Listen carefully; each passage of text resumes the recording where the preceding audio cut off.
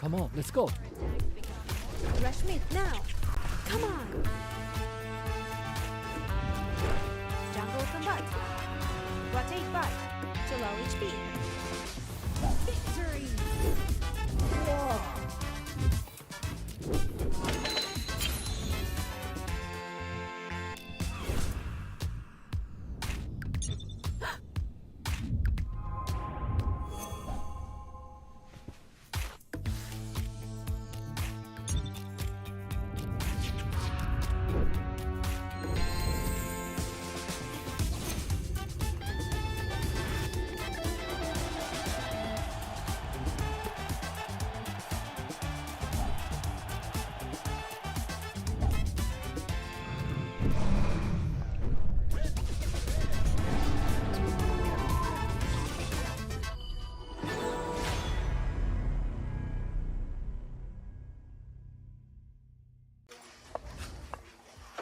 Come on, let's go. Rush mid now. Come on. Jungle combat. Rotate back to low HP. Victory!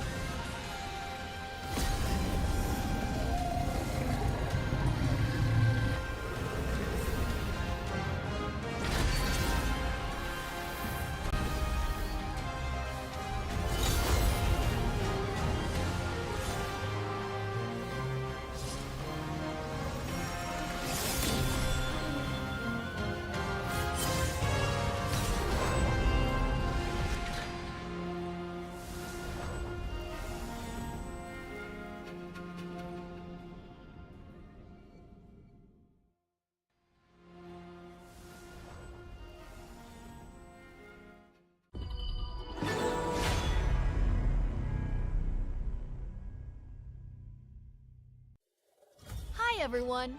The Honor of Kings Flowborn Outfit Design Contest is officially underway. We've always wanted to make HOK more fun for players. We hope the highly customizable outfit feature of Flowborn becomes a way for players to express themselves. In this contest, we welcome all players to submit their ideas through original outfit designs. Create your own exclusive hero. Outstanding entries will win cash prizes and may even be implemented in-game. The submission period is from July 4th to July 25th, so don't miss out. Before submitting, please make sure to download the official template to keep your submission format correct. After completing your design, follow the steps to submit your work.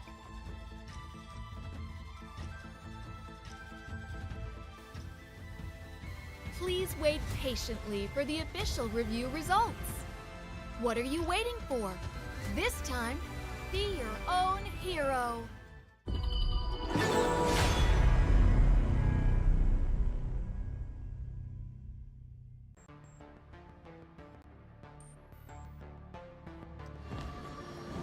Activating warp jump.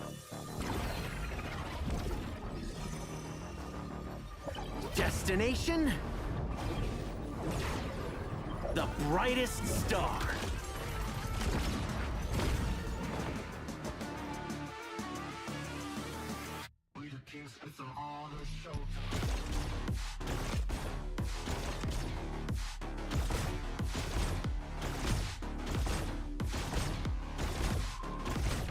Pulse gun charged.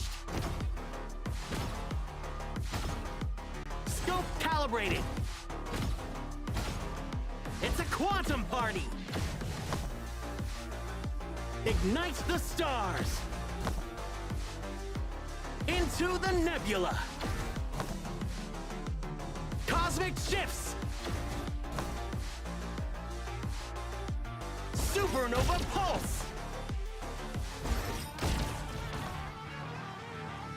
Woo! Right in the core.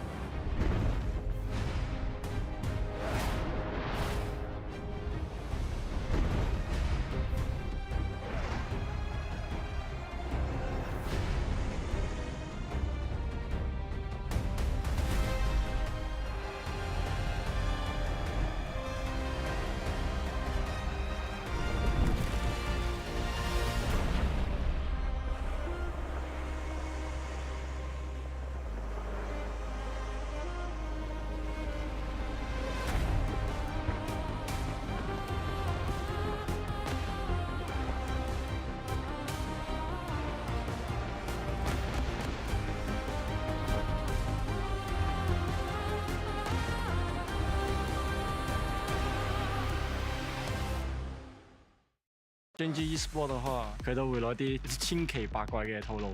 I think that Paws is a really dangerous team, specifically farm lane. He's like really good at the game.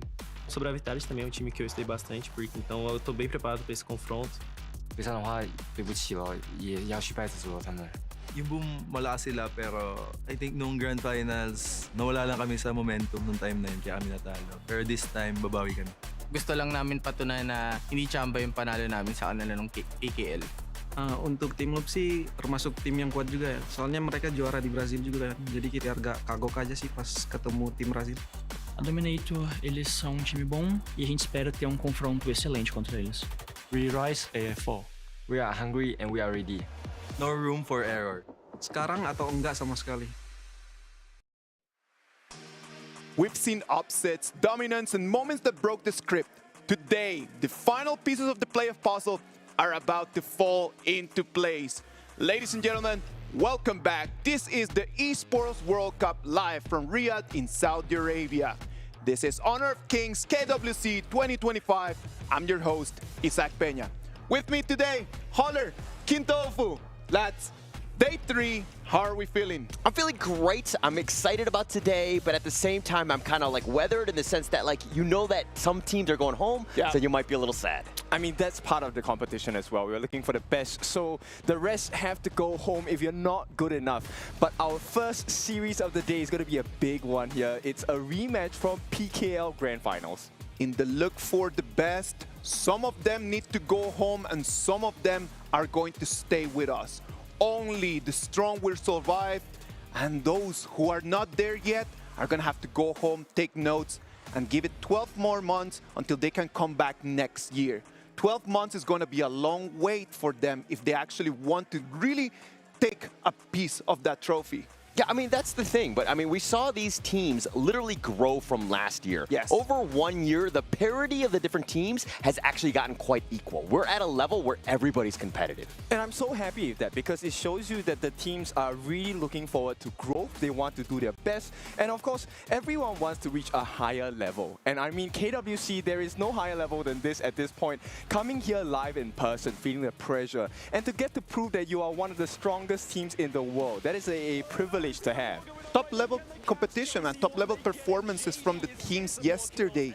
Like yesterday we had amazing games. We started with APG against ACT and that was a way closer call than what I thought it was going to be. Yeah, I mean, all of the games have been, to a certain degree, very competitive. Yes, the scoreline is like 2-0, but the games, if you're actually watching, it's just like a minor mistake, and then everything kind of crumbles. It's really neck and neck, right? It's really just this thin line of success. And sometimes, you know, just one minor mistake will cause your downfall. And I think this is something that all the teams now at KWC have come to realize. And today, I think lesser mistakes will be made, but the big victories will be even bigger as well. Today we have high stakes, man. Like we cannot make mistakes today.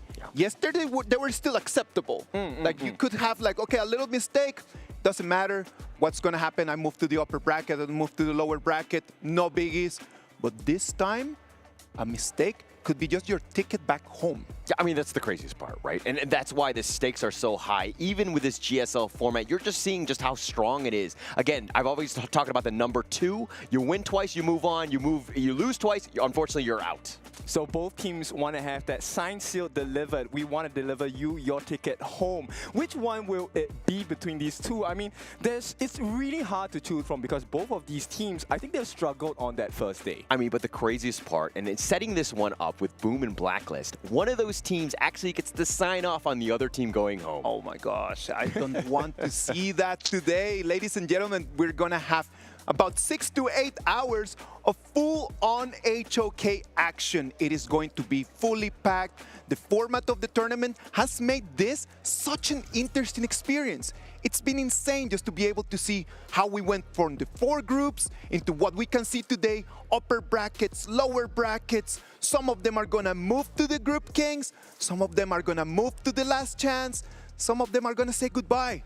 Yes. Yeah, and look, to be one of those teams that say goodbye at this stage is got to be heartbreaking. I mean, the other teams are going to be playing for a whole nother week. There are plenty of games ahead of you, as you're seeing on this schedule right now. But man, to go home after what, day 3? That would be insane. Exactly. So if there's any day you want to put your best performance, today is one of those days because every result matters at this point forward. Can imagine just coming all the way from home to Saudi Arabia, coming here for 3 days and then having to go back with still 2 weeks left of the tournament just to go back home and just keep watching everything on live. I'm sorry, man. That wouldn't be a good deal for me. I would be so furious, but at the same time, it will build a fire in your belly, right? Like, I want this again. And some of these teams, they've experienced this before, so they definitely want to put a big performance. But of course, there's things you say, and then there's things that you do. So we want to look for the actions coming out from these teams. Yeah, and look, I mean, these teams have all leveled up. I think that it's a great honor to have been here to begin with, but getting to this level, and unfortunately, losing that first match has got to be heartbreaking, but this is it. Your backs are on the wall. How do you respond? We're going to have to check on that. Today, we're going to have amazing games that they're going to be with us all the way from 12 here in Riyadh, all the way until 8 o'clock in the evening. We're going to have a packed environment for everyone ready here.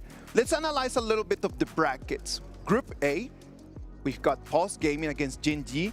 And then on the other side, we're going to have our first game for today, Blacklist International against Boom Esports. This is a very important match for both sides, right? Because number one, you get to be the potential winner of that upper bracket finals. The other one, you save yourself, you build yourself a lifeline, another shot at reaching the #1 spot in this entire KWC 2025. Yeah, and that'd be crazy, right? I think the biggest thing about this one is that the PKL teams have really not done well. All of them are in the lower bracket. But good news for all you PKL fans, one of your teams will be moving on, at least for today. I hope so. I hope to see a lot more of the regions. I don't want to see any region just to be completely erased from the competition this early, that's for sure. Group B on the other side, we're going to have Team Vitality against Alpha 7 Esports battle it out to see who's going to make it directly into the Kings group. And on the other side, Dominator Esports and Loops are going to have the last battle for life. So Team Vitality against Alpha 7 Esports, they've talked about this between the two teams. Both teams are so interested to fight this out. Dominator as well, they want to prove themselves. The result was a fluke. They want to win against Loops. I'm telling you, that's going to be only for today.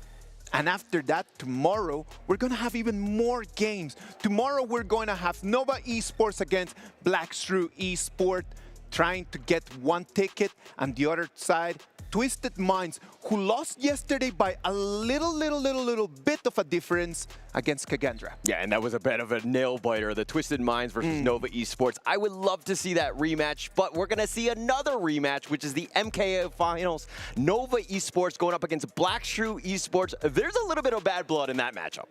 A little? I think there's a lot. I mean, they were talking about it the other day. Like, they want revenge. This is on the cards here. But of course, we need to talk about the other groups as well. History, man. And that history in between them is going to always be there. Group D, the last one. Alpha Gaming against OG Esports. OG Esports yesterday making it through, and they're going to fight it against Alpha Gaming. On the other side, ACT Esports Club against Nongshim Red Force. You know, every time you say OG Esports, I feel like there's like a dagger piercing my heart, right? I think I feel it. The impact was there. And then I think it's funny that you see Nongshim Red Force on the brackets because they didn't show up last night. Okay? They were not there. I don't know what happened. They dropped 0-2. That was a huge upset, at least in my eyes. I'm telling you, man, in this tournament, sometimes you just don't have it in you on the day. And that's it. And you need to come with a game every single day. Top level every day, man. Today, we're going to have 4 different games. As we just mentioned, all the times are right over there. The table is set. We have top-level competition for day. Yeah, I'm excited about all of them. I think all of these matchups, there's a lot of, you know, dare I say, a lot at stake. I mean, some of the teams are going home. 2 are going to be going home today. If we're looking at the first matchup and the 4th matchup of the day. And that's pretty much going to set the tone for the rest of the day. Just how impressive will, you know, all these teams really step up on. Exactly. And with the mix of regions now, we finally get to see different regions battle against each other. #1s of their respective regions, 2, 3, whatever position you are in. Yeah. This is the time to prove yourself. Because to me, the numbers don't matter. The results do. You want to win and take that step forward. I'm telling you, Alec, we're going to move forward into our first game of today.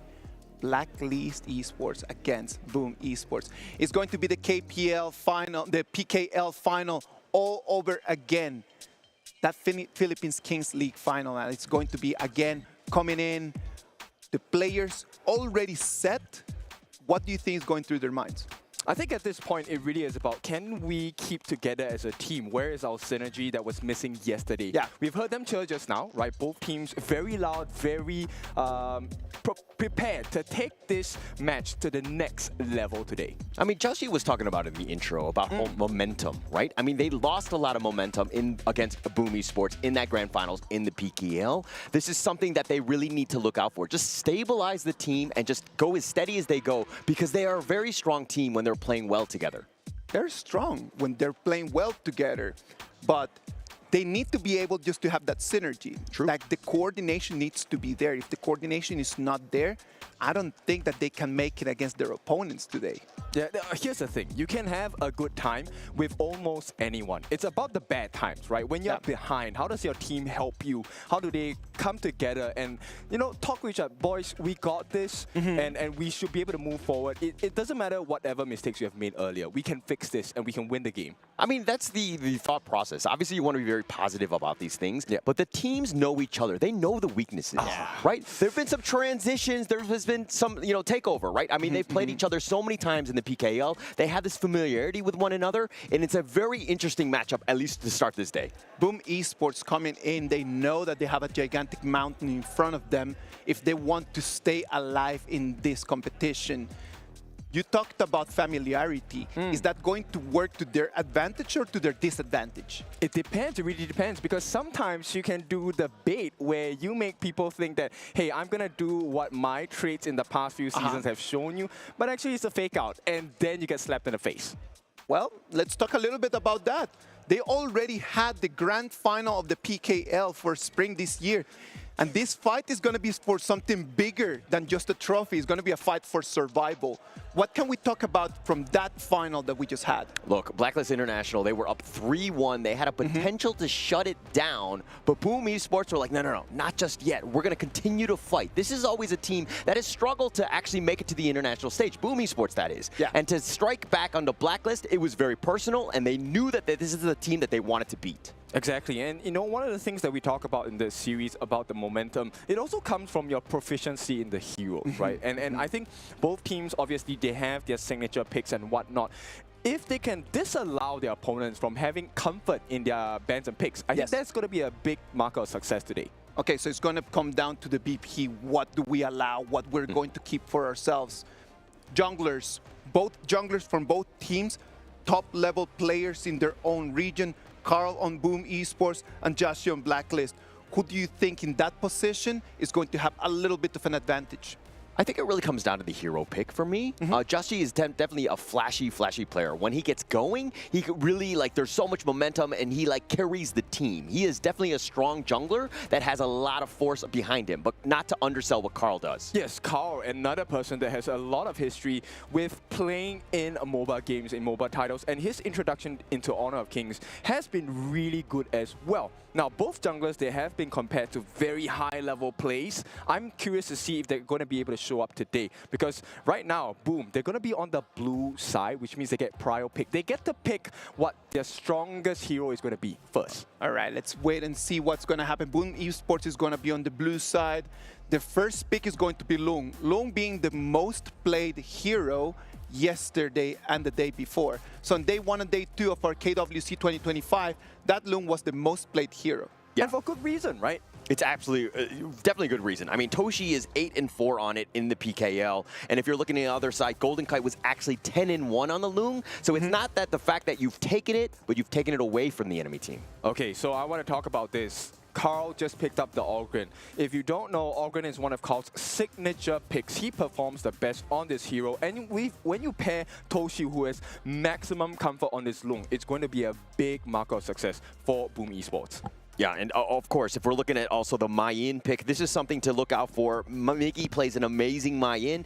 Ogren, of course, you've already talked about Carl's, you know, credentials. He's actually incredibly strong. This is a very strong first phase of the draft. Yes, they have a lot of control here, right? Picking up the Mayin allows you instant backline access. We've already seen so many slick plays from many different players in many different teams. He's able to get in and out of fights easily. Let's talk about laning stage in that moment. Let's have Mayin against Dharma. Who do you think has a priority right over there in the first 2 minutes of the game? I think based on how both teams play, it really is, does Carl or Joshi support them in the lane? Because it will never be, you know these teams, it will never be a 1v1. Someone is going to join in and give them a surprise. It is one of the important things about this meta, right? Like, just it comes down to the jungle paths.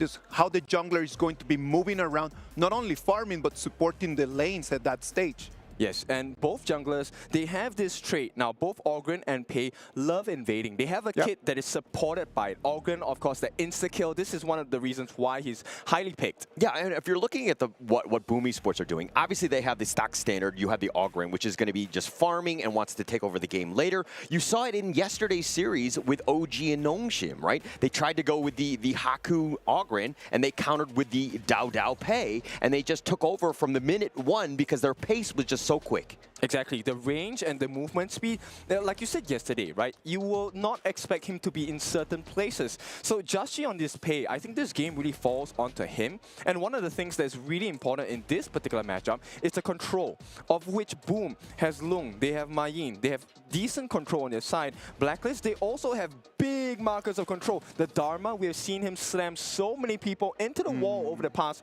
2 days. I think we're going to see him slam more people today. I'm going to talk about that Diadia yesterday and before. From the first 20 games of this competition, already an 80% win rate. The second highest in the whole competition right now, only behind Pei. Okay, why people love Diadia is because when she latches onto you, you actually can't use your skills. Yeah. So it's something that might open a chance where they can catch the Lung out. He cannot turn into a dragon and fly away, and then he dies. Now, of course. So that we're coming in. That's the reason why that hero has had such a high win rate. Only one loss in all the performances that it has had. Yes, and you know what? You want to take away the stress of being in the farm lane, right? Lung is a very independent hero. If there's danger, you can turn to your dragon and fly away. And with that strength, Boom Esports goes for more greed. They go for the Kongming and the Yuhuan. So they have heals coming out from the Yuhuan, stuns as well, but major burst damage from the Kongming and the Lung. So Blacklist International, they need to watch the health bars. They need to try to find something that is going to be soaking in that damage, right? Because right now I do not see a character that can just act as that shield for their team. Exactly, it's a bit concerning on the side of Blacklist Esports, but then at the same time, it's like a double-edged sword, right? Okay, let's forego the defense. Well, let's be the hunters instead. If you're caught by surprise, Boom Esports actually gets blown up as well. No, I like it, but then you're playing on the walking on a very, very thin line where if things just stumble a little bit to the left or to the right, you're going to fall. And they have a lot of iframe skills. So iframes are invulnerability frames, where Yuhuan, when she activates her ultimate, she's invulnerable. You can't really damage her. Lung, when he turns into a dragon, you can't damage him as well. So they might actually waste the efforts on the side of Blacklist International. So in this game, besides control, vision is so important. We talked about it yesterday, right? So T1 in the mid. We definitely need to see Blacklist International take this if they want to have an advantage. All right, ladies and gentlemen, the coaches have already shaken hands. As the gentlemen they are, they're going back to the rooms, and it's now to the players to execute what the coaches came with the plans. The plans that the wind already set right over there, they're just paper. It's all going to come down to what their performance is going to be in the Gorge. Yeah, and I love these drafts. I mean, let's be honest, a lot of them are on their signature heroes. We're talking like Chammy1 on his Dharma. You're seeing, Carl on the Ogren. You're seeing Gen.G on the Pei. There's so much firework potential that could happen with all of these things. I think it's going to be very interesting to see how these teams kind of navigate one another because, again, they understand how each other moves. Exactly, and at this point, I'm very curious because, okay, as the Pei is picked up, one of the signature things you will do as a Pei is you will go to the clash lane, right, the top side of the map, and try to force some advantages there. I'm curious to see if Boom Esports, they're going to match that and say, hey, let me defend my clash laner, or are you going to counter invade into the other side of the jungle? Yeah, I mean, look, you got to stop Gen.G from getting going as soon as possible. They're going to start to get a little bit onto damage onto Gen.G. He has to actually back away. That's not a great start for him. Just being pushed back immediately. Jump into the brush just to go back home with half of his health bar. It's kind of like an introduction, right? So now Gen.G, he knows that, hey, there is a fighting force that comes with the lineup of Boom Esports. He needs to play more carefully this time. I mean, it kind of felt like, when the fighters are right about to fight and they shake hands, and then right as they shook hands, someone punched Gen.G in the face? Like, immediately, right? Just catching you out of your composure. And all hell breaks loose, right, at that point. But for now, right, we're keeping it calm. We want to play slow. No mistakes must be made today. Yeah, but I think it's on Blacklist to be using that tempo, that Pei advantage to kind of force the issue as much as possible because, he does kind of fall off and then later on when Tatsuri gets those items, he's just going to blow him up. Can Boom Esports really just push the game that much? Just to kind of just push the game, just to go into the, after the 10 minutes mark, the 12, 13, 14 minutes mark, Boom Esports is going to depend completely on these first engages. Look at that. Yeah, I like this aggression coming in from Golden Kite here. Everyone making trades, right? And the best part is the roams are the one taking majority of the damage. Very smart there by Golden Kite, even eating the Flaming Palm, jumping in front, saving Chaz from a potential even more damage on him. Golden Kite has that health bar, and again, health is super important as a resource. Yes, exactly. It's a skill matchup, right? If Golden Kite gets his second skill, when he throws that frag grenade, it actually allows him to do more damage against Toshi. So Toshi needs to watch his positioning. Look at the rotation is coming down. It's going to be 3v3. Oh, he runs right into Dragon. He's taking so much damage, and Tatsuri will get first blood. A big start for the side of Boom Esports. This is exactly what Boom fans want. You saw that they came in, they knew that the rotation was there, they knew that they had a little bit of an advantage, and they snatched that first kill. This is not something that we want to see on the side of Blacklist, because it is a very greedy pick, right? Tatsuri, if you give him a lead, Dragon has no game to play at all. Yeah. I mean, but look, I think it's just more about utility for him, just keeping him alive. I think even the farm will be funneled into Joshi. He just needs to get out of the way. He needs to stay alive and cycle those skills. Oh, for sure. And also, I think we need to keep our eyes on the Chami 1 as well as Miki, because the two of them will be the game changers in fights. They will start the flank. But straight away at the top, there is a potential play that Dragon is trying to open up.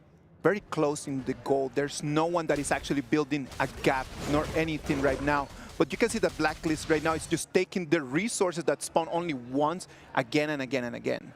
Yes, and at this point, I think Dragon, look, even though he's trailing by a little bit, he's a Lady Chen. Lady Chen is a hero that doesn't need much. Oh, they're going to go for the ambush, the unending sorrow, mitigating most of this. Carl finds him out and goes, hey, what are you doing to my brother? Pushing him out. Just imagine, Impressive comes in and then it's all allows him to go back alive because it was 4 people from Blacklist just waiting for him in the brush. I think they can't really find an opening onto Toshi, so maybe Blacklist should try and put more efforts on that Clash Lane instead. Maybe allow Chami 1 a little bit more advantage. I agree.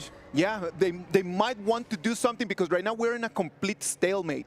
Nothing has happened right now. There is no gap, and that is bad news for Joshi. Yep, he has absolutely no control of the jungle, right? At this point, Joshi, hang on. Yeah, look, they get the pullback. They're going to get a little serious. Here comes Carl. He goes for the Conductor of Souls. A little bit off on that one. Didn't really get too much value, but he will stick around, and of course, he will continue to contest the farm with Jussie there. They're just walking around and throwing hands. They see each other, and then they just start to box. They do not want just to come, clean wave, and leave. No, they want to throw some punches. And this is why it's so important, because now if you take a look at the rotations coming in, now Blacklist, they will be able to try and keep an eye out on this. Chaz doing a very good job. That's your job as a roam, right? You want to make sure you give information to the team. You want to rush the Tyrant. They're going to be able, it's going to be a free Tyrant for Blacklist. Yeah, no contest there. Boom, just kind of giving that one up. I mean, Carl was nearby, but he didn't have Smite, so he knew he couldn't really contest. But now they find Golden Kite under the tower. They're looking to dive, and they do get the kill. The Seer State will execute him down. Nice 2-man stun, and they've got even more. A double going the way of Carl, and Boom Esports looking to invade, taking out Dragon and Jamie 1, going for the last hurrah. He's been stuck 1 versus 5, and he will go down as well. And Carl with a triple, making a quadra. Look at that! Amazing! And it's going to be an ace, and Boom Esports right now take the conductor seat. Yeah, and this is why you don't give a aggressive draft, a greedy draft to the side of Boom, and don't play aggressive, right? Look at Tatsuri, he's level 8 now. The killing potential from this mid laner is so big. The moment his ultimate locks on you, he will shoot it. You cannot escape. Someone has to block it for you. This is a nightmare for Blacklist. Honor, right now, Blacklist right now already down, and they're supposed to have the composition for the early game. Yeah, I mean, look, this is a wake-up moment, right? They're like, oh, crap, we're down. So far, I mean, 2.6K at the 5-minute mark. We haven't gotten a single kill. Good, man. And, I mean, Jussie has not been able to kind of be that invasive pay jungler and taking things. The fight has been going to him. And now this Crimson Golem under siege. Jussie will smite that for good measure. Blacklist still on the defensive. And they find Chami 1. Here comes the winning strategy and snipes him out. Yeah, there's nothing you can do. They have to back off. And for Boom, this is like, you know, in the checklist of all objectives in the game, that's what you want. You get an ace in the first few minutes of the game. You get a T1 at the bottom. You get so many kills. They know that they have control of the game, and right now they're just stepping on the gas, and they're not going to lift up their foot. I mean, very smartly played, right, by Boom Esports. This is one where you constantly need to put that pressure on, and that pressure is in the top. They want to at least go for one. They find Tatsuri, and they get their first kill, and that will be a shutdown. That's very important. The fact that the shutdown went into the hands of Golden Kite means he recovers more gold and EXP. So this is something that is going to help them with their recovery on the side of Blacklist Esports. But the rotations are coming in. They are trying to catch them out. I mean, but they still have the numbers advantage. It's not the worst thing in the world. The health bars are kind of robust. It's not too much of an issue. Boom Esports probably not going to be able to find a kill, and Blacklist International rightly retreat. It is 7 minutes almost in this game, and we have seen Blacklist trying again and again to try to take control back. But right now, Boom Esports is not allowing them. What do they need to change in order to tilt it? Blacklist needs to rely on Dragon. Okay, Dragon as Lady Chen, you're actually able to check the pressures with your skills as well. And, you know, allow Chaz not to take that big of a risk, because unless your team is around, Chaz actually can't get out of sticky situations. Look at how much pressure they're putting in the bottom lane. This is going to be free for Boom. They take the bottom T2. Blacklist International understand that, hey, the fights right now are not going to be worth taking. We need to get Golden Kite online. Yes, and Blacklist, every fight they avoid is a good situation. So Blacklist, I think, just need to be patient. Look for an opening here. They do not have the items yet. That is the issue right now. They were supposed to have an item advantage, and they do not have it. And right now, Boom Esports composition is starting to get online. And they don't have a tank, so just see they have to back off. Yeah, Chaz going in, being a little cheeky. Chammy, one, is a little on the low end. He does need to be careful, but Boom Esports, look at this lead. This is the perfect way you play in a game that you have an advantage. You're in the enemy jungle, making it very uncomfortable for them to even leave out. Exactly, and take a look at Tatsuri's damage, 22,000 at the 8-minute mark. Oh, they find him. Oh, they find impressive. The Unending Sorrow, though, but not enough. I mean, it's going to mostly shake that one off. They want to go even more. They're going to look to turn this. The Conductor of Souls onto 3, but it looks like Carl went in too deep. Joshi gets the shutdown, turns it around. Dragon is down for the count, and now they're looking to run, staying alive as they go. The Infinite Fastness, Tatsuri's going to be killed. They find impressive. He gets picked off by Golden Kite nonetheless. It's a 3-1 trade for Blacklist. This is good news for them, because this might be the opportunity that they were looking for. Yeah, they're coming back. Golden Kite, he gets a couple of important kills. The most important thing is he did not take a fall, level 11. He has to be careful around Miggy, though. Yeah, I mean, it's all about Golden Kite at this point. I mean, he's going to get gone on. He does dodge most of that with that rolling raid. He ultimate shells him and goes in, and he says, you're going to go at me? Come at me, bro. Yep, and important now, Joshi taking away the Azure Golem, reducing that mana regeneration for the side of Carl. At the same time, also denies Tatsuri a potential to be even stronger. That might just control the tempo back for Blacklist, right? Because right now that they've got the Azure Golem, that's going to put Ogren in a very difficult position. And Miggy, he knows about the existence of Chaz and Dragon. Chaz gonna check them out.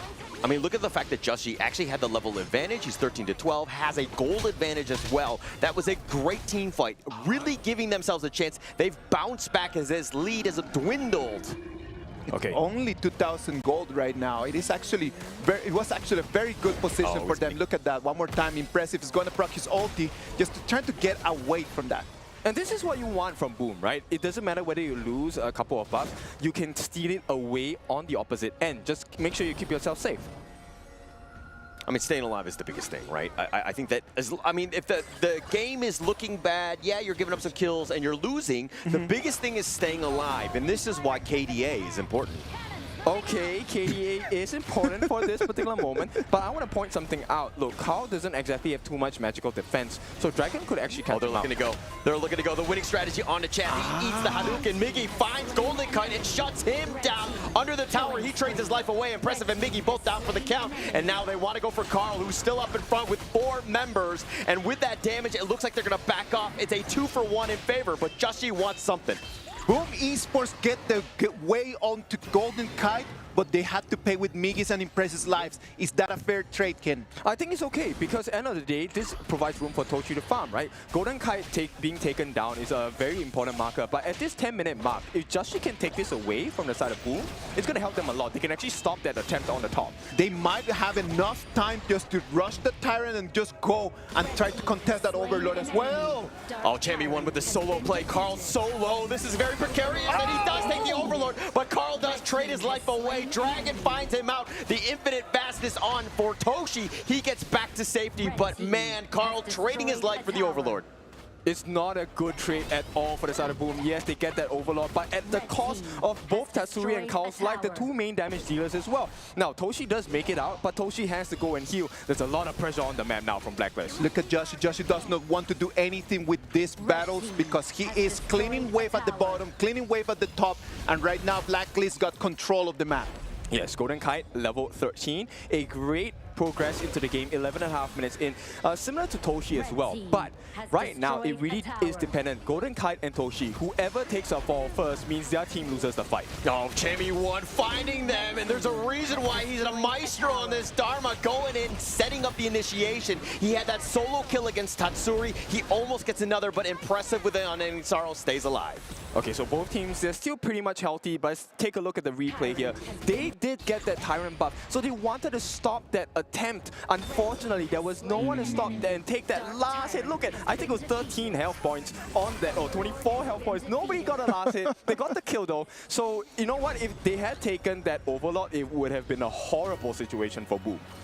And look at how, Blacklist International have just bounced back in this game. They actually have the lead. You can feel the momentum. Yes, the Vanguards will be pushing in the outside lanes, but this is a great opportunity. Chaz looking to go. He hardlings back. He's going to eat a winning strategy, but for his troubles. But here's the Destined Encounter slowing things back. Boom Esports looking to go on the defensive at this point. They are looking to retreat. Blacklist International slowly and creeping. No, they're going to back off. Okay, so if you're a new player, if you want to play the hero that Chaz is playing, look at what he's going for. He's actually latching onto Tatsuri. Like I said, if you're latched on, you can't use your skills, you can't escape. And this provides the opportunity for Golden Kite and Joshi to get the burst damage in. So if you're looking to play the idea, this is the way.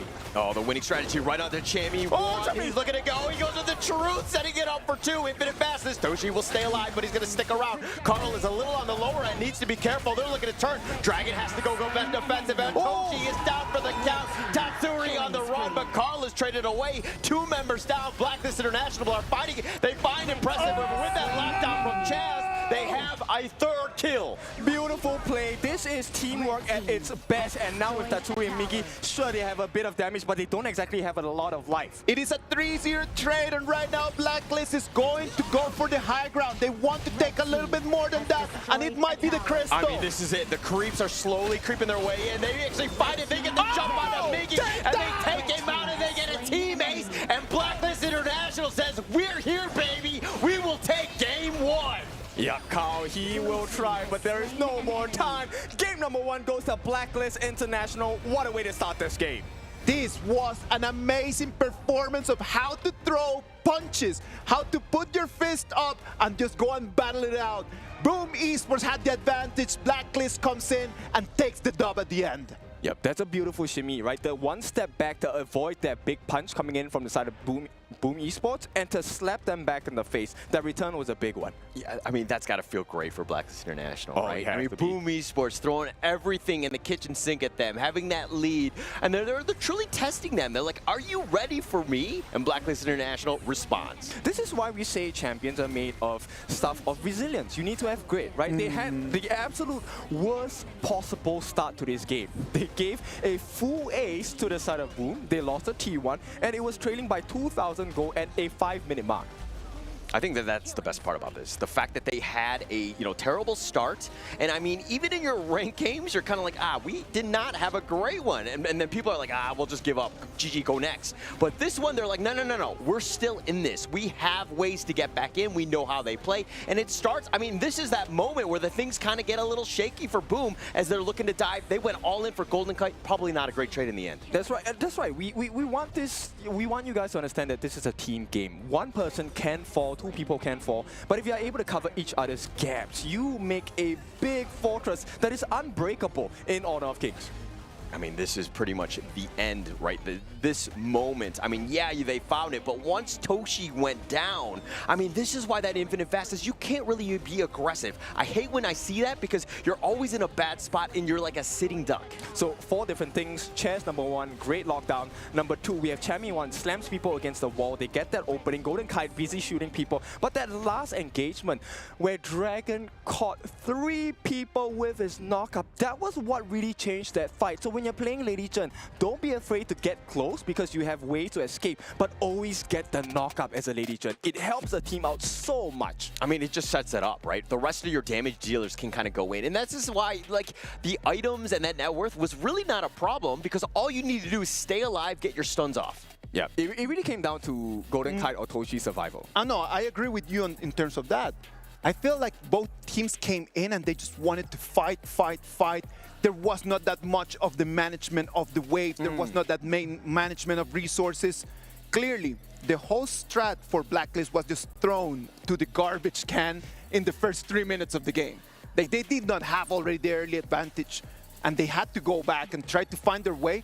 And the way that they found was just to throw punches. Yeah, I mean, when in doubt, I think that was the biggest thing, is they actually took fights, but they had a numbers advantage. Their target prioritization was very good. Like, they knew Toshi had to have died, and make him use his dragon so that we have a numbers advantage even in that moment. And I love Chaz's performance in this game because he had a target onto Tatsuri, right? Yeah. This comment, hi, I'm going to lock you here. I love you so much, buddy. And then with the overflowing love from the side of Blacklist International, it was too much for Boom Esports. I think that Boom sometimes just kind of just overstepped. They jumped in trying to find Golden Kite, and it was going to be like amazing just to get that kill. But then after that, they've just paid with 2 kills for the side. Ogren started just kind of like falling as well.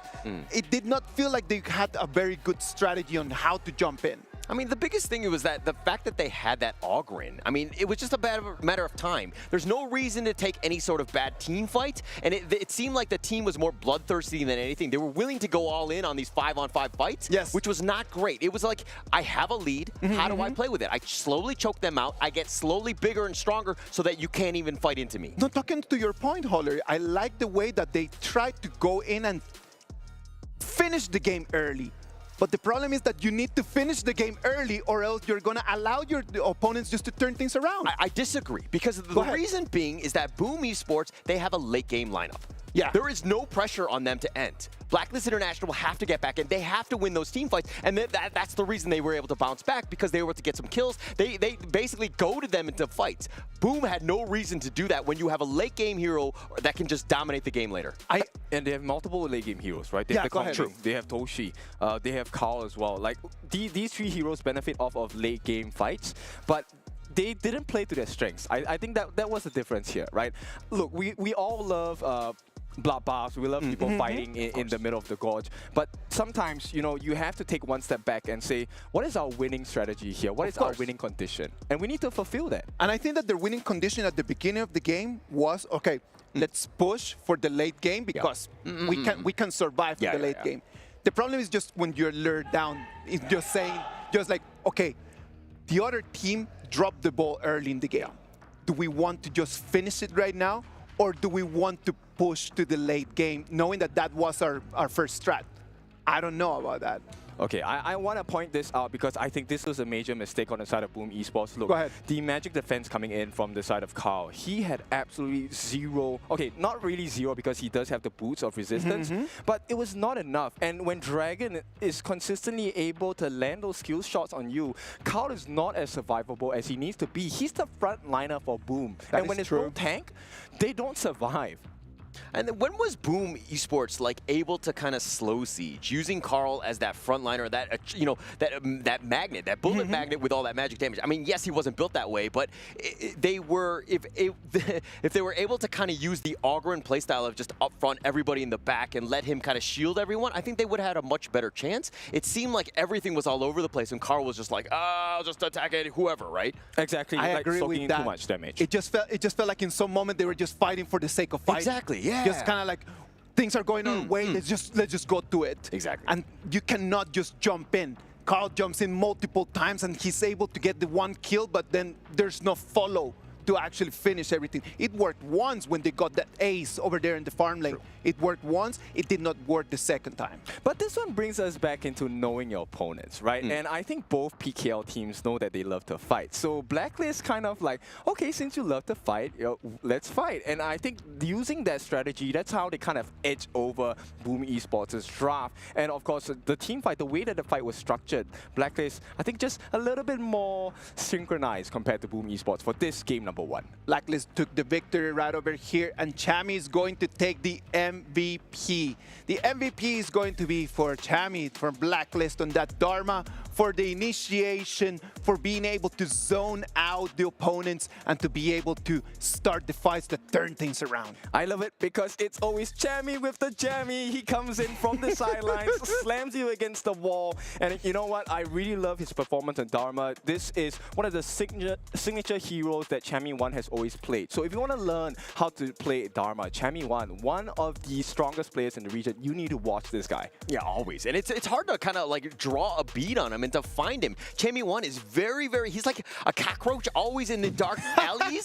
You know what I mean? And he jumps out of the bushes and then he surprises you and takes you out. I mean, he did it multiple times to Tatsuri, found everybody, multi-man truths. Oh, Chami 1, so good.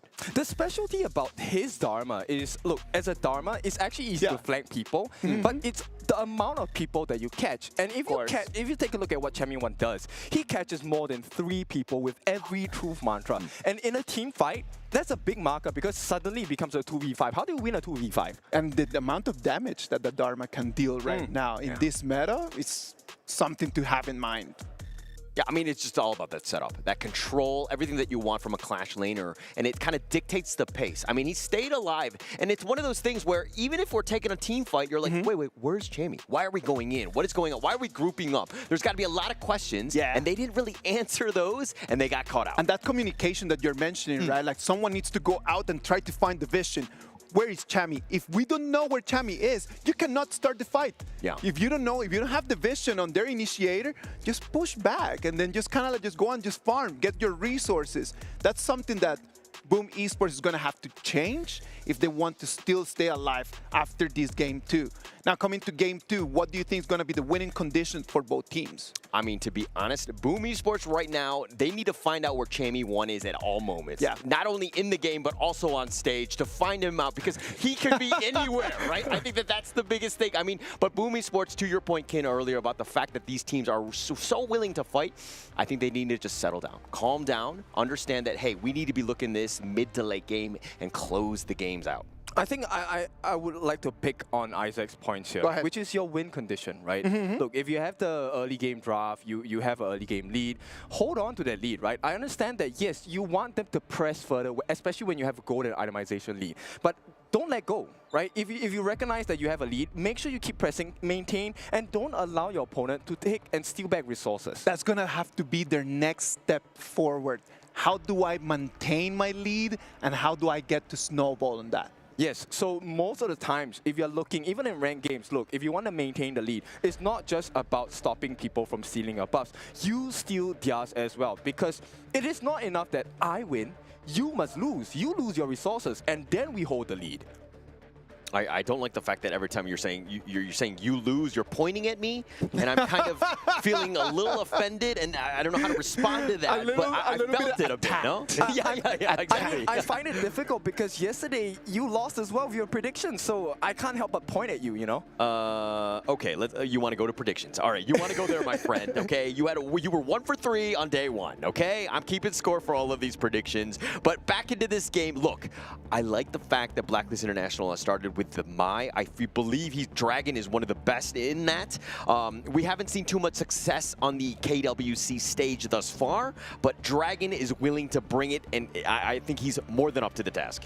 I think Boom also has a big pick here, and that comes in the form of the Dolia. Dolia, like we mentioned, over the past few days, she's one hero that's able to refresh any skill of her choice that's on cooldown on her teammates' end. And right now with the Agudo is also known as a tank shredder, but also a turret shredder. So Boom, maybe this game they have learned their lesson. Let's not fight too much. Let's just go for the turrets instead.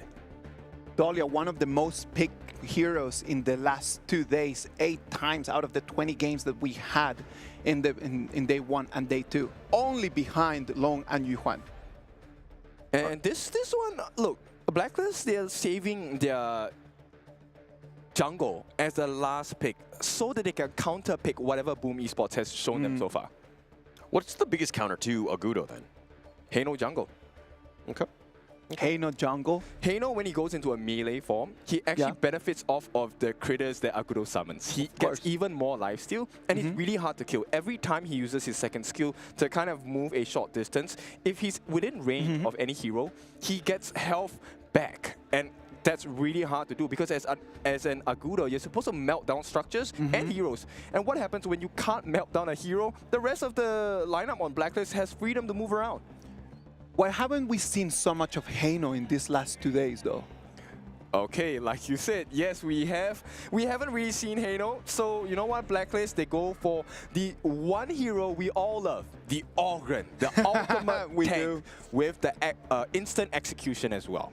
I love that Ogre, man. And again, it just feels so fun to play. Like, it just feels like one of those heroes, like mobile, deals damage, can get so many kills. It's one of those heroes that everyone at home should go and give it a try. You should go, get Ogren, go on to rank, well, go first into normal games, practice, and then after that, go on to rank with your friends, right, Holler? Thank you so much. I was getting palpitations right there with that one because I was like, are you going to go into your ranked games? But this last pick here? Zhou I love this pick. Okay, so to me, the way that Boom Esports is looking at this, Zhou is an insurance policy because he has absolutely beautiful wave clear. In the mid lane, level 1, he's one of the fastest wave clearers. At the same time, late game, if you're losing, you're actually able to hold the fort for quite a bit of time with your flames as well. Well, it's going to come down to the micro in here, right? Like, what is going to be the mechanics, the way that the players can use those heroes to try to build that little advantage. We're going to jump into this game 2. Blacklist now is going to be on the blue side, and Boom Esports is going to be on the red. Okay, I think this game, for me personally, for Boom Esports, if they're looking for success, that success is going to come from Miggy. Miggy with the flash, Storm Strike, that skill that stuns people. If he manages to catch more than 3 people on the side of Blacklist, they lose the fight. Yeah, I mean, they might have a tough time. But I'm going to go the opposite way in the sense, but stay in the same lane. I think Gen.G won with the Sun Tzu. How is he going to counter-initiate? Is he able to just kind of disrupt the team fights and make things very uncomfortable and pretty much cover the retreat of Joshi, which he's going to need at times? I think they have an easier time because if you take a look at the lineup of Blacklist, right, a lot of them have initiation skills, right? Chami can use the bolt to get in, Dragon can use his Wheel Engine to jump in, get a knockup, and Chess can use his ultimate as well to slam them against the wall. Yeah. Okay, let's talk a little bit about Golden Kite's Flowborn here. This is one of the newer heroes in terms of the marksman. Walk me through this in terms of a draft strategy. Okay, so Golden Kite actually, with his skill set, he's actually able to pierce through targets, which enables fast wave clear. Oh, Miggy with the flash, staying alive. Chami 1 does as well. Tatsuri's like, boys, break it up. Yeah, so wave clear actually is one of the strengths of Golden Kite. And as the game goes later, he's actually able to melt down the tanky heroes. Oh, they find Chaz with that fur ball. He's being chased, and he's going to give up first blood to Carl. Carl's going to take that first blood, and they want to just chip a little bit out of this turret as well. Once again, it's a healthy start from Boom, right? And Golden Kite, I think he has learned from game number 1. Please do not die here.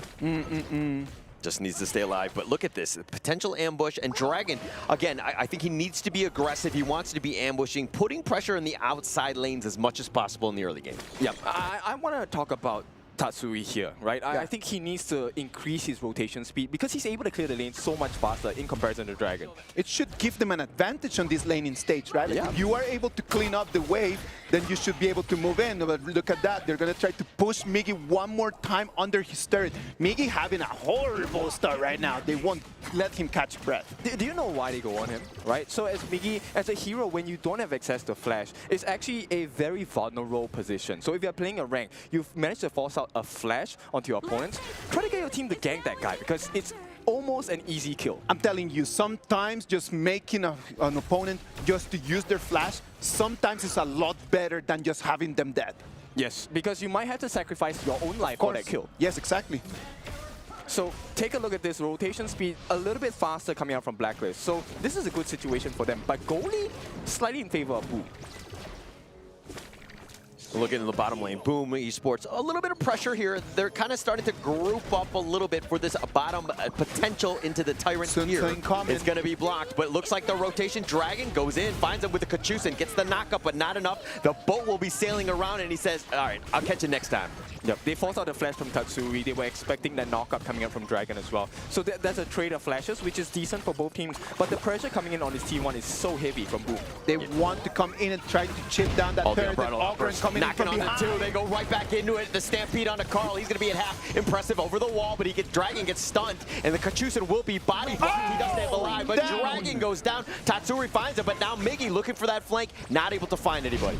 This is one of the strengths of Tatsuri, as I told you. He actually has absolutely insane damage over time. If you're stepping in his rings of fire, you're going to be burnt to death if you stay there too long. So, Boom, this is great pressure coming in.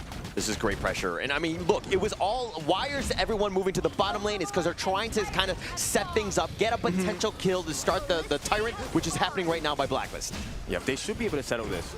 Yeah, no real chance for them to actually defend Boom Esports. That is, Blacklist International take that and make their way on out, but they want to go for more. They're looking to go for the set sail. It actually connects onto Toshi, and they find him. They blow him up with Dragon's damage. The Unbridled Outburst to control the damage, and they find Miggy. Over the wall he goes with a stampede, and they have 3 members, and they want to go for Miggy, at least for now. They've gotten 2. Dragon on the run. He's going to pay for everyone else's sins, but Carl finds him out. It was going to be a 2-0 trade, but at the end, Dragon falls to make it a 2-1 trade for Blacklist. Oh, but Carl, he was trying to get cheeky, wanted to go for the steal, not able to do it in time, and now Carl is in a bad spot. Jamie1 is like, what are you doing on this side of the neighborhood, It's gonna give it to the turret, man. Yeah, but still, because the last hit came from Joshi before he died, Joshi gets that kill, and you know what? That's a very painful experience for Boom Esports. I feel like they are feeling the pressure, the tension coming in from Blacklist. And if we're going back in this one, Blacklist International, like Joshi, doing his work. I mean, this is the scary Ogren, right? Slow and steady. Get that farm going. Yes, Toshi's got that damage, but I mean, if you're putting a little bit of pressure on, and that early kill against Toshi was actually quite beneficial for Blacklist. And you can see what Blacklist is doing, right? As a new player, this is what I mean by holding your advantage. So they disallow Boom Esports from stealing their camps, and they go and steal Boom Esports' camps instead. Just taking the resources from them, just allow them just to keep that gap. Just allow them just to try to snowball early on as Chano's going to move to the top lane and try to rotate. Yeah, this is why supports pick up the smite sometimes, right? It's to help you with that aggression, but to keep that line so that there's no comeback factor from the opponent team. Yeah, but it looks like the boat is going to connect onto Toshi, but the rest of Boom Esports are there. They have 4 members. This is quite a commitment of resources, but with no real waves, the push isn't able to kind of proceed. They're actually dividing them at this point. They have to defend the mid T1 as well. Yeah, and it looks like Jamie1 is there. The furball actually connects onto Jussie. They're doing a decent amount. The Conductor of Souls, and Return the Ruin. Jeanette just pushing him back. Carl is getting low himself, but Blacklist International are like actually too scary. The rotations have happened, and that's going to be the end of it. I love the restraint coming in from Blacklist. It feels like they have learned the lesson from game number 1, right? Yes, we love to fight, but there are fights that we do not need to take. Even though there were a couple of members that were low on Boom, they knew that, hey, it's a risk. Let's not risk that now. We might take the 1 kill, but we might end up paying with 3. Yes, exactly. So very good understanding. And the boat as an escape mechanism, very good on this Sun Ce pick. Yeah, very good. And he's going to continue to farm and again, just rotate his way top. I mean, you're seeing what exactly Miggy and Carl are doing. They're looking to put pressure on that bottom lane, and it looks like Jamie1 has to rotate to defend. Okay, I love this movement as well. So they actually try to force them out. Hang on. They find the furball. Jamie1 dashes away, and he gets knocked up, but it looks like only Furball is going to look to chase. They want Jamie1, but Furball, does he actually have it? No, he's going to give up on it. He actually gets a lifesteal all the way to home. And this is what we mean. They might get punished. Yeah, they might get punished. The rotation, Dragon a little bit low, but Joshi with that Conductor of Souls finding it. The Umbrella Outburst pushing him back. Miggy's in a bad spot. Continuing on, the Seer State will execute him. And this is so bad for the side of Boom. If you notice just now, even though Miggy had quite a bit of shielding, he still was taken down by the passive of Joshi. And this is why Ogren is so scary. we don't care about your shield values. It's based on your total health percentage. Yeah, and look at how the fact that Jussie has just made him pay, stolen the buff away. I mean, that was a big thing where you're going to commit for that one kill, didn't get it, and now you're in no man's land, and they made him pay. This is a slight disadvantage for them, but Blacklist International still on top. They don't seem to have learned from that first game. They're making the exact same mistakes this second time, and they need to stop right now or they're gonna get themselves in a plane back home. But this is the champion mentality, right? It's about how well can you adapt to the changing circumstances. And Blacklist, I think they've proven themselves to be worthy of this lead that they have. I mean, worthy of a lead, right? It's just one game at the end of the day. I mean, look, it's a great opportunity for Blacklist International there, and Boom Esports need to do things that are a little unconventional to kind of claw their way back in this one. Oh, Chammy, baiting skills out from the side of Boom Esports. A beautiful movement here. I just love the way that he can just go around and try to keep that boat alive for so long time. Just trying to see if there's a way how to use that and not actually just waste it.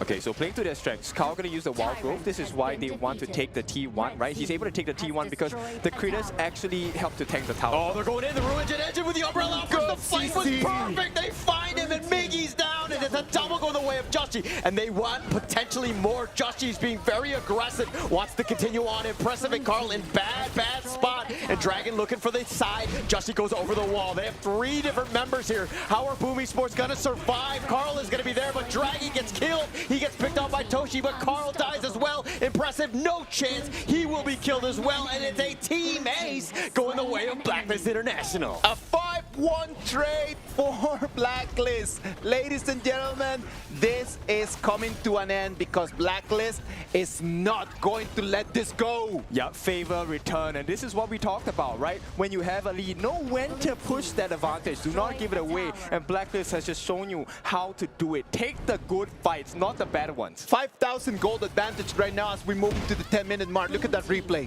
Yep, Chaz, this one I have to commend him. Chaz has this habit of actually running to the back lines to try and push people back into his team with his ultimate, and this time he was not called out, not scouted. We talked about, hey, where is Chammy? Where is Chaz?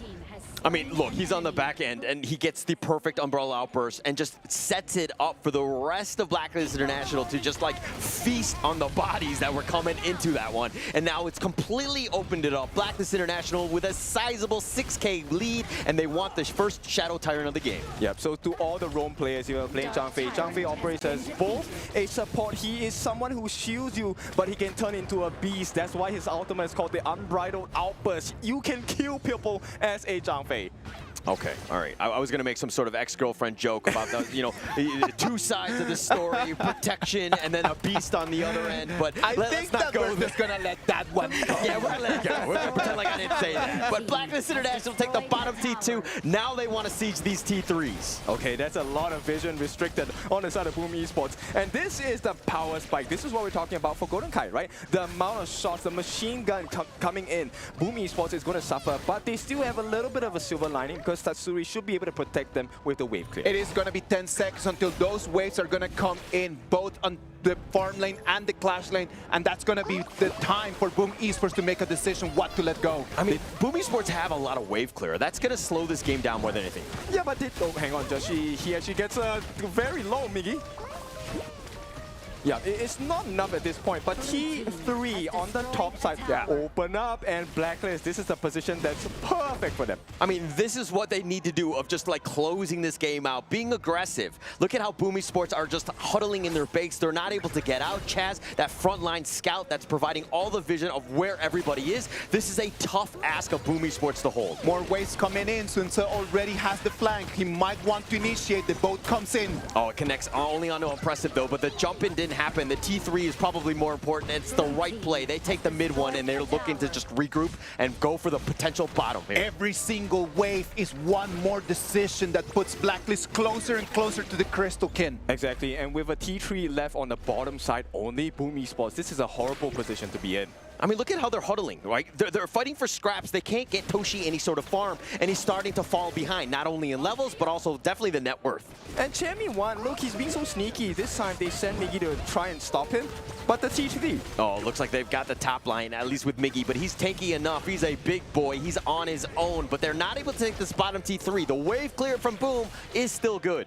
chill out, guys. We want the objectives, and right now, Shadow Overlord is available for the taking. Boom Esports, they're allowed to take a step out of their base, but they might get baited. They have to be really careful. It is all gonna be the 13 minutes mark. This Shadow Overlord might be the next goal. The turrets have already fallen in the mid and in the clash lane, and let's see what's going to be. And the Shadow Overlord is gonna be the next target. Look, Dragon stole away the Crimson buff away from Carl again, and this means there's no fight available. They have to give this away. So Blacklist International, a perfect way to start their onslaught of what may be the final fight of the game. I mean, this is the perfect, play style of the Ogryn, and why Blacklist International are so good with Jussie on him is because he just stays alive, and now he's this raid boss that Boom Esports have zero answers for, and they've been pushed back into their base because they're so scared of him. The rotations one more time, set sail, the boat is coming. It's the waves coming come here. against the high ground, and the high ground is going to fall. Oh, but it's just space created. It's going to open things up. They're going to take the bottom T3. The base is wide open. Boom Esports looking to hold. Yeah, a barren wasteland for the side of Boom Esports. Crystal stands alone at this point. Chaz still has his ultimate, and all of their equipment is still on. Yeah, I mean, this Shadow Vanguard looking to push on the bottom lane. That's going to be a tough defend on that one. But it looks like Blacklist International slowly poking and prodding, and they're going to start the siege at some point. This might be the last battle, and it might start in any second as we have Blacklist just trying to knock at the doors of victory. Yeah, but the Crystal, they've done a great job. Like Zoe with those fire patches have done such a great job of just taking things out. If Boom Esports somehow holding on by a thread. It's all due to Tatsuri, right? All those flame portals and flaming paths. It's what's keeping Boom alive at this point. But it's a very thin line of a lifeline to say. So Boom Esports, they need to watch their positioning, because if they get caught out, Black instantly win this. I mean, look, Boom Esports right now, tournament lives at stake. They're going to do everything. They're going to throw everything in the kitchen sink to try to hold in this game. But man, the options of doing so and coming back, very difficult. Very, very, very slim, man. Like, look at that. Easy, free Dark Tyrant is going to go for Blacklist. Right now, they've got the buff for the damage. They've got the buff for reheal. What is there on Boom Esports more than their hopes just to try to keep the Crystal standing for a little longer more? Hopes and dreams. I mean, at this point, right, they need to just stay alive. They need to figure out a way, again, to with those wildfires, just slow the game down, deal with the minions, potentially just try to stay alive. But Jussie's going in. The Umbrella Hopper's not going to connect onto much, but Jussie's still up in front, doing a decent amount. Impressive is looking to trade. Dragon is on the line. He's going to get picked off. They get a 3-man stun. They find Golden Kite, and they want to get even more. They're finding Jussie. He's not able to out-heal this. That Sage's Sanctuary, it looks like he's going to be down for a second time, and a shutdown goes the way of Toshi, and with 3-0, Boom Esports finding ways. What is going on? Boom, boom, let's go! Boom Esports defended the Crystal, and they're right now pushing forward. This might be the turn back. This is kind of on me. I was complimenting the playstyle of Blacklist International. Jussie just being slow and steady, and then that fight happened. My gosh, what are you doing? I mean, look, they missed so many skills. The boat did not land. Dragon did not hit his Kochosens as well. He overdove, and this was the one mistake they did not make the entire game. And it may be the pressure of wanting to force this game to an end that's costing Blacklist International. Niggy stood up on business, and look at that. The ball goes out on the other side, and right now it's going to be the Crystal from Blacklist, the one that's going to be in danger. Oh, it's a potential. The Umbrella Outburst just pushing that fur ball. They're looking to go, but Jamie wanted a bad spot. He's going to get picked off first. Miggy's still up in front. They do have the wild growth if they want to go, but they turn their attention on the bottom lane. They're going to look to just play this in the late game. This is all going to be a long run unless they can get this T3 as well. I mean, but ults are on cooldown. I mean, Chaz doesn't have the Umbrella Outburst. They're looking to potentially go. They have the minion wave, and that was a big opening for them. They find Chaz. They do a decent amount. The Arrow Storm, but the Jussie, he's fighting 1 versus 5. The Conductor of Souls is really not a lot of damage. It looks like Jussie getting picked off, and Boom Esports looking to end the game, and they bounce back, and they will take game 2. Oh, they come back. What a comeback. I mean, look, this is why in Honor of Kings, you do not give up. My goodness, Boom Esports, what an explosive comeback. We knew this was going to be a good match. We thought it was going to be a short one. And Boom Esports stand up and they say, not yet, baby, not yet. Take this air ticket back because we don't want to go home yet. Yep, your signature is voided. Let's take a look at the entire game. I mean, once again, this time with the reverse, right? Blacklist, they actually had a bad start, right? Boom Esports manages to get that advantage at the early game, but then Black kind of punished their greed. It is insane. Just the moment, the decisions, in one split second, the whole game can turn around. And that's what makes Honor of Kings such a lovely game to play. All right, it looks like the coaches need to tell their teams, but like, hey, actually, we just lose the early game because then we'll win the game. That's all that matters. maybe, but that's the call. But I need to highlight Tatsuri in this game. Tatsuri was doing so well. The Zoe pick, I feel, was one that was extremely smart because, like I said, that was the late game insurance, right? If you're losing a game, all you need to do is to be able to handle the waves that are crashing against your crystal. Was there ever a doubt that this game was going to go to a third game? I mean, every single time. The upper bracket finals, it went to 3-2. The grand finals went 4-3. Like, these are two teams that know each other, but even at the end, when you're thinking Blacklist International have such a huge lead, how can Boom come back? Well, this is how. And look, it's about the positioning, right? So if you're playing the mid lane, you're playing the farm lane, you want to make sure that you're at the back of your entire positioning. And this is where Toshi and Tatsuri really shine. The flame portals actually coming down, and then Toshi actually getting so many free shots. This is one of the strengths of the channel because he's actually able to attack from so far away. But even that last siege, that mid T3, yes, it goes down, but it looked like Blacklist International were panicking, right? Jamie was like, oh, gotta make a play, gotta go in. He gets caught out, and then now the game is completely lost. They became individuals instead of a team. That is the one thing that was very apparent in that last fight for Blacklist, right? Everyone was trying to win and defend the game on their own accord. No coordination at all. This is like our ranked game yesterday, where you're trying to be an individual and not a team player. This is specific to you. Wait. We won. Okay, I'll be honest here. I did not have a good KDA, but we won. That is true. But thanks to Saji. Thank you very much for carrying us. Thank you very much, Saji. Let's analyze a little bit of the numbers of the game because it was such an enjoyable game. I loved watching this. I'm telling you, I thought that Chami was the one that was really doing really well. But at the end, it was Miggy, the one that stood up and turned everything around with his own personal mechanics. Actually, my MVP with this one is Dolia. The fact that he was MVP in the game, but he's 0-1-9, still made an impact with those Celestial Melodies, made it very difficult. The perfect cycling of that spell to ensure who had that right ult. In a rare turn of events, I actually agree with you. I have to say Impressive was doing very good. Because one of the things that Impressive was very focused on was actually refreshing the ultimate of Kao, the God mobilization. So that's the skill where you throw for a ball down onto everyone else. And that gives you, as an Agudo, the ability to attack even faster, right? You have lightning charges, and you now have mini stuns with your basic attacks. So that was what really changed the fight, with the help of Miggy going onto the backlines, getting the stuns, and pulling attention away. Look at that. The gold was never, ever in the whole game for Boom Esports. But at the end of the day, they just were able to take the victory.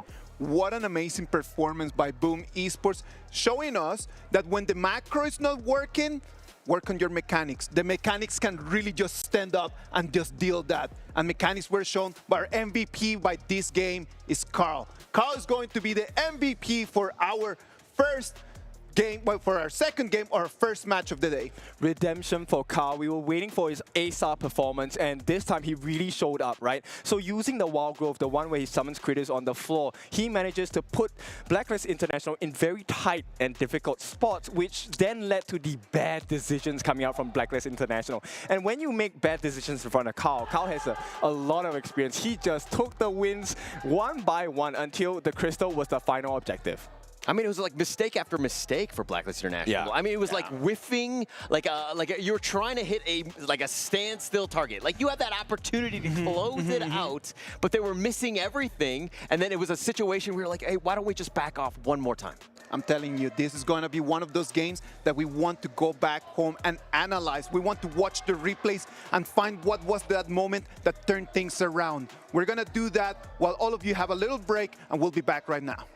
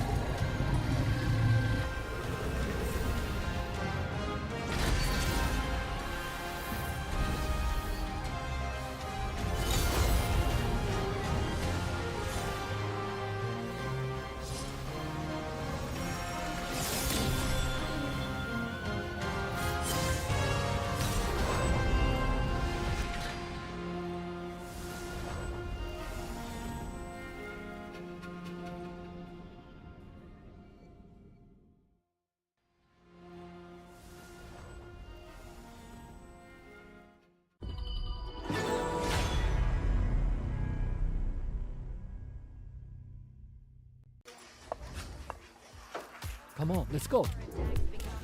Rush mid now. Come on. Jungle combat. Rotate back to low HP. Victory!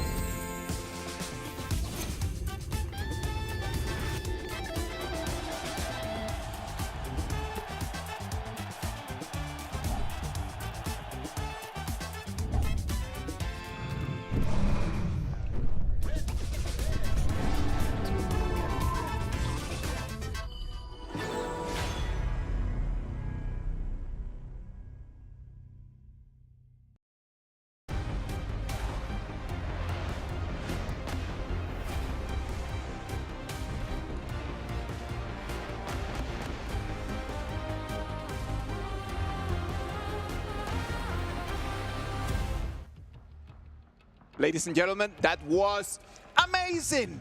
I am so happy to be here. I am so glad, energized. You can see it in my face. I am just ready to go. Game 1, Game 2, amazing stuff. What is gonna Game 3 bring to us? I think more of the same, right? Comeback potential, never say die attitude. Everything is at stake in this final game. One of these teams is gonna go home. Yes, but you never give up, right? We don't give up until the last moment. Until the crystal is broken, you think of a way to win the game, and at this point, win the series. I know that a lot of the people at home are just looking at our game. You're watching live. We appreciate you so much. I was checking in the chat and people are asking, what are they talking about? Micro, macro, what are all these things? What about we talk a little bit about those two terms that we talk about every single cast? All right, so I'm gonna start. This is one line that I always tell everyone in my ranked games. We play the map, and that is macro, right? Controlling the waves, taking objectives. This is a way that you can actually exert pressure or relieve pressure away from your team and put pressure onto the opponents as well. Let me talk about the other side, which is going to be the micro side, right? If we're looking at this one, I mean, I think the final assault from Blacklist International, when they're trying to hit those skills and missing them, we're having a problem, right? Your micro, not so great, right? If you're able to hit everything, you're able to combo well with one another, and you're able to make those, again, micro plays, then you're going to kind of just compound on that and really take advantage of those skills. When we're talking about micro, we're talking about just what you do with your fingers, your dexterity, your ability to land those skills. That's the micro. And when we talk about macro, we're talking about the composition. We're talking about the map, the vision, the resources, the strategy to win the game, right? Yeah, and if we're looking at this, I mean, let's look at this more of like a teacher perspective. If you're thinking micro, you're thinking skinnier, which would probably be Kin, and then you're talking to the macro because I'm a little bit heavier in the midsection, right? That's probably an easy way to do it. Yeah. So I think we can explore certain things. Example, I think one of the questions was on Byron, right? Yeah, yeah. And this is where, look, micro means the little things that can change moments for you as well,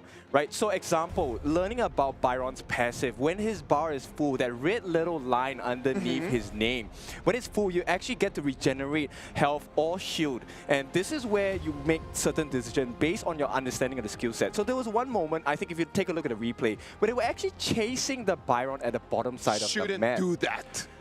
That's one. But he actually used his first skill to swing his, what's that called, a mace? Yeah, swing his mace at the critters on the side of Agudo. So that actually allowed him to lifesteal a little bit, so he didn't get killed off by that final hit that Agudo was trying to land on him, which was from Kao. So these are the micro plays, learning about how to use your advantages, your skill set, to either win or not lose big moments. All right, so we go back to the game. We have Blacklist just pushing in, and then we had Byron just trying to defend. In that moment, since there's so many enemies around him, does that benefit him? Of course, right? And this is also where his ultimate, also known as the false field suppression, it actually gains extra shields when there's more people around. So he is the tank that is unexpectedly tanky, because most people see his lifeline as like something that's really small, and suddenly the shield values come up and you can't heal him anymore. So for everyone at home, if you have a Byron, this might be counterintuitive. You want to be surrounded by enemies. The more enemies that you have surrounding you, the more shield that you're going to be able to recover. Exactly, and right now, Blacklist International, they are also taking a look at trying to play that maximum micro advantage, right? So the Long picked up. We all have seen this over the past 2 days, and today on the third day, that big burst mechanic coming in. This is where your distancing needs to be really clean. Understanding where is that limit of distance so you can get that final shot and get the burst without actually being touched by your opponents. Yeah, I mean, a really smart pickup here. I mean, Blacklist International were looking to prioritize this as much as possible. Golden Kite, an absolute beast on it, 10-1 in the PKL. He's an absolute maestro, just being able to stay alive. They wanted to prioritize this, especially first. Okay, so Blacklist International, to complement that pick, they also have the Liang and Princess Frost combination. This is one of the most controlling duos you will see in this game. But Boom Esports, they return the favor with some control of their own as well. If you remember, we did see the Mozi come out and the Dharma come out yesterday. Plenty of stuns available. That Liang, since day 1 and day 2, already has 75% win rate. It wins 3 out of 4 times that he's been over there in the Gorge. That's a big win percentage. Of course. But right now, Boom Esports, they actually have the gun and Mo, which is one of the hard counters against both of us, because they are people that will tend to stay stationary for a little bit. And Gun and Mo is a hero that is able to shoot blades out.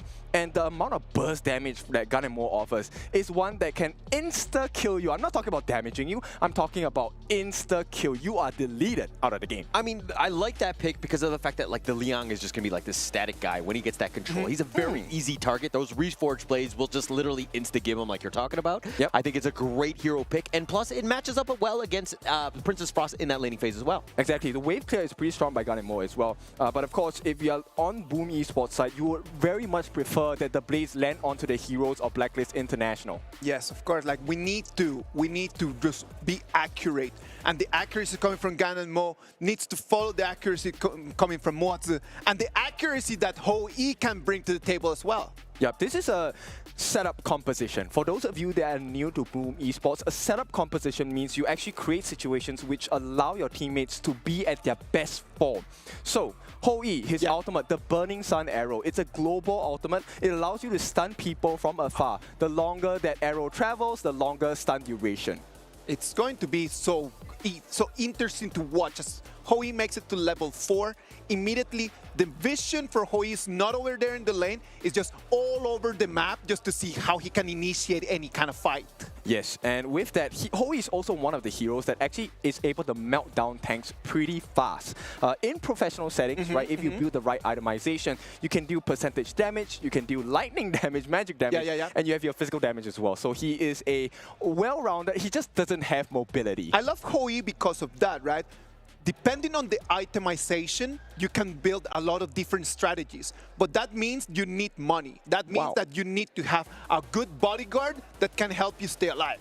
Yep, he's an expensive pick for sure on the side of Boom Esports. And you know what? The cost of Blacklist International's draft, not too expensive. As a Liang and a Princess Frost, you don't really need that much gold because your strength of these two heroes come in the form of your skills, the micro plays, right? The stuns, the lockdowns. That is what Blacklist International are hoping to achieve so that they can get the burst damage of Golden Kite down onto the members of Boom Esports.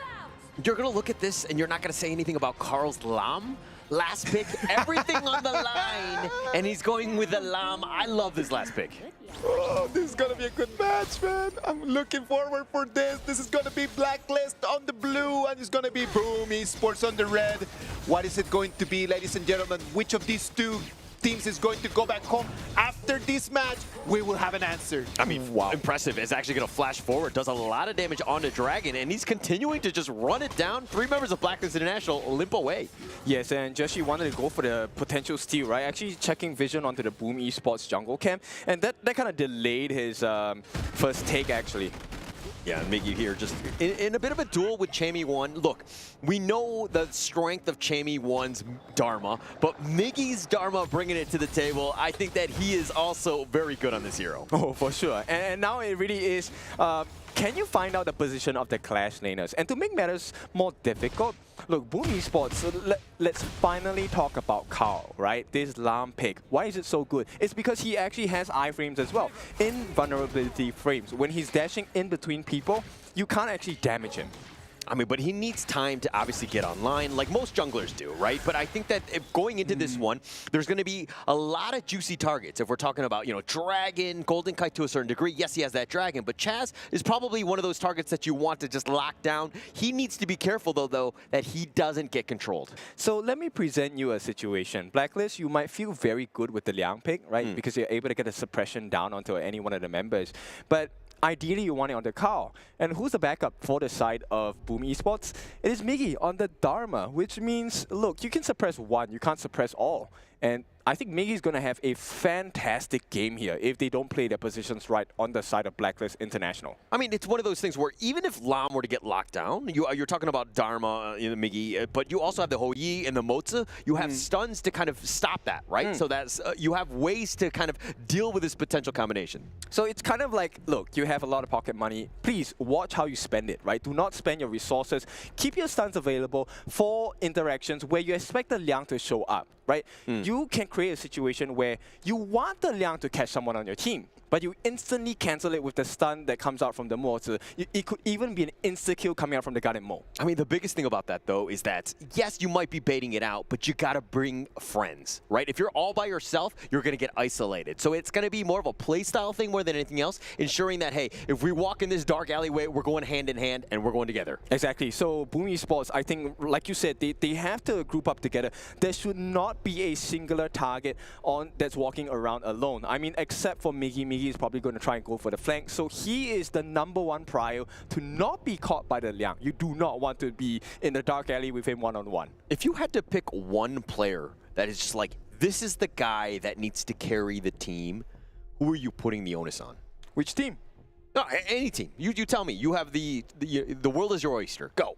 The world is my oyster, and my oyster is Carl. I think Lam is the carry for the side of Boom Esports. Look, if he makes those very spectacular plays, actually gets into the backline on the side of Blacklist International, they will falter again, they will make mistakes again, because Lam is so hard to catch. And with his ultimate, that death from below, where he turns into a shark, he is CC immune. Yeah, I mean, the potential for that. I mean, the damage. But, you know, it's looking at the other side. If we're looking at Blacklist International, I'm just kind of like, man, obviously, if I can get that pick off, I would have a great time. But they just want a death ball. You're not going to find somebody that's isolated where Carl can kind of just feast on them.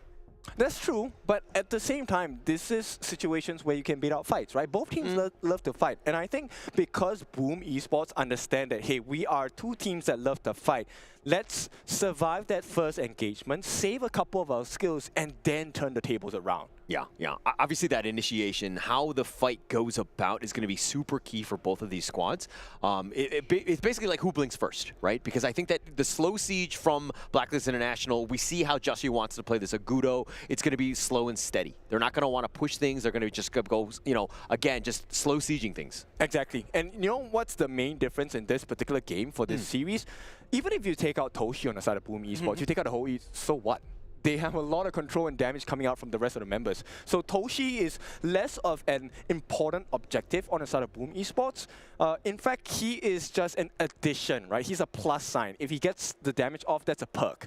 But even if he dies, it's still a pretty decent fight coming out from Boom Esports. Yeah. And I mean, the damage potential, I mean, even if we're looking at the other end, like Blacklist International, Golden Kite on this Loong, obviously I love him on the Loong. I think it's definitely his signature hero. He's amazing on it. He's very flashy. But if he were to ever go down, because they have a plethora of stuns on the Boom Esports sides, and then the Lam gets the jump without your ult on, they might be in a world of hurt. My main concern actually isn't Golden Kite. My main concern is Justy. Okay. Look, Justy playing the Agudo, he is the tank for the team. And if he falls, the whole backline is exposed. There's nobody else that's going to be able to get you out of jail per se, right? And even though, yes, Chami won, he does have the Byron, the whole team can actually just bypass Chami and just go for the backlines. Yeah, potentially going for the backlines, but it looks like we're underway. We're still in less than 2 minutes at this stage. But again, Justy will continue to just keep his farm on, but Boom Esports being aggressive. Yeah, aggression is definitely important. It's more the fact that get some information, right? So we know what we're working with. And information is very important for Boom Esports because they have very long-reaching arms. Tatsuri actually can snipe you down without even being close. Yeah, I mean, that's the biggest thing, his kiting, but the Burning Sun arrow connecting the reinforced blades, and that's first blood just like that. Exactly what we were talking about. This is what needs to happen if Boom Esports wants to win the game. They need the control chains to be on point. Yes, and right away they see the next objective to steal here. Carl, a brilliant job, takes away the Crimson Golem. Just a smart play. I mean, turning that one kill into just, the steal, yes, and he walks away because cool guys don't look at explosions, right? And Carl will take that on his way out. But this is the big thing. The biggest question mark is how much space is Carl going to have? Going aggressive like that, key. They actually committed a flash from Chaz and they didn't have anything to return. I mean, you do get the flash from Miggy, but it's not a good trade at all for Blacklist. Yeah, not a good trade. Not a good start. And maybe this is the strategy we saw throughout this entire series where you play poorly in the first 5 to 10 minutes and then you just win the game. It might be just a strat. Please don't try it at home. Try to play well. But here's the box. They've got him locked, but the infinite vastness, and it looks like he's going to get on his dragon and get on out of this. That would have been great, and this is something that you need to take note of, right? So once he lands, actually Impressive still has to catch. Oh, Miggy taking a lot of damage. He's going to use the truth, but Chammy1 right back in the action. He goes under the tower, but Miggy will survive. Yep, they don't get it, but here comes the aggression, and this is where I think Carl, look, level 7, the important thing is not that he's matching Jashi's level. The important thing is that he's far ahead of Dragon, Golden Kite, and Chess. So these are 3 free targets if Carl gets his hands on them. I mean, look, Carl wasn't being, he was invading, he was taking a lot of the farm, but he's actually just neck and neck with Justy. But here's the control, that's the first one, the Flaming Palm on top, and Carl, no way to get out of that. There's no way to survive that. Finding Dragon, but he does have the shield, he does stay alive. Okay, so this is one small interaction, but Dragon, as a Princess Frost, when you land your ultimate down or use your ultimate, you actually get an extra shield. That is 4 physical damage. So that is why Dragon actually made it out. All right, looks like the Tyrant's going to be picked up. The first one of the game going the way of Boom Esports. A slight net worth lead, that's going to help them grow. But with Carl down for that, 30 or so seconds, it's going to be a little bit of a back and forth battle here. Isn't this game so difficult for Blacklist? Like, look, Tatsuri, this is the most comfortable I've ever seen him. I mean, look, he's just going to stay far away from everybody, use those blades to his advantage. His positioning needs to be on key because, I mean, look, here's the connection on the Golden Kite at half-life, and they're going to do a decent amount of work on that bottom T1. They have perfect setup, right? If you miss that arrow from Toshi, never mind. We have the stun from Impressive. And if they do manage to get that Mega Truth... Here's the jump, the ride, the win. They're going to look to go. They find Chaz, and they turn this around. The blades are there, but they don't have enough. And Impressive is going to be killed. Toshi has to flash away. And Blacklist International, even with the jump, and Boom was potentially ready for it, they didn't have enough. How did they miss that kill? Chaz was so low. Very low, unfortunate for them, and it looks like Impressive going down there. Huge for Blacklist International, being able to bounce back. This net worth lead is next to nothing. Yep, next to nothing. And at this point, Carl, okay, great job at hitting level 9. Another arrow, but this one does not hit. And Tatsuri, he needs to do more for the team. Clear the wave early. See if there's any way you can use to speed up the jungling speed of Carl. Yeah, and look at the bottom lane. I mean, Toshi will continue to farm. He's outclassing Golden Kite just by a little bit in the laning phase. Yes, it's still very early, but you want any sort of advantage you can get against Golden Kite. You gotta limit his farm, but here we go. Miggy going in, finds Dragon, gets the insta-deletion with that truth, setting him up. This is why combinations are so important. The Storm Strike onto Miggy, but it looks like he's just gonna shake that one off. Again, Clash Laners doing Clash Lane things. And if we're looking in the mid lane, Toshi now rotating here, putting pressure on. The Burning Sun arrow is going to miss again. With that wild growth, though, Jussie will just prevent this assault from continuing on. This performance by Boom is nothing short of spectacular, right? So many nice setups in Chammy1. Oh, here's the rotation, the teleport. They find Chammy1, but he's largely taking 0 damage. And with that Cannon Blast missing, they're trying to throw everything at Chammy1, who Storm Strikes. He gets back under the tower and a huge rotation, and they did not convert. Maximum value extracted by Chammy1, right? Wasting so much time and skills. Oh, the Storm Strike with that control. That should be enough, and that boom goes down onto Toshi as he's down for the count. This is not something that I expect Boom to do, right? They wanted to get the wave clear. They wanted to set up the stuns. They have done. A gorgeous mobilization onto Tatsuri. He flashes over the wall. He stays alive, but pressure is being put on. Just.G's here looking for that steal. Does not have smite, something to take note of. Carl with the pushback. Looks like he's going to take the Crimson again. This is something that Lams love to do, right? Get the buff away. You still have time. Use your ultimate to push it away and get the smite. So they disallow the steal. So that's a very smart move coming out from Boom.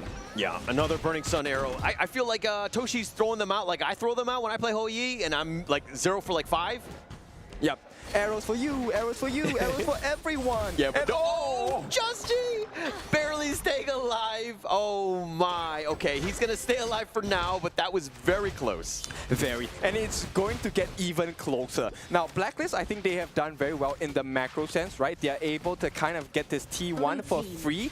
And look, for all the efforts that Boom has done, gotten a couple of nice kills, they have no turrets to reward themselves from it. Yeah, and this is gonna be great for Blacklist International. Taking those towers, but the Burning Sun arrow, this one will connect, but there's no follow-up. Carl looking to potentially go, sees the rest of them, and is like, okay, I can't go into that one. But Boom Esports finding ways. Again, gotta go slow and steady, gotta get that pick off. Yep, they need the vision here. They know that it's unsafe. Will they make the mistake of actually walking in that direction? I don't think anyone will. Nobody, it's just too obvious. Miggy finds Just.G though, but he's just too tanky at this stage. Mickey, now he's going to be controlled. Do they have the damage? And it looks like they do, but Chaz will die eventually. He dies for the cause. He sacrifices his life. It's a 1-for-1. But you get Miggy.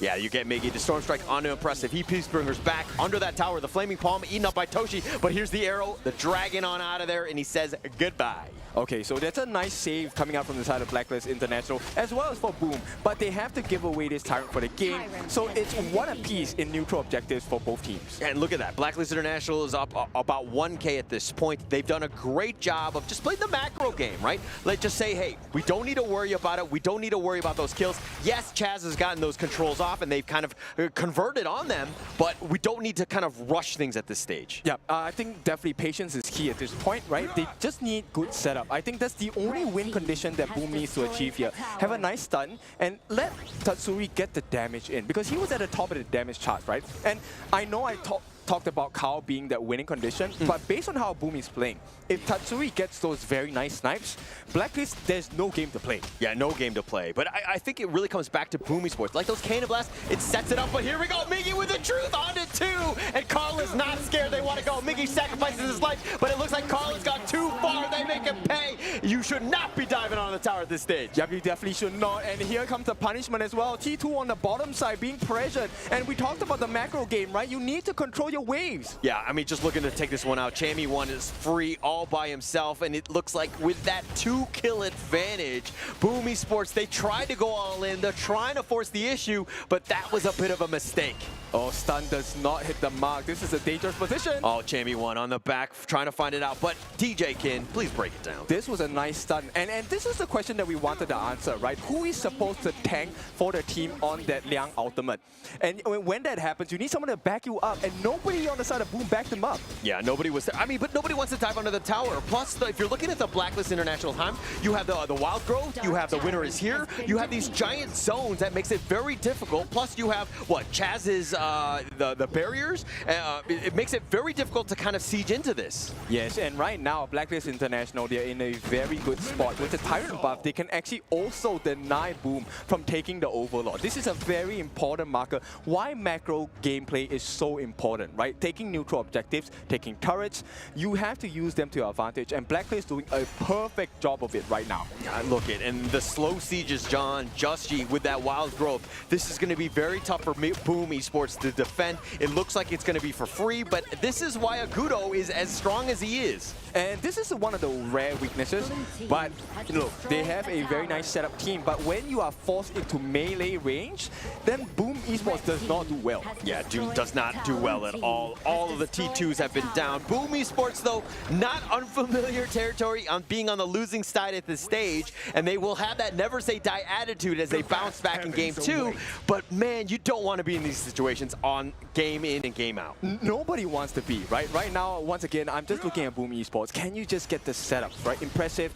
Every cannon blast is so important. Every arrow coming out from Toshi is also important as well. If they get that setup, like I said, Blacklist, they're not going to have a good time. All right, you're saying that nobody wants to be in that situation? Personally, yes, but as a viewer, I want it every time, especially with that comeback potential. It just makes the game so much more fun. Oh, for sure. We are all having fun right here in the space of capital of Saudi Arabia, KWC 2025. Now 6-3. Blacklist International having a sizable lead, close to 3,000 at this point. Yeah, okay, look, Blacklist International need to fix the mistakes that they made in Game 2. Again, they can't be throwing the game. The Burning Sun Arrow connecting onto Justy. Chammy 1 is to help his brother back off. If they need to go for this one, it looks like they're going to slowly go the Gorge of Mobilization right on top, connecting onto 2, but it doesn't look like they're going to get that bottom T3.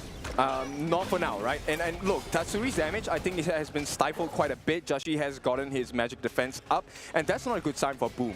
So Blacklist, all they have to do now is to try and bait out the players on the side of Boom Esports, and they should be able to take a good fight. They should be, but Joshi, he spots out somebody. He's going to look at the fight Toshi. He's in a bad spot to control, but Carl on the return, they do fight Toshi, and Dragon takes him down. Golden Kite is still there. Carl is all by himself trying to fight this 1 versus 5. He goes for that one last play. He does take out Dragon, so he trades his life away, but not a great trade at all for Boom. Because Toshi fell as well. You get a mid laner, but what good does that do? You still have Joshi, who's able to take, look, he's just working the towers down. Yeah, I mean, the biggest thing is, Toshi, why are you so far up? You should not be there, right? You obviously, you need to stay alive. You want to be on the far end where nobody sees you. You do that damage from afar.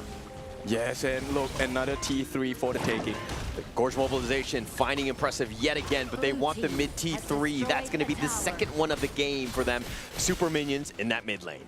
Now, this is where, look, the existence of Carl not being here is one that is very painful for Boom Esports. Wait, Burning Sun Arrow.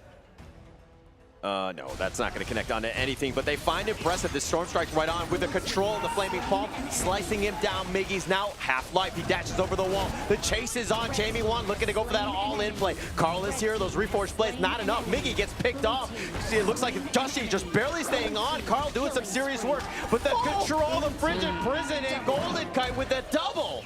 Big saves from the team, and Blacklist, this is more like the Blacklist we were expecting. Cover the gaps, cover all the weakness that you have shown, and they are now leading 12-6, a 4,000 goal lead. Crystal wide open. I mean, impressive is up in about 10 seconds. This is a small window of opportunity. Golden Kite had already been picked up. Tatsuri finds it with the reforged play, but Jushi's is like, actually, let's just try to end the game. Tatsuri's so low, not really much. They have the next minion wave if they want to go, but with the response, I think that's going to be the end of it. Yep, 5 seconds. That was so close. Boom, I think they have their hearts in their mouth at this point, but it's going to be even more difficult because both the neutral objectives are open for the taking. Shadow Tyrant, Shadow Overlord. Yeah, this is going to be that moment. Joshi backing off. He has the smite. It looks like he's going to just kind of slow the game down. Doesn't need to do anything. We don't need to force it out. All teams are going to be back up in full strength, but here's the Burning Sun Arrow. They find Chammy 1 with that reforged play. The Gorge Mobilization is unreal. Winter is here, slowing it down. Nobody wants to fight in that.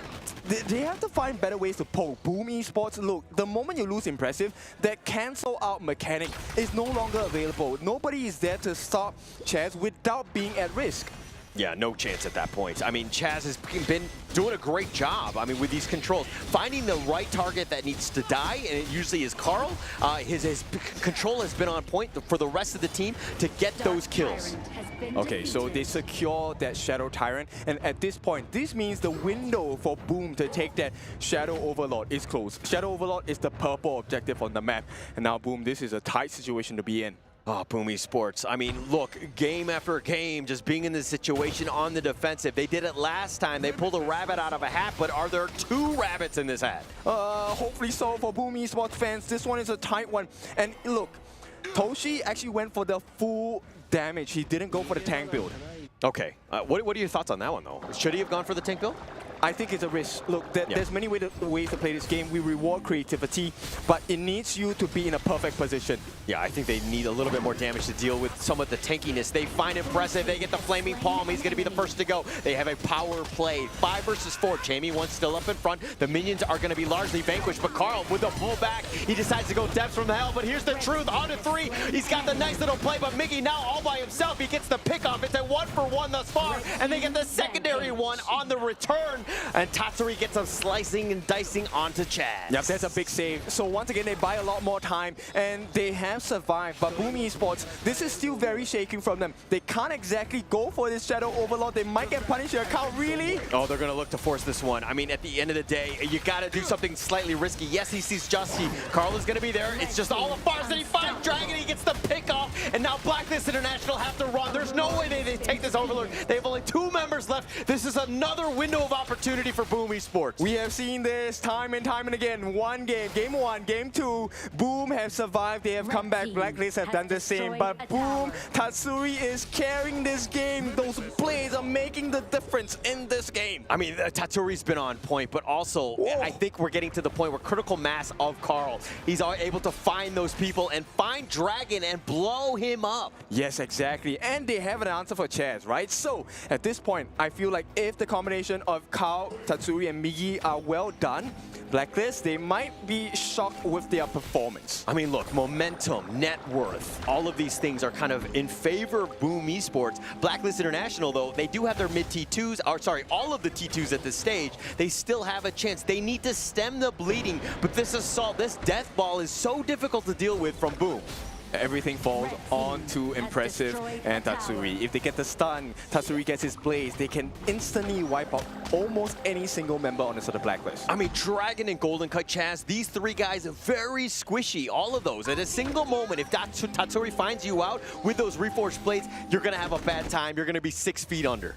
Okay, so yes, that's a strength, but also weakness. If they take out Tatsuri, it might be a horrible situation for the side of Boom Esports. Here comes that Shadow Overlord flying down on the top side. What can he do, Boom Esports? Yeah, but Tatsuri is positioning. Oh, Arrow not going to connect on this one. Carl looking to go for this one. They find Chammy, not able to get the pullback. They have the barrier on this. They get the top T2, and look at Chammy 1 continuing on. He's going to go with that force field suppression, just trying to stay alive. Dragon's on the side, the thick inside the box, the infinite fastness, and it looks like Golden Kite gets out of this one, but they're continuing to fight. No, the retreat call has been made. Carl getting a little bit low, needs to be careful. Goes in for the pushback, and not enough to kill Chammy 1. He stays alive. That was an epic battle a la Marvel movie. Everybody fighting, nobody dying.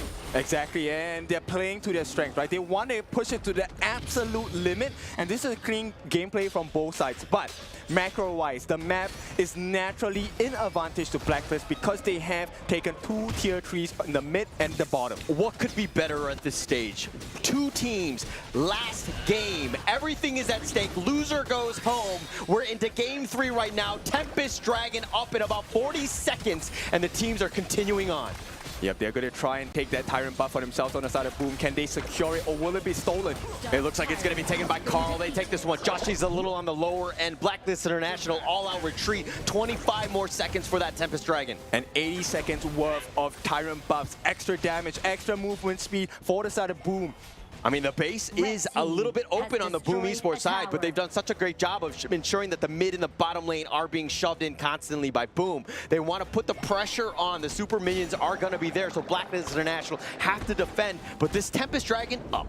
Yep, okay, so Toshi and Carl, both of them have the Sage's Sanctuary. That's the item that allows you to get a second life. And this fight might be determined by the amount of Sage's Sanctuaries you have. I mean, the Shadow Tyrant buff has been in favor of, it's already been picked up by Boom. Now you have the red buff onto Toshi. They're rotating towards the mid lane right now. They're going to just try to fortify the area, push out the waves first, create a little bit of space so that we can start this Tempest. Yes, it's more ideal for Boom because they have vision of and control of the pit. They can actually start just poking them down. Yeah, it's just going to be a little bit of a feint in terms of just assault at this point. Blacklist International will know that, hey, they cannot give this up. Nothing is for free at this stage. Oh, Chammy, he's getting caught. He's getting caught out. He dashes over the wall, but ride the wind on the side. It looks like Chammy 1 continuing on. The Sage's Sanctuary, the infinite fastness, and it looks like Golden Kite will get on back. Chammy 1, though, is not as lucky. He's going to be killed, and here's the Sage's Sanctuary on the Golden Kite. Still there. He gets deleted. Tatsuri finds him out, and now Carl on the back line looking to continue on with the cleanup. Dragon just trying to pull them away to slow them down. He tries to flash, but he's been slowed. No chance. Chaz is going to be down as well. Dragon just trying to stay alive, but Joshi, this is it, and it looks like Boom Esports. It took them 21 minutes. It took them all the time in the world to come back in this game. They will march it down the mid lane. They take the T3, and it looks like Boom Esports will move on. They explode in your face voices and all the screaming is worth it. Here we go. Welcome into the next stage of KWC, Honor of Kings. I mean, Boom Esports, to the MO of the every single game strategy, lose early game, win game. And that's how they play this one out. Being able to dig in deep, finding ways to come back in, and really stuck it to Blacklist International in an amazing series. They really dug super deep for this one. And this one, signed, sealed, delivered. The ticket is delivered personally from the Boom Esports boys. I mean, what an amazing series, and just another one into the KWC. How many great series have we seen thus far? Almost every single series has been perfect from all the teams playing, and of course, unfortunately for Blacklist, this means their journey is spelt to an end here. Early exit for Blacklist International. Yeah, heartbreaking for them. I mean, there were high expectations, looking to be very strong, but Boom Esports, just with their number, just time after time, it seems like there's a new king in the PKL. I mean, yes, they were already champions, but to see this consistently and to just strike back in the KWC, the group stage of just saying, hey, we are still the kings here. Exactly. It doesn't matter what position you're in now. It matters what position you want to be in, right? And the strategy coming in from side of Boom Esports, just making the control the absolute nightmare on the side of Blacklist, right? The stuns coming in from Miggy, the stuns coming in from Impressive, and the burst damage coming from Tatsuri was immensely scary coming for the Blacklist International squad. I mean, you could just kind of feel it, right? Where Boom Esports are like, actually, once we were able to survive Chaz's control and just kind of turn things around, you were thinking that, hey, we have opportunities. This is that one moment where Carl was kind of like, yeah, he got picked off, and you're thinking, we got this chance to end the game. Look at this base. This is a potential siege, and Boom Esports with an amazing hold to just extend the game to give themselves a chance, even off of the back of Miggy's truth here. Exactly. So this was the first question we posed earlier when this game started, right? So who's going to take that first suppression coming up from Chaz? And whoever it is, as long as it's not Miggy, he's able to turn the whole thing around. He slams them against the wall. But of course, you know what? Before they even show this, MVP for me this game, Tatsuri. I love a good gun and mode, and his gun and mode was so special this game. I mean, he was constantly tenderizing the enemy, right? And it just made it very difficult for Blacklist International to get anything going. They have 3 squishy guys. Any of those guys get hit by even the normal blades, they're going to have a tough time. And you're seeing just the fire that you see from Boom Esports, the ecstatic, the yelling. I mean, these guys are jumping for joy because they survived to see yet another day. Of course, and this is a beautiful day for the side of Boom Esports, and we will have it no other way, right? We want the best out of the best, and for this particular series, Boom Esports have proved that they are the better team. Well, Boom Esports is going to make it through. We are extremely happy for the boys. Blacklist, sadly for them, this is going to be the end of the road. But it's not going to be the end of the road for them, because I know that they're going to be very happy for Boom Esports. There's one very interesting thing about PKL that I want to talk to you guys about right after we hear from the players. Let's see what Mara has for us for the interview. Here we are with Carl. Congratulations. That was an intense back and forth. But you know what? What we got from this match is that your team is able to make such a huge comeback. What message does this give to the rest of the teams here in KWC who's aiming to take Boom down? I think nag-stay lang kami na compose kami, yung team namin. Kahit may nagkakamali, tuloy-tuloy pa rin. Move on na sa next. And yun, parang pinusuan lang namin talaga. Every time they make a mistake, they're well composed. And the main thing out of all of it is that they show their heart in this game. And that was the key. Now, you eliminated your fellow Filipino team. We know that you guys are friends, close friends, rivals, but really close, even outside the game. How is it like coming for you guys into this game, knowing that you're aiming to take down your friends and your rivals? Unang-una, syempre, kahit sino yung manalo, panalo tayo. And yun, medyo nakakalungkot kasi nakalaban namin sila sa gantong situation. And yun, nagain din namin yung confidence namin, like na-boost kami na kayang-kaya namin talaga. So magagamit siguro namin for the next match. Carl saying that, first of all, even though they lost, we're still winning. because it is still the Filipino team. And this is, of course, they're really sad that they are the ones to eliminate them. But at the end of the day, it boosts their confidence, and they're gonna take this confidence for the next match, knowing that they have this winning attitude. Congratulations. You have been so spectacular, and I'm so sure that the other teams are watching out with what you guys are capable of doing. So now we're gonna talk about that a little bit more. So we're gonna head back to our desk. Lead the gorge. I love how great minds think alike. That's exactly what I wanted to talk about. I wanted to talk about one of the interesting things about the PKL. The PKL is a group of people that love the game, and they do not have enemies around. They only have opponents. You see them all the time in the hotels when they're preparing here. They might be wearing different jerseys, they might be representing different clubs, but at the end of the day, they're a big family, and I love that from them. They might have been teammates before, they might be opponents right now, they will be always adversaries, but they will never be enemies. Yeah, I mean, that's the best part about this Honor of Kings community, right? Everybody's like a family in that sense. Everybody's just so together, right? We're playing really well together. I mean, jokes aside, we have some great games ranked, and we do yell at each other like a family would. We love each other at the end of the day, right? Yep.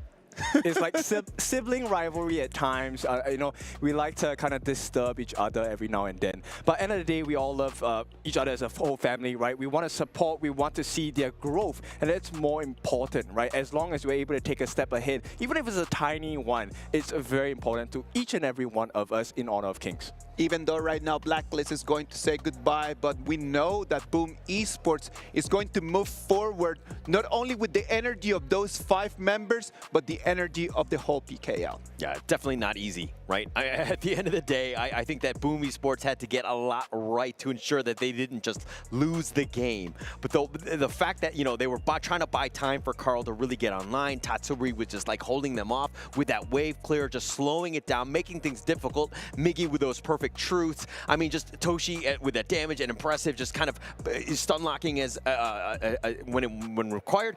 Boom Esports right now just played like a team. Yes, exactly. If you take a look at the stats here, this is exactly what you want out of the composition. Tatsuri is the burst, having the highest damage dealt, but also one of the least damage taken, right? And at the same time, Carl, Miggy, and Impressive, they were tanking it up for the entire team, allowing Toshi to really just be at the backline, shooting his arrows, but Tatsuri to finish the job off as well. So this is true team play.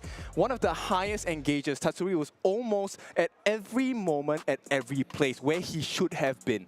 I agree with you, Ken, because Tatsuri, for me, should be the MVP. And I know that for everyone at home, in your hearts, Tatsuri needs to go home with the most valuable player for this exact game. Look, you didn't die a single time, and you're doing 33% of your team's damage. You're 6-0-7. Chances are you had a really good game, and he was the well-deserved MVP, slowing the pace of the game down. Blacklist International was not able to make any sort of siege because Tatsuri just kept constantly just weathering them down. He was the stamp, right? He stamped that ticket to go into the next stage of KWC for Boom Esports, and he did it with such style as well. Every single snipe was on point. I rarely seen him miss in that particular series itself. For him, I mean, as a gun and more, you want to be scarily accurate, but you also want to have a lot of burst damage. And that's exactly what he brought to the table. And boom, this is a well-deserved chance and an entry into the next stage of the competition. Now, Boom Esports keeps their dream alive. For Blacklist is going to be the end. But let's talk Boom Esports. We gotta admit that in the 3 games that we've seen today, yes, they took the victory, but there's a lot of work that needs to be done. Yeah, this is never over, right? I think that it's a constant evolving learning process. I mean, Boom Esports did a great job, but Blacklist International, they'll bounce back even stronger. Well, match 1 is done, and match 2 is going to be getting ready as we are speaking. Ladies and gentlemen, we're gonna go for a little break, and we'll be back.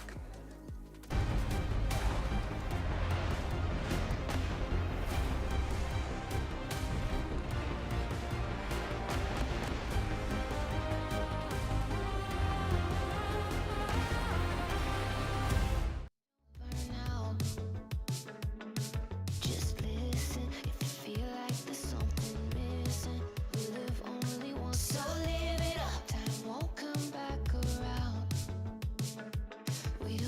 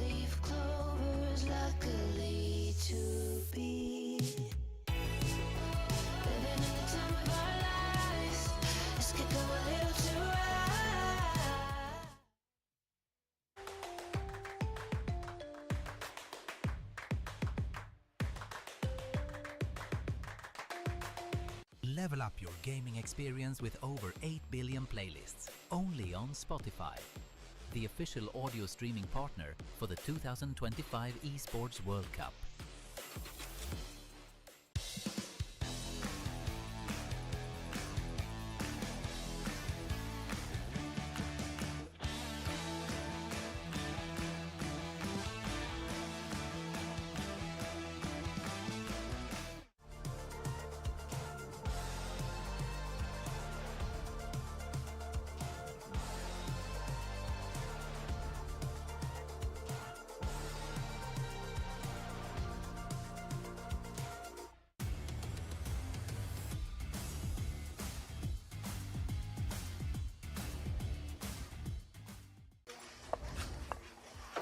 Come on, let's go. Rush mid now. Come on. Jungle combat. Rotate bot to low HP. Victory!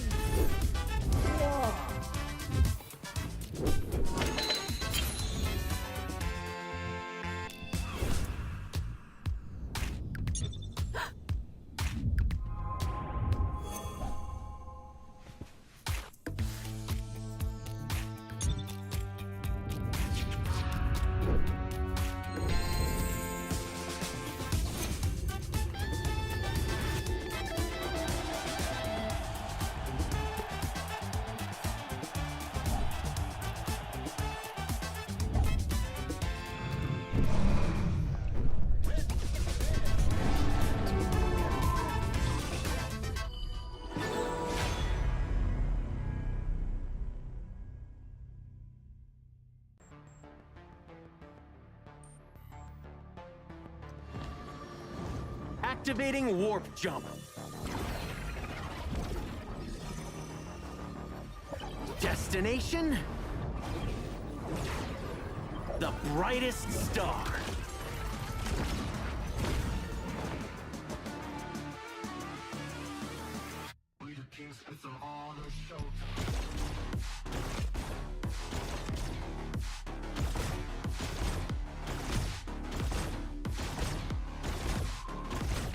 Pulse gun charged! Scope calibrated! It's a quantum party! Ignite the stars! Into the nebula! Cosmic shifts! Supernova pulse! Woo! Right in the core!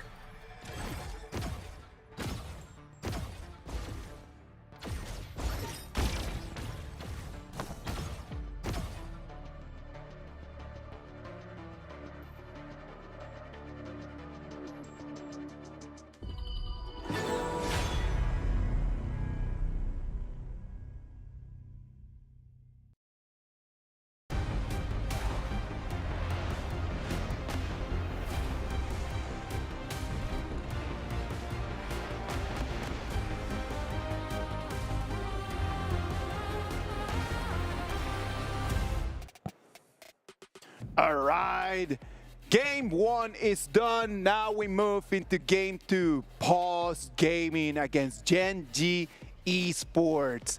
This is going to be amazing. If it is going to be at least half as interesting and amazing as it was the first one, this is going to be such a feast.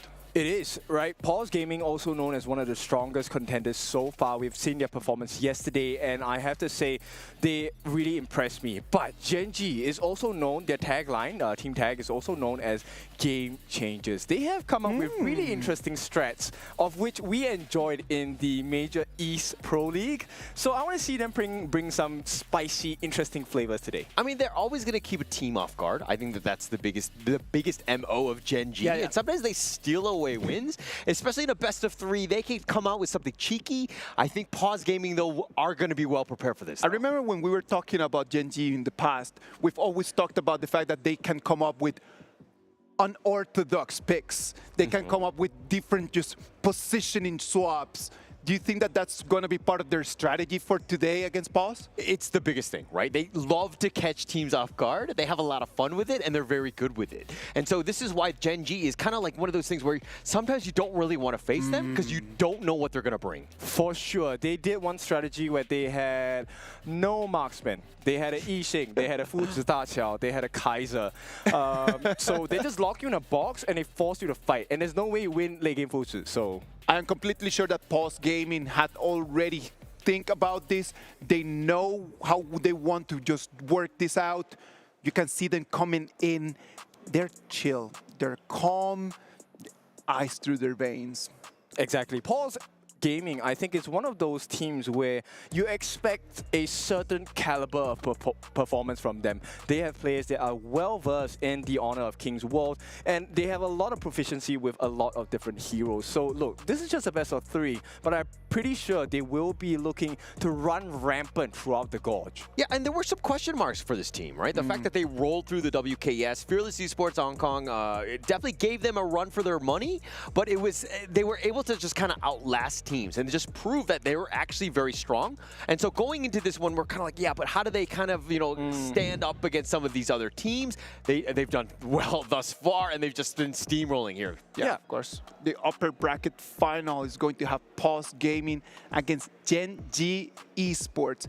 Gen.G Esports, as we just mentioned, at the beginning, we did not have a clear idea of what they were going to bring to the table. But after their performance 2 days ago, they might mean business.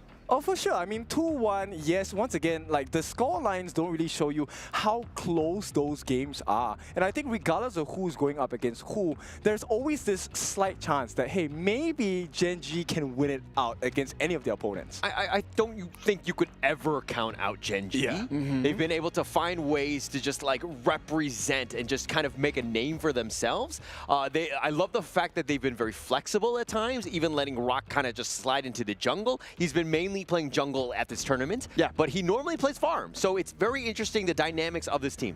That's got to be such a nightmare for the coaches. Just not only for the coaches of the opponent team, for your own coach, just like kind of thinking like, do I want to play him farm? Do I want to play him jungle? And then just talking to the player and the player just being like, what about if I play mid this time? But that's Honor of Kings, right? You actually have to have a deep hero pool, proficiency with multiple heroes as well. So this is, I think Gen.G represents to me what Honor of Kings is truly like. You can relearn many different roles, many different heroes, and you can perform well enough to make it into KWC. And it's actually not a rare thing to see, just players moving through the different lanes, right? Like just going, we've seen junglers going into roamer. That's very, very, very common. But for Rock, that is still like kind of like at the top of his career, just to be like that mobile, that's not very, very, very. That's not very common as well. Yeah, it's not easy to do, right? The skill set, I mean, you're talking about the players, I mean, the heroes that you have to learn, but also kind of the role is very different. And that's what makes things very unique. Everybody has specific roles and understanding just like how to play the map, what you need to do, if you need to farm or just kind of bunker down and just farm, or is it more like jungle and roam to make those plays? And to be clear, we're not just talking about this. We do this in our ranked games as well. We totally. Actually, we swapped our roles yesterday. I think you went into... was farm lane yesterday. Yeah, farm lane. True. No, I thought, I was like, where are we going to go? We played like that yesterday, but we didn't play well. I mean, I'm personally, I did play another role. That was interesting. Farm lane, didn't do so great. Everyone else helped carry me. Thank you. Yes, I mean, he couldn't even secure his Crimson Golem, so I helped him out as a mid laner. It was just us there. It's fine. Teamwork, right? Teamwork makes the dream work. As long as we win the game, everything is good. Oh, I love this. I love this. If you have friends right over there, tell them them just to get online and just go and play a match. Do not just start from rank, just get a normal match. If you have no one around you that plays the game, invite them. And if no one in there that wants to be invited, or you have too many friends that want to be invited, just get in there, get online. There's a lot of people from all over the world just waiting to go in the gorge and just to enjoy the game with you. Exactly. Get creative. Pick whatever hero you want. Learn them well, of course, right? And learn how to build items, how to position yourself. Micro, macro plays, as we have just explained in series number 1, and you should be able to do well, right? I think the biggest thing is just like the learning process. Even if you're not great at just starting out, get your games in. Just give it a shot. See how it is. And because I'm learning things every single game that I play with. Most of them is just like my hatred for you guys, but that's a whole other story. Yeah, true. Same as well. I am learning how to be patient when I play with you, as my farm lane, as my roam, whatsoever, doesn't matter. But then you also learn how to carry, and you start to learn about little things that matter, right? Taking camps away, or making sure that your camps are not stolen. Those little things that you do actually do make a difference in your games. Just going back to Paws Gaming against Gen.G Esports, the winner of this upper bracket final is going to go make it immediately directly into the group Kings. And that is going to mean that they can just have a longer rest. Whoever that loses in here is going to go down to the lower bracket to battle with Boom Esports for 1 ticket to the last chance. Yeah, that's going to be too much at stake at this point. I think, again, getting that second win would be gravy, and it would be amazing for either of these teams. But to drop in, and then the pressure's on. Like, if you lose that secondary from the lower bracket, then you're out. That's it. Once again, no more extra lives. Exactly. And yes, we kind of like to have extra chances as well. But KWC, we're looking for the best team in the world. We're not just looking at particular pro leagues. We're looking at across the board, who is the best team. And you have to perform consistently, but also perfectly as well. Of course, $3 million are right over there at the table. 750,000 USD for the first place. And that's going to be an amazing bag that if you give me that kind of money, I don't even know how we'd start just spending it. Yeah, I think we would never see you again. Like, we would not be friends anymore. You'd be off grid. Retired. You'd be gone. But I think that for these teams, obviously life-changing money, very important for this scene, right? I think it's a huge, impressive prize pool that we have. All of these teams obviously vying for it. They want the lion's share, of course. For sure, lion's share is very important. And of course, to do that, you have to make sure your performance is good. And sometimes you need to spring surprises onto your opponents. And that's actually what I'm super curious about. Will Gen.G surprise not just Paws Gaming, but us as well? Because I enjoy watching Gen.G a lot because I don't know what they're thinking. Of course, and just for everyone at home, like we do a lot of prep, a lot of research for every game. And every time that we have Gen.G Esports over there, like we need to do double of the research because we never know what's going to happen. That's why this team is so exciting to watch. I love it, right? I mean, I think it adds a lot of versatility. That's the biggest thing. Because some teams are very much in a box, and they become very predictable in terms of draft and how other teams like to ban against them and play against them with all that. But Gen.G keeping you on your toes. Exactly. You don't know what to ban, and you have to then revert into a stock standard. You know what? Maybe let's take out the Arlie because she's one of the favorite in the farm lane. Yes. And then once you ban a hero, Gen.G is like, oh, hang on, this is an opening, and this is a chance to go funky, and then you have such a hard time handling them in-game. Yeah, but that's why the drafts are so key, right? I mean, this is why you have a coach that's doing the research to not only, study the opponent, to figure out what their kind of prio picks are, but also for yourself to get yourself in a best position to win the game. Exactly. And this also affects your confidence, right? So with every game that you win in a series, it's going to be a big marker for you because you get more confident. You're like, oh, you know what? This strat, maybe we weren't so sure, but it worked. And now you have one step ahead. You're one scoreline, 1-0. And maybe one more game is going to help you win the entire series. You just need to do that one extra step. That's it. Before we jump into Paws Gaming against Gen.G Esports, let's analyze what the meta has been for this day 1 and day 2. Because we can analyze the BP, we can just check on what have been the most banned, the most picked heroes, and we can know exactly, okay, this is what the teams have already realized, and this is what they want us to look for. Arlie, 200% BP. It has been either picked or it has been banned. What makes Arlie such a strong hero? I mean, the damage, I mean, the mobility, it has everything that you want in terms of a farm laner. You have that survivability of just staying, you're able to basically like outclass other people. Because you can outmaneuver them and you can just outplay. There's many options to explore as an early, right? This is one of the main things why she's so good. At the same time, her movement ability allows her to traverse the map quite fast. So she's able to take multiple camps really quickly. That amplifies her farm, and then you don't expect to be able to fight against like the MM to be able to come out and fight within the first like what 5 minutes, but Arlie can do that.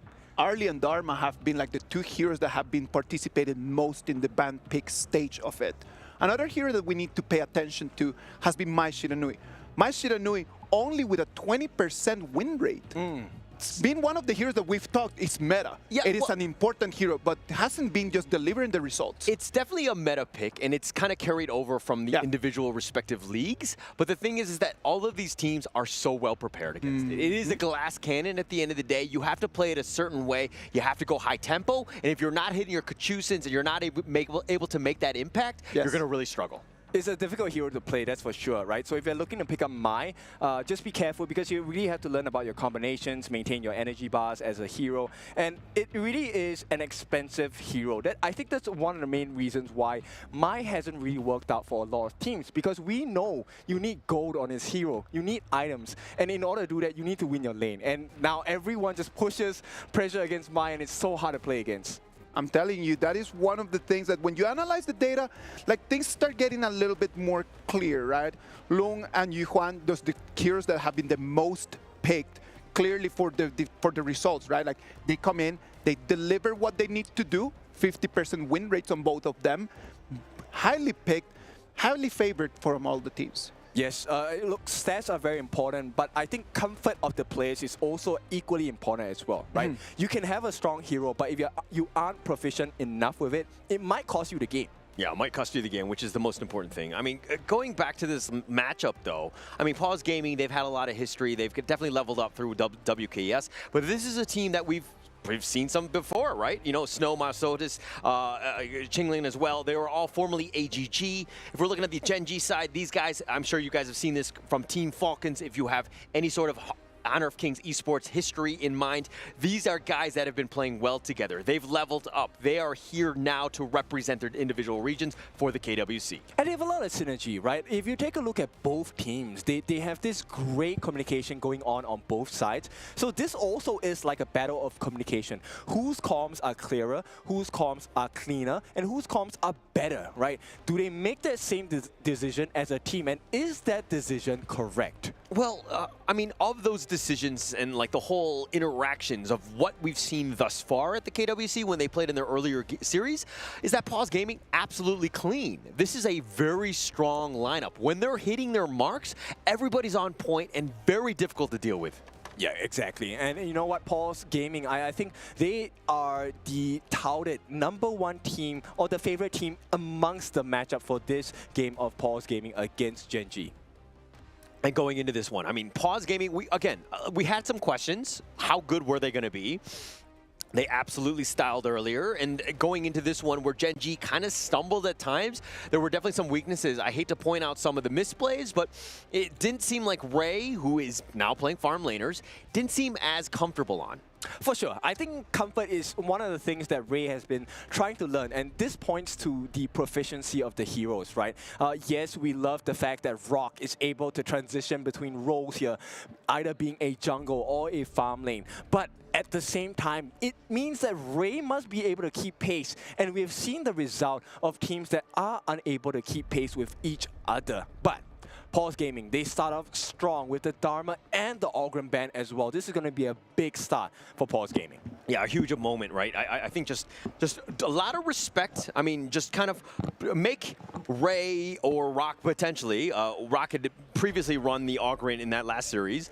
Just kind of limit what he does and brings. But Paws Gaming going with their heavy hand forward, very strong pick in this pay to start off the early game. So does this mean you pick up the Byron, right? Do you want to spoil that composition? And if you don't, then why not consider the Fatih on the side of Gen.G Esports, right? So this is why Gen.G can be like, actually, we're kind of forced into picking up the Byron. It's still available. Paws will definitely gobble it up if they don't. Yeah, and it's a risk that they're taking. Oh, they actually take the risk. So they don't pick up the Byron. They take up Mayin for themselves along the D-runs here, both who have quite fabulous control, but then you're kind of giving Paws Gaming comfort picks here. Yeah, definitely comfort picks. But, you know, what is a comfort pick for Gen.G? This D-Ren-J. Ray likes to play him. It's a very tried and true. I mean, as a farm laner, you're kind of thinking it definitely has more play in like a best of 5, best of 7, where you don't have access to like the Arlie or the Loom, right? But going into this one, it's the old, dare I say, Toyota Camry of the hero pool. It's very stock standard, it's stable.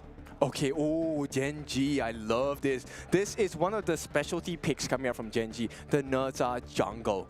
Now, it does well in this matchup because he's quite hard to catch. And when you have a Princess Frost who's so reliant on her second skill to be able to maximize her damage or to get control down, I think Nerza is a smart pick here. Smart pick. I mean, a lot of access to get on, but it's coming back to the laning phase, the early game. How are they going to deal with this Myosotis pay, right? Is the Neza the right pick to really counter that?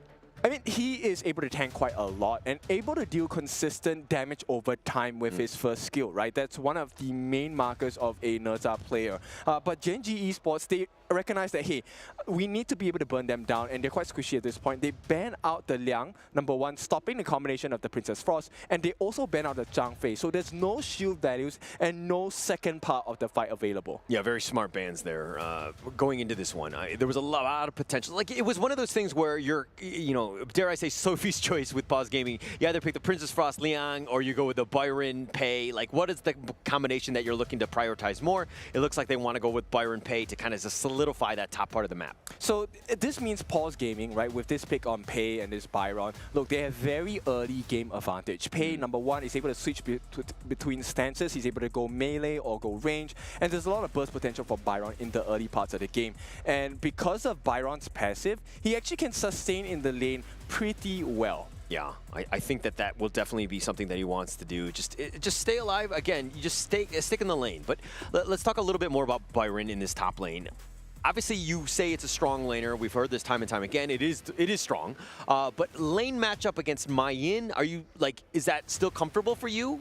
I think it's okay, right? End of the day, it doesn't really matter that much whether I can win the lane. It's really about that space right at the top, right? Who gets that faster rotation? Because I believe in order for you to die in a clash lane, 1v1, a pure 1v1, it really is a skill matchup. Like, how much understanding do you have of your own and your opponent's hero? All right. Okay. No, I totally agree with that. And it's going to come back to just like how these players want to play. Snow's absolutely amazing. Wawa is very good as well. But the last two picks from Paws Gaming, Marco Polo, Yarya, the tried and true. This is what made Paws Gaming pick these two here? It's the insane amount of control that they have. They have Princess Frost, they have Byron, and okay, a lot of people don't expect it, but Yarya as a support, here's the list of skills that she has. She's able to throw out a Wandering Beam. That's the name of her first skill. It actually gets a stun that is tracking. It follows you until it hits you. So you're able to stop multiple people on the side of Gen.G. Secondly, the more important skill is the Verdant Protector. This is where she actually gets on top of you, provides you a healthy amount of shield. So, not only do you have stuns, you also provide extra help for this Marco. He can play a little bit more risky. Yeah, all right. This is a family show. Nobody's getting on top of anybody else. Let's just be very clear with this. But we're going to be going into this one. It's going to be game one. I'm very impressed with these drafts. I like both of these squads, but Kin, who are you giving the edge to? I prefer the stats of Paws Gaming, but I'm really hoping Gen.G shows up today with some unorthodox playstyles. Yes, same. Likewise. I think that's going to be key. How does Gen.G kind of respond? They know that they have a giant juggernaut to deal with in Paws Gaming. Are they able to just stymie this growth of this team here? I think, you know what, if I'm on Gen.G, the first person I'm looking at is, let's stop that Byron, right? Or we stop the Pei. That is the winning formula that allows them to snowball, because early game Marco doesn't really do much. Yeah. I mean, he's going to need that space and time just to get going, right, with the farm. Yeah, for sure. And even though they have a Yarya, until she hits level 4, the extra shield value does not come online. Yeah, it's not too much to begin with, but, you know, that Yarya can be super annoying in lane, has definitely a lot of impact, and it looks like he's going to be more, you know, roaming around. But you were talking about putting pressure onto Snow. It looks like they're going to do that. Klo and Wawa just hammering it down onto Snow. He is taking risk only because he has his passive. Yeah, he has the passive, but he's actually going to go into the brush. He's going to give up first blood, I believe. No, he's looking to turn this. Clue's like, buddy, Wawa, help me out, brother. And Wawa, oh, the flash away. Snow trying to style on him. And he tries to dodge this one, and he eventually gives up first blood to Clue. Of all the people to get it, Clue gets the first blood. This is a great start for the side of Gen.G, but it's not something that is too detrimental to Paws Gaming. Yeah, not the worst thing in the world. I mean, it is your Clash Laners, and yes, Clash Lane lives matter, but I think it was a great start for Gen.G, really trying to prioritize it. You're talking about a vulnerable lane, that's it. Exactly, and this also then makes Myosotis' life a little bit difficult, but Myosotis, as a paid, he is one hero that is great at farming, taking camps. He's very mobile, he's very fast. So Myosotis already hitting level 4 before Rock, so this is a good sign for the side of Paws Gaming. Yeah, it's going to be a little bit tough for, you know, Gen.G to kind of keep on pace. I'm not a huge fan of the Neza jungle in terms of just like how they're able to kind of keep on with this, but it looks like Myosotis leaps away, does get the safety, Gen.G putting the pressure on, and it looks like Gen.G backing off at this point, but in the bottom lane, you know, it looks like Ray all by himself. And if we're going back into this mid lane here, look at Rock continuing to just take whatever, you know, he is your win condition, right? And they're funneling a lot of the farm into him. Yep, it's very important to kind of funnel farm into your farm laners. I mean, that's why they're called farm laners, right? But this first interaction, if Snow falls again, it's going to be disastrous. Oh, he's going to get whatever. He pulls him back, but the Frigid Prison, it was a trap in mind, and now Rock has to stay alive. Here's Inua looking to go for this one. Xiao Yang will get on out of this. The Frigid Prison is going to be missed on this one, but Snow at half-life. That was a beautiful bait by Snow, and look at the space he has bought. Myosotis now, Clue cannot stop him. Yeah, no chance at this. Myosotis is looking to just take this, and Clue, you said he couldn't, and Clue was like, no, bet. How do you win against a pay? Oh my goodness, Clue, you're such a good player. Yeah, it's such a good player. Being able to snipe that one away and take it away, and that's got to be frustrating for Myosotis because he was like, okay, this is a freebie. I'm going to take this one away and make it difficult for Rock to even get going. But it's a small win, it's a consolation prize because Rock is still unable to keep pace with this Myosotis pay. Yeah, but Feng-Ji here backing off with Qinglin attached to him, not on top of him. Well, kind of inside him, right? He's like providing him that space, the immune system. That might have been worse, I'm not sure. But still, we're going to be here. Level 4, hitting that mark and having that ult and having that potential for the Verdant Protector. I think he could go even more aggressive, kind of putting a little bit more pressure onto Ray. It really then comes down to when he hits that first critical item, which is a Spark Force Dagger for this Feng-Jie Marco Polo. Yeah, Feng-Jie's on point right now. Oh, the leap forward, he finds him, the Unending Sorrow, and he's looking to go in return, the Skyfall on, but now Rock just pushing them away. They're going to back off. Okay, a decent start, 1-1. It's not the biggest gap between the both teams, but as expected, Paws Gaming going to have a small lead here. Yeah, small lead, but Wawa waiting patiently, waiting for something to happen. 4 minutes is about to happen. The Tyrant will be spawning. People will be making a beeline towards that bottom area, but they want potentially a bit of a pick-off before they go. Feng-Ji doing a great job on this Marco Polo, has the lead in the farm lane. Okay, so this is going to be the start of the Tyrant take, but it looks like Gen.G, they want to get the information first. They cannot rush into this situation. Cannot force it down. Qinglin a little bit on the low side. Verdant Protector, he will connect. And it looks like Myosotis easily takes the Tyrant. Gen.G not in position to contest. I'm just curious, on the Gen.G side, right? Like, what moment are they waiting for? Like, where is this turnaround condition going to appear? Yeah, I mean, look, I think it's more of them just kind of like hold the line more than anything else, not to lose too poorly, because again, Myosotis, he will put that pressure on. You're already starting to feel the effects of this bottom T1 even almost going down, but Inua has to use the Unending Sorrow. Myosotis leaping away, the Storm Strike in, and Snow finds him out. Here's the Skyfall, they want that return, but Myosotis dashes over the wall, he gets the safety, and now Rock is in trouble. Snow is looking to go for that one. The Frigid Prison is not going to connect. That shows you how well Snow knows about what Inua is trying to do, right? He actually saved the flash for that perfect moment to get the kill as well. And now, the map pressure is just insane. Paws, the players are shouting as well. They see an opening. Mid T1 immediately opened up with the T1 at the bottom taken down as well. So Paws Gaming playing the macro game so well. Yeah, I mean, they took down Inua and they were like, okay, this is an opening. We have the numbers advantage. We have everybody congregating in the mid lane, and we're able to take that mid T1 down very smooth. A huge win for Paws Gaming, and again, why they're so strong. Yeah, 1v1 though. Wawa as well as Snow. This is a pillow fight, but no stones. This is all feather. Yeah, all feather. no chance. I mean, it's a better love story than Twilight at the end of the day. Nobody's going to be actually killed. But Rock in the top lane, now he's going to make things happen. And now we have a bit of a tryst with 3 members here. He gets a little bit serious, gets the pull back, and Snow doesn't look like he's going to survive on this one, and Rock will pick it up. But is it really a win for the side of Gen.G? Look, the T2 at the bottom now being pressured by the side of Ray. Ray all by himself, the flash away. He does get to safety, but here's a Skyfall coming in like a thunderbolt, and he goes in. The Feng-Ji tries to stay alive. He's going to be killed, and this is looking bad, but they want revenge. Clue trying to run for his life. Miles Otis gets the pick off, and now Rock trying to fight this one. It's 1 versus 2 technically. Miles Otis, the leap away. Wawa looking to cut off the angle of retreat. Chingling will be killed, and they find Miles Otis as well, and Gen.G make them pay as they come out with a trade 3-2. This is why Gen.G is so scary. Look, we have seen Paws Gaming dominate from the Pro League all the way into KWC for their first few games. But Rock is making them look like, hey, this is an even fight. Yeah, this is definitely an even fight, but what is the numbers advantage in favor? And Gen.G, Rock is in a bad spot, stuck around and found out. But he did force that the Azure Golem to go into the hands of Feng-Ji instead. Miles Otis needs this pretty badly though. Yeah, he definitely needs that one. It would definitely help, but I mean, look, you've gotten the kill and you've gotten the buff, so I guess there's, you kind of came out on top. Yeah, I guess so, right? End of the day, look, I think based on the performance here, Gen.G is very reliant on Rock. His Nerza needs to stay alive because he is a true problem to the side of Paws Gaming because number 1, he's so tanky, but he's also burning them with damage over time from his fire tip spear. Yeah, and look, I mean, Gen.G will pick up almost any sort of heroes. They'll kind of play some crazy strats, but at the end of the day, their strategy is the same. Let Rock cook. In this one, he's only, what, 3rd place in terms of the net worth on his own team. He hasn't really had that impact. He needs to just, like, as you were saying earlier, he needs to stay alive and farm. Okay, even though he is 3rd in terms of farm, but they have a good chance. They have quite a lot of disable on the side of Gen.G, right? They have the stun coming out from Inua. They also have a stun coming out from Ray and Wawa. So this is a situation where it could turn really ugly for Paws Gaming. Yeah, it could be, assuming that they were able to kind of stack that. But look at how Paws Gaming, they're like, okay, we have this lead. Let's be aggressive. Miles Otis waiting in the wings. Who's going to spot themselves first?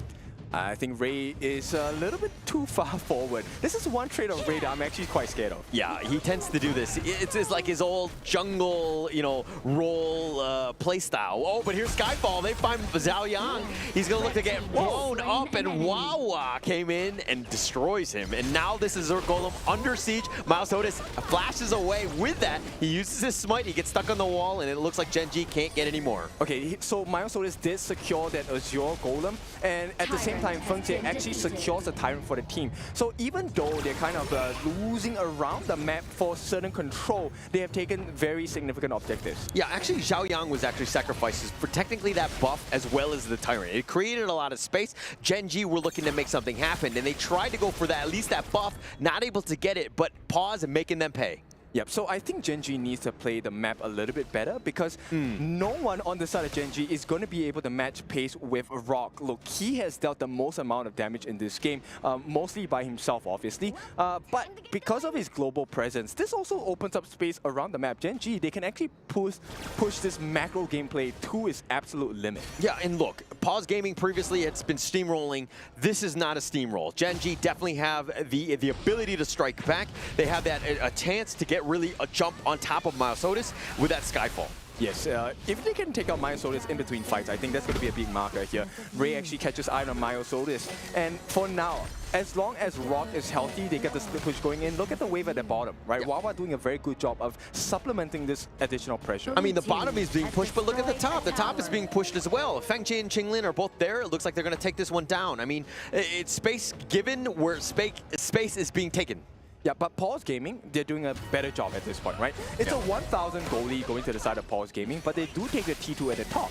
Yeah, and so back to kind of what we were talking about in the pregame, it's the macro play that you're seeing by Paws Gaming, able to kind of out-macro Gen.G, taking more off the map, being smarter with their movements, and they're being rewarded for it. Yes, this reward is well worth it. 10-minute mark. They have to steal this away from the side of Paws Gaming, though. Yeah, the Resplendent Revolver from Gen.G. He has the roaming gun away. The Tyrant is going to reset here, but they're looking to go. Snow is in the bottom. They find this one. Wawa in a bad spot. He gets a little bit serious onto Miles Otis. He tried to go in. He actually is going to have to just stay alive, but Miles Otis back on the side. Clue a little bit on the low. Wawa looking for that pull. Snow and Xiaoyan looking for their target. They find Clue, who dashes over that wall. They get the Storm Strike right onto Ray. They're going to continue it on. They're bashing it on. Snow is all fighting 1 versus 3. Miles Otis and Rock, and they're trying to kite Rock out. They get the pick off, but Xiaoyang is being traded. Ray has been picked off as well. Make that with Inua, 3 members down, but they finally get Miles Otis, and it looks like it's going to be a 4-for-2 trade in favor of Paws. So both teams had to abandon that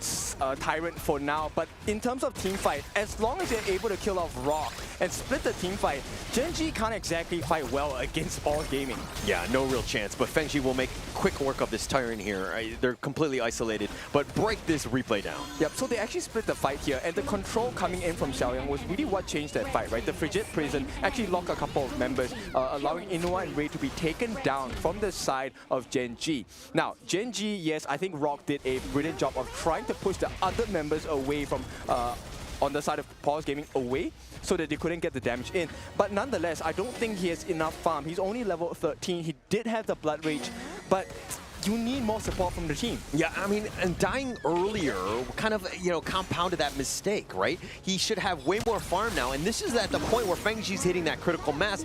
He is going to carry this game. He's doing the most damage with 43,000 thus far, and he's only going to do more as this game goes on. And this is the issue that Gen.G needs to fix, right? In that particular engagement, who is going on first for them side of Gen.G? Nobody, right? They still have to deal with Snow, who's on the back lines trying to get the mace slaps in. And in the middle of this, because of the chaos, Xiaoyang as this Princess Paws is able to get the stun hit.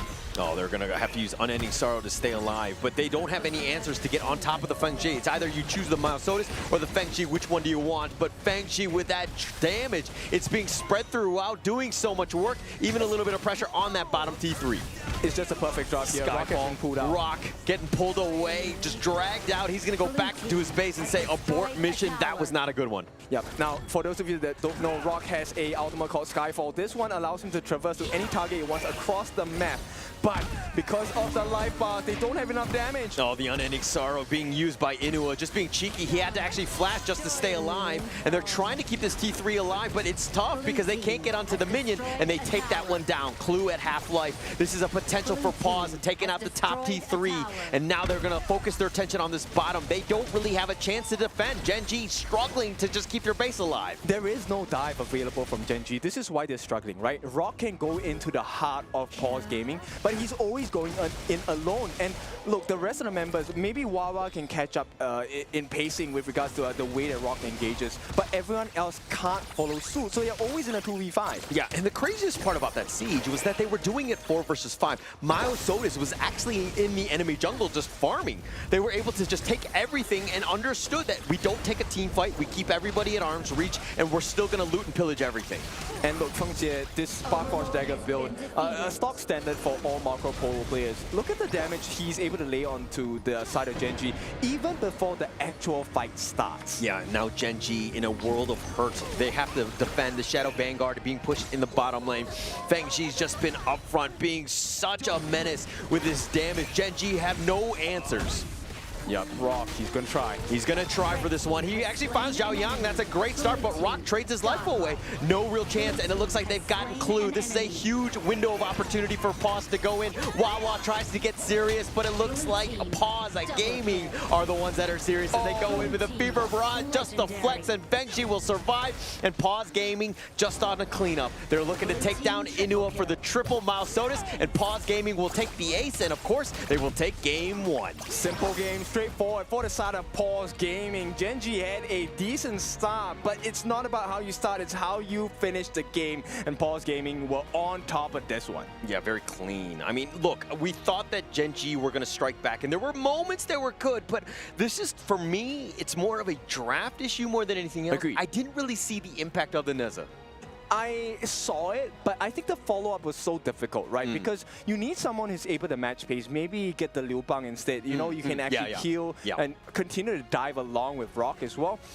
But once again, you don't want to burn all your cards, even though it is a best of 3. So I think Gen.G, they did give a good try. But once again, it's a draft difference here. Yeah, definitely a draft difference. But you have to have the perfect draft and then the play style to just lock it down. They really couldn't lock it down anyone from Paws Gaming at a certain point. There were moments that you're like, this is 50-50. Gen.G's really striking it to him. But Paws Gaming is like, actually, we're fine. We got Feng Shi. We're surviving. We're going to do the damage and just get all the kills that we need. Yeah, in the fights, you actually...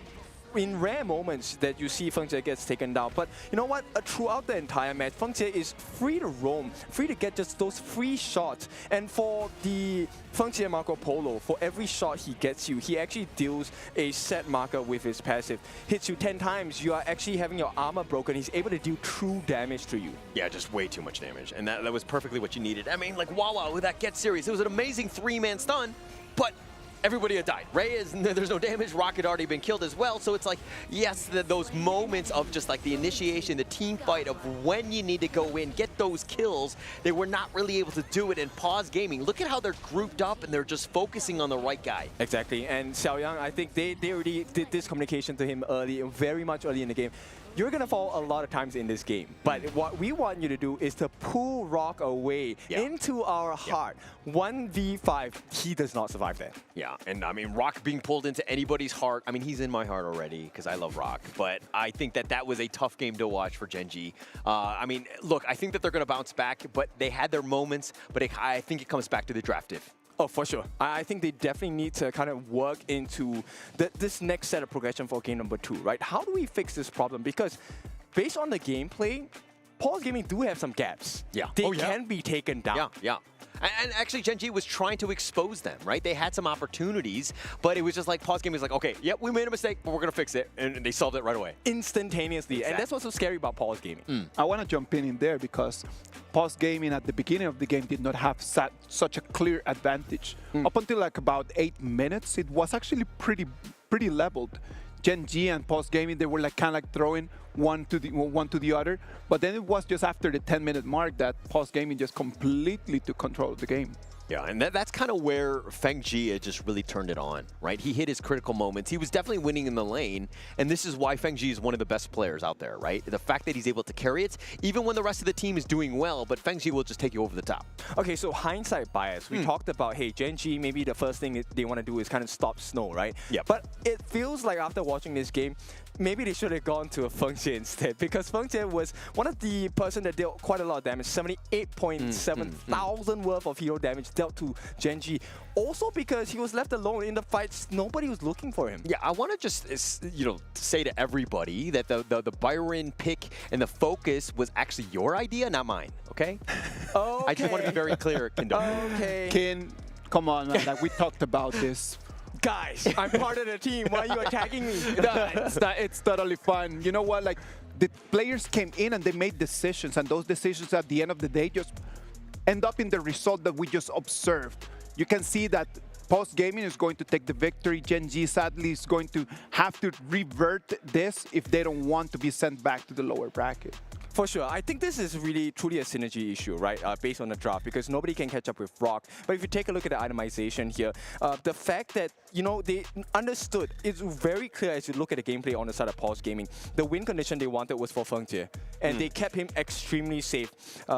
Heals coming from Qingling. They also had the redemption as that support item to give him the extra shield. And to be honest, as a Marco, when you take stun, it is very greedy because there's quite a lot of stuns available on Gen.G. Yeah, and you don't have cleanse to kind of deal with that. Yeah, I mean, he was playing a very high risk, high reward type of build. I love it. And he knew that he was going to be supported by his teammates, which he did. And so that's exactly all you want. It's a team game, and he knew his buddies were there to help him. Could we agree that Feng Jie had an amazing game? For sure. He had one of the best games possible. I mean, if you're looking at Marco Polo performance, right? The fact that you're going greedy with the stun, hoping that your team's going to cover you, and the way that he pulled off that game, nobody was able to pay attention to Feng Jie. I think that's the most impressive thing. Sure, when left untouched, Marco is a beast, and that's why he is also going to be MVP. If we agree, they have to agree, and the most valuable player for this game is going to be Feng Jie and that Marco Polo. 7-1-3 of KDA, that is lovely. One of the things that I loved about his performance is that everyone is thinking about, okay, that most of the resources are going to go to the Pei, and Pei is going to be the one that's going to set the pace. But it was Marco Polo at the end that the one that stood up. I mean, the biggest thing about Miles Otis' Pei is that it's about putting an impact in, being aggressive, so that it attracts a lot of attention to deal with that. That space created for Feng Jie to really get going, and they understand how they play this one out, because again, Marco Polo needs time and space, and he was given all of that. Exactly, and you know what? We're human. We have one pair of eyes, right? So we're looking at one target. Maybe if you have the skill set, you can look at another target. But at the same time, you know, Gen.G tried to focus on the Xiaoyang. There's 3 different people to look at, and you know, if you're not all focused on one target, you kind of get messed up. That there's a split in your attack and your catch, and you know, Paws Gaming really took advantage of that chaos. Yeah, I think the biggest mistake by Gen.G, obviously you were talking about the Byron, that mistake or whatever, but it doesn't really matter about the hero, it's about the player. It's you know, find Feng Jie. Where is he across the map? Always ensure that you're out farming him or making his life difficult. He is definitely the win condition of this team. You gotta stymie his growth. I love the Yarya pick with that Marco Polo as well, right? Because of the Yarya just being with Marco Polo all the time, that allowed Marco Polo just to completely take control of the lane, take control of the resources, and after his snowball, he was just too big for Gen.G to control. Exactly, and he's already quite difficult to kill because he has skills like his second skill, the roaming gun. He's actually able to move a short distance away, so he's able to reposition. So besides having to deal with his mobility, now you add on that Verdun Protector from Yarya, her ultimate, where she gives him the extra shield, and he also has stun, and it suddenly becomes like mission impossible. You cannot kill this man. Yeah, I'm actually, like, I want to kind of be challenged later. When we play our ranked games, I want our farm laner to be Marco Polo. I'm going to be Yarya. I'm just going to be Verdun Protector, and I'm just going to be AFK. I'm going to talk to Blam about that, man. I'm telling you, Blam is going to have to be in there because I don't think that I can take the farming. I can do a Marco Polo. Yes. My win rate is higher than 25%. Yeah, it's actually improved. I need to go and see your stats, man. Like, your win rate on every single hero is just so high. Yes, high it is. And that's what we want from Paws Gaming at this point. One step higher as they look to close this series against Gen.G. Just very clean, right? I think that this is something that we've learned to come to expect from Paws Gaming, and just being able to close it out. Because even when Gen.G was striking back, especially in that tumultuous early game, it was like 2-2 in terms of kills. But Paws Gaming were like, hey, don't panic. We're still good. This is our game. We understand how to close this game out. Okay, not to say that Gen.G are so much lower than Paws Gaming. That's not the case. Right now, for Gen.G, based on the performance, I think you can understand that they have a decent understanding of this game. Just the draft didn't go well for them. So this BP is super important. If they can get a good BP out of this second game, they could potentially tie up this series. Yeah, and look, it wasn't like a complete stomp. Gen.G had avenues of attack. They had opportunities to get back in this game. But unfortunately, just Paws Gaming just too strong in the end. It was closer than the scoreline like showed. But I think that this is still an opportunity for, you know, Gen.G to strike back in game 2. I think they just hit their timing is much faster. Right? The winning condition coming out from Paws Gaming was fulfilled much earlier compared to what Gen.G wanted to do. They wanted to give more time for the DRNG for raid, right? But of course, the way that Paws Gaming plays, they don't just stop you from growing. They start growing monstrously fast in that early game. They take away the resources and they keep them for themselves, right? Exactly. They're hoarding all the gold and EXP. Yeah, taking everything, right? But look, Gen.G, at the end of the day, they need to stick to their tried and true, which is get rock farm. You were talking about how Feng Jie was largely off the map. He was quiet in the early game, but then he was hit that critical mass and just blew everyone up. They need to do the same strategy with Rock. He's protect the president. He is the guy. He should not be playing Neza or these like sort of like initiator types. He needs to be taking the farm lane or some sort of hero that can like an assassin style that can just take over the game. Exactly. Maybe just ramp up the pace even more, right? Because they did manage to keep pace with Paws Gaming. Yeah. And if second game they pick a draft that is unable to keep pace with Paws Gaming, I fear for their lives, because Miles Otis is one of the fastest junglers in KWC. Look, it's not going to be an easy task. If I said it was, easy, any team could have done it. And there's a reason why Paws Gaming are the Titans that they are, is because they're so good. The players understand how to play it. They know exactly what they need to do. They are a very well-coached team, and they're starting to gel well with one another. Exactly. As the days go by, right, every single team is improving. They're actually watching and learning from all the other series as well, similar to you guys watching at home with us. This is the time, pay attention to Paws Gaming. I want to see what kind of draft they're going to start with. Yeah, and I mean, look, I want to see how Gen.G bounce back. I don't know if this is the right time to be kind of throwing something crazy out. I don't think, nothing is really risky, but you might want to try something, especially at this moment. I mean, technically, you're not out of the tournament. Obviously, this GSL format makes things a little bit more risky because nobody wants to be in the lower bracket and you want to win one of your games. But this could be an opportunity. Paws Gaming is not going away. I agree. You know what? Maybe Gen.G should try out Clue's favorite hero, the Zhang, and also one of the most spectacular performances from Inua in the Pro Leagues was his Garemo. Of which we have seen in the previous series what a good Garemo can do. Yeah, actually, that's been the biggest thing from Gen.G. It's been mainly the rock show, and that's usually their MO. But Inua had really been stepping up. We'd seen him, doing very well in the KME as well, with the Mai, the Yixing, Lady Jeanne. There was definitely heroes that he's very good with. They haven't let him kind of hit that mark yet. I think that largely he's been kind of, hidden away. It's a bait. This is a bait. They're trying to get Gen.G Esports to pick up the early, and maybe they'll secure that Lady Sun Ming combination. Similar style to that Yaria and Marco Polo combination. And that is one of the most deadly combinations that Paws Gaming has shown us since the start of their team. Yeah, I love that combination. I'm a Ming player myself. I'm always just looking for my Lady Sun. And there we go. Gen.G, they take it. So in a way, they kind of take the bait. Do they respond with the Ming and Lady Sun? Arlie is great, right? And the probable buddy that they're going to give this Arlie is either the Zhang Fei or the Diadea, both of which give her shields or heals depending on who you pick. Yeah, but also the Arlie pick kind of showcases the fact that Rock will be shifting back into the farm lane. I tend to find that Ray doesn't really play as mechanical of heroes, and so they're going to do a little bit of a shift. Basically, they're saying that Ray will be picking more of a tanky jungler, which is more of his playstyle. But there's no Ogren. Ray does well with the Ogren, and this time it is not allowed from the side of Paws Gaming. And likewise, they actually pick up the Mai, Shiranui, and Dun. As we know, right, the stats for Mai so far in KWC, not the best, but we're talking about Xiaoyang here. Yeah, he has that potential, right? He's, look, I think the tank meta has largely passed. It's definitely not as much prevalent as it used to be, especially last year in Championship and all of that. And things have kind of changed a bit where things are more high-flying, definitely assassin-style heroes like the Fade, right?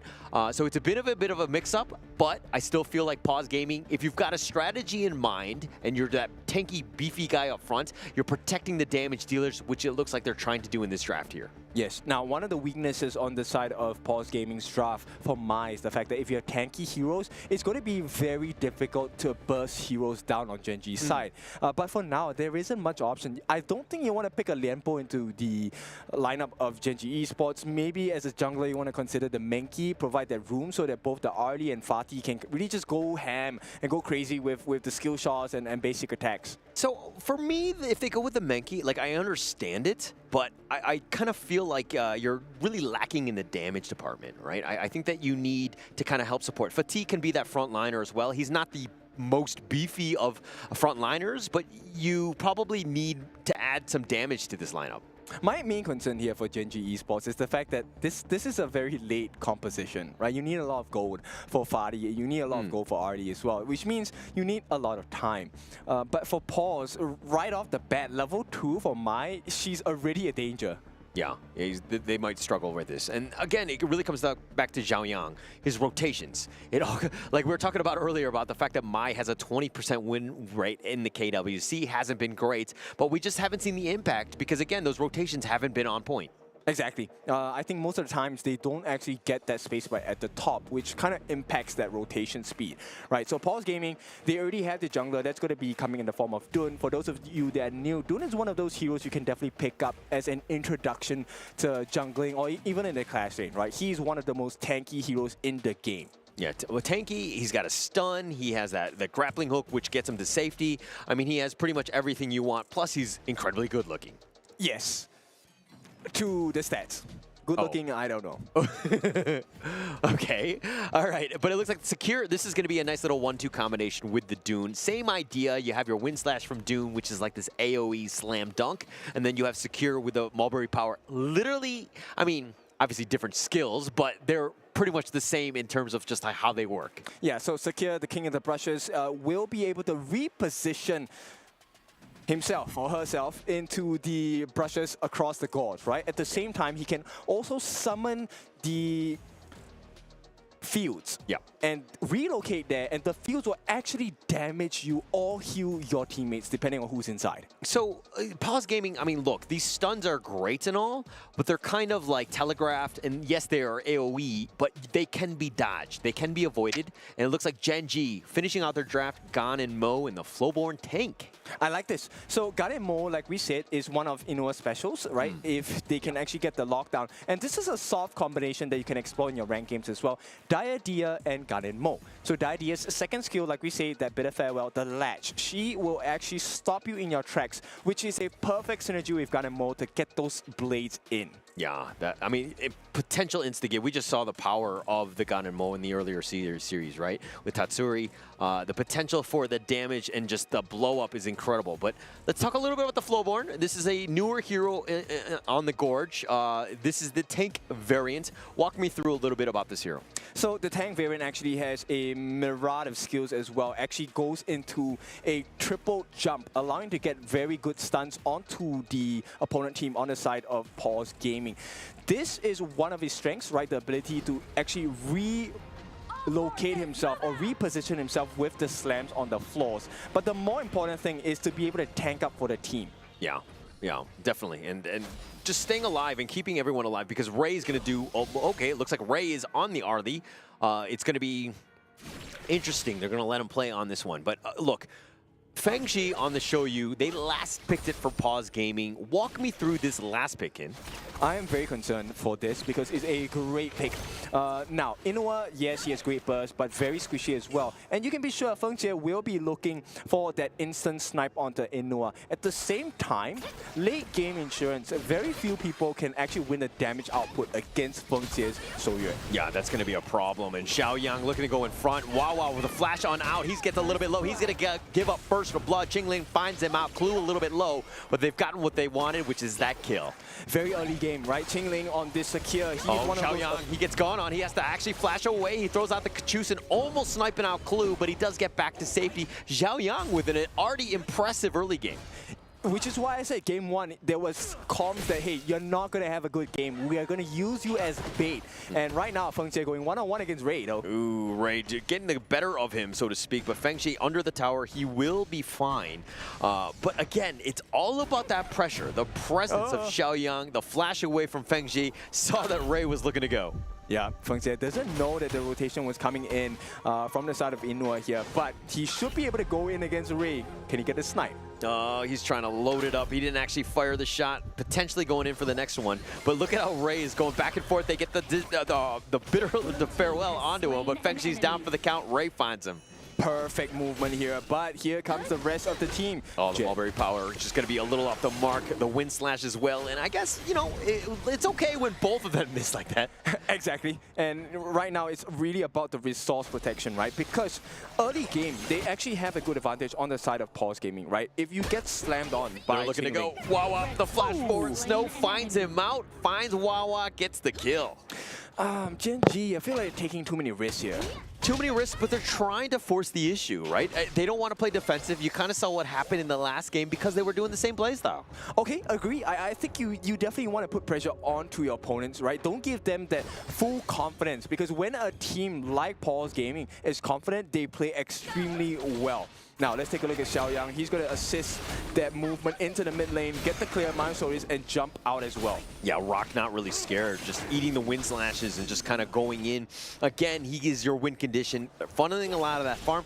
Is that a mistake though? Do you want Inuo to get that farm or do you want Rock? I think Rock needs to get the farm. He needs to be tanky enough for the team to survive. And then you can kind of use that aggression or defensive aggression. Hang on. Okay, looks like they're going to go in. Qinglin backing off on this one. Clue and Qinglin, these guys are going to be skirmishing quite a bit. Ray putting a little bit of pressure on, having a much better game than he did in the last one. Yeah, Clue now getting a little bit. Oh, Wawa. Oh, they find Wawa. The flash back. He does get to safety. And they were potentially looking to go. But again, this is the Mai, the power of the Mai. You have the rotation speed and the burst damage. And so far, Xiaoyang has not taken a fall, I believe. So this is a tough situation to be in for Gen.G. Yeah, and looks like they want to go for the steal here. The spike tail will be picked up. Ray is on the back side of this one. But Rock going in. Masotis just again, wind slashing, taking whatever the farm he can get. I think the synergy is a little bit difficult here. This Rock and Inuo combination, it's really hard for Inuo to aim. Yeah, it's not going to be the easiest, right? Especially with that knockback. But Ray, look, he needs to do a much better job. Put the pressure on to Feng-Ji, make him play your game, and make it go. But here's the 4-minute mark. Xiaoyang has to dash away, and this could be a potential opening for Gen.G to take a Tyrant here. Yep, they actually push him away, which is great. But there is huge values coming out from Qingling, and look, oh no, please do not get the steal like that. Rock does secure it. So this is a great start for the side of Gen.G. Great start at this point. I mean, the kills say otherwise, but it's all about the big neutral items as well as getting that your gold going, right? It's about the farm at this point, and Rock taking that one is really going to help out this team. Yep, and right now, Wawa actually suffering quite a bit against Snow in the Clash lane. And the freezing and the neutral objectives like the Space Sprite, all going into the hands of Snow. Yeah, taking everything right now. And Paws Gaming, this is why they're strong. They understand how to play the macro game, extracting whatever they can off the map, being aggressive as well. But I think Gen.G, oh, here's the flash forward. They're going to look to go for Feng-Ji. And you were talking about the strategy of just making his life a little bit more difficult. It seems like they're going to put the pressure on. Yeah, but you're not putting pressure on the Xiaoyang, and here comes the flank. Yes, Snow looking to go for this one. He's been thwarted in that sense. Rock and Ray dodging this one. They're going to take the bottom T1. The Mulberry Power does actually connect, but they're looking to go. Xiaoyang actually flashes. He gets knocked around, and Rock finds him and makes him pay. There's an opening that they have searched for the past 5 minutes, a beautiful ending. So Gen.G, they recover some of the farm. It's pretty much even Stevens at this point. Even Steven, and it looks like they're going to, Wawa will be there. They've made the rotation. They've kind of, you know, just gotten what they've wanted, which is that bottom T1. Now Feng-Ji, less space to farm freely. Okay, but look, end of the day, Feng-Ji on this Soya, he's a late game hero. Having a bad start isn't that detrimental because they expect this game to go for at least, what, 15, 16 minutes if the game doesn't go well. Yeah, but I mean, look, like, you're still, like, up against a Ray, which is Ray Arlie, and it's not the worst thing in the world to have an Arlie in the late game, right? That's true, that's true. I mean, he could potentially jump at the Feng-Ji, burst him up. But then at the same time, you have to pay attention to your own backlines because there's healing factors coming up from Qingling too. Yeah, there's a lot of opportunities. I mean, the sustain, and I like the secure pick because of that. It really adds quite a bit to what Paws wants to do. I mean, the Wind Slash, Mulberry Power, that combination could just be team fight winning. Yeah, I'm curious to see how Inuo will perform this game because I think if there's anyone that's going to change this game for the side of Gen.G, it has to come in the form of either Inuo or Wawa. They are the two that will change the fights even before it starts. Yeah, and I mean, he's doing a great job in terms of the laning phase. Xiaoyang is actually 500 gold behind Inuo, but, you know, Xiaoyang's presence, he's been moving, he's been trying to gank on the different outside lanes, hasn't always been successful, but he's definitely made that presence felt. Yeah, look, Inuo looking on the Myosotis, he will not be able to melt Myosotis down until the next, what, 10-minute mark or maybe 15. Yeah, Rock decides to get the leap in. The Wind Slash, Myosotis, both trading blow for blow, but the Unruly Blade keeping him alive. They will be backing off. Paws Gaming understanding, hey, this is not going to be an easy game. They're actually just really neck and neck with Gen.G. He's gonna die. He's gonna die. Wawa now calling a 1v2. The TP was great, but he still gives away the T1 on the bottom. Yeah, Wawa just gets back to safety. Ray will take the top T1, but the bottom T1 has been traded away by Feng-Shi. Space for space, tower for tower. Yep, a lot of potential for both teams now, but the defense comes through for Paws on the top side. But Wawa can't deal with the 2v1. Yeah, it doesn't. He's not able to deal with it. And look, Feng-Shi just munching on those towers in the bottom lane and getting away without any sort of repercussions for that. That is not great if you're a Gen.G fan. Yes, absolutely no punishment. And they get out scot-free. So this is a big concern, because if you take a look at the gold, even though he died once, Feng-Shi is at 5,500 gold. He's about 500 gold ahead of Ray. Yeah, I mean, look, he was a little bit behind. Feng-Shi was not having the greatest of times, but then you give him space. This is one of those things where it's like, hey, if the pressure's going to be on, we're going to go on top of him. We're going to ensure that he has a bad game, and it seems like they took the foot off the gas. Yeah, and you can't fight into a lineup that has Qingling here, already putting the Mulberry Fuse and Mulberry Power to good use. He has not really missed any of the strikes he's been trying. Already it's a Radiance as well. So it's a difficult fight for Gen.G if they're caught unawares. Yeah, but they need to catch somebody out. They need to ensure that they get some sort of kill at this point, because right now they're losing the macro game. Paws Gaming just doing what they can, and they've so much pressure in that bottom lane that they're kind of able to exert their pressure elsewhere. Yeah, the only thing that's silver lining for now is that Inuwa has not been caught. I can assure you, if Paws Gaming get their hands onto Inuwa bursting down, there is very little chance of a comeback for the side of Gen.G. Yeah, Inuwa has not died a single time here, and it looks like Paws Gaming picking up the Tyrants as well. So a little bit more gold in the pockets of Paws Gaming. They will put the pressure on. Gen.G need to respond. They need to strike back. They need to do something here. Yep, they need to. They're trying to call for that middle catch. Rock, is this the place you want to be? Oh, he tries to go all in. He goes under the tower. Masotis is looking to go for this one, but with that Mulberry Power onto Rock, he limps away. Clue is very low as well, but here come the reinforcements. They have the Wind Slash onto Wawa, who went in, tried to get it, does trade his life away with Xiaoyang. It's a 1-for-1, and that's going to be it. Okay, so Wawa for Xiaoyang, I think this is a decent trade, because at the end of the day, take a look at that. They actually burnt out the Pure Sky from Wawa, right? So even though he took that damage reduction for his itemization, it did not help him survive. So there is a lot of damage potential from Paws, and this is due to Feng-Shi. He's already at 6.8, already so close towards that Daybreaker. Yeah, look, Feng-Shi is just an absolute beast, and Rock not in a great spot. He makes him pay. He was just trying to push them away, and Paws Game is like, you're coming at me? This was the worst time to take a fight for Gen.G, but they had to, because they couldn't allow this for free. But because of the mistake, this 10-minute Shadow Tyrant will go into the hands of Paws Gaming. I don't think that you make that sort of play. Rock, I mean, I know he was just trying to clear the wave, but dying there was absolutely monumental. Shadow Tyrant, the first one of the game, going the way of Paws Gaming, and you're giving it up for free. Disaster there.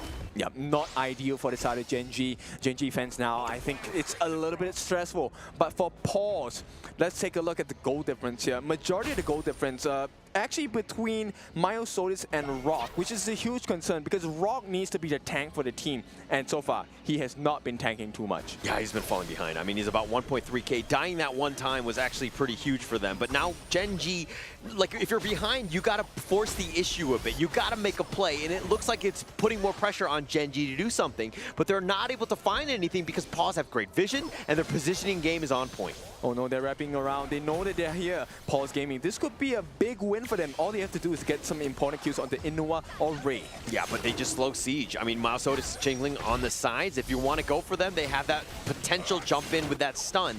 Gen.G throwing everything in this defense. Yeah, but they can't catch it. You can see Inuwa is trying his best to catch his hands on the Feng-Shi, but it's not working out because Soya is one of the longest range marksmen in the game as well. Yeah, longest range. And again, his positioning is on point if they want to go. But Snow gets a two-man stun, finds Ray, catches him out. They get a double kill going the way of Xiaoyang. Yeah, and instantly they make the pressure work for themselves. 2 turrets taken, 3 in fact, as they open open up the T3s for the taking on the side of Gen.G's base. Oh, like it's the noose that's slowly tightening. They're gonna find Rock. They're gonna get the wind slash. Rock is tanky, but not enough. Feng-Chi with that damage. And Paws Gaming, how they were moving across the map, it was very slow. It was almost like, you know, are they really going in for these things? And they slowly tighten that noose, and Gen.G left caught breathing. Okay, so 2 seconds before Ray comes out, but the damage has been done. Structural damage completed from the side of Paws Gaming. They have taken the T3s on the top and the middle.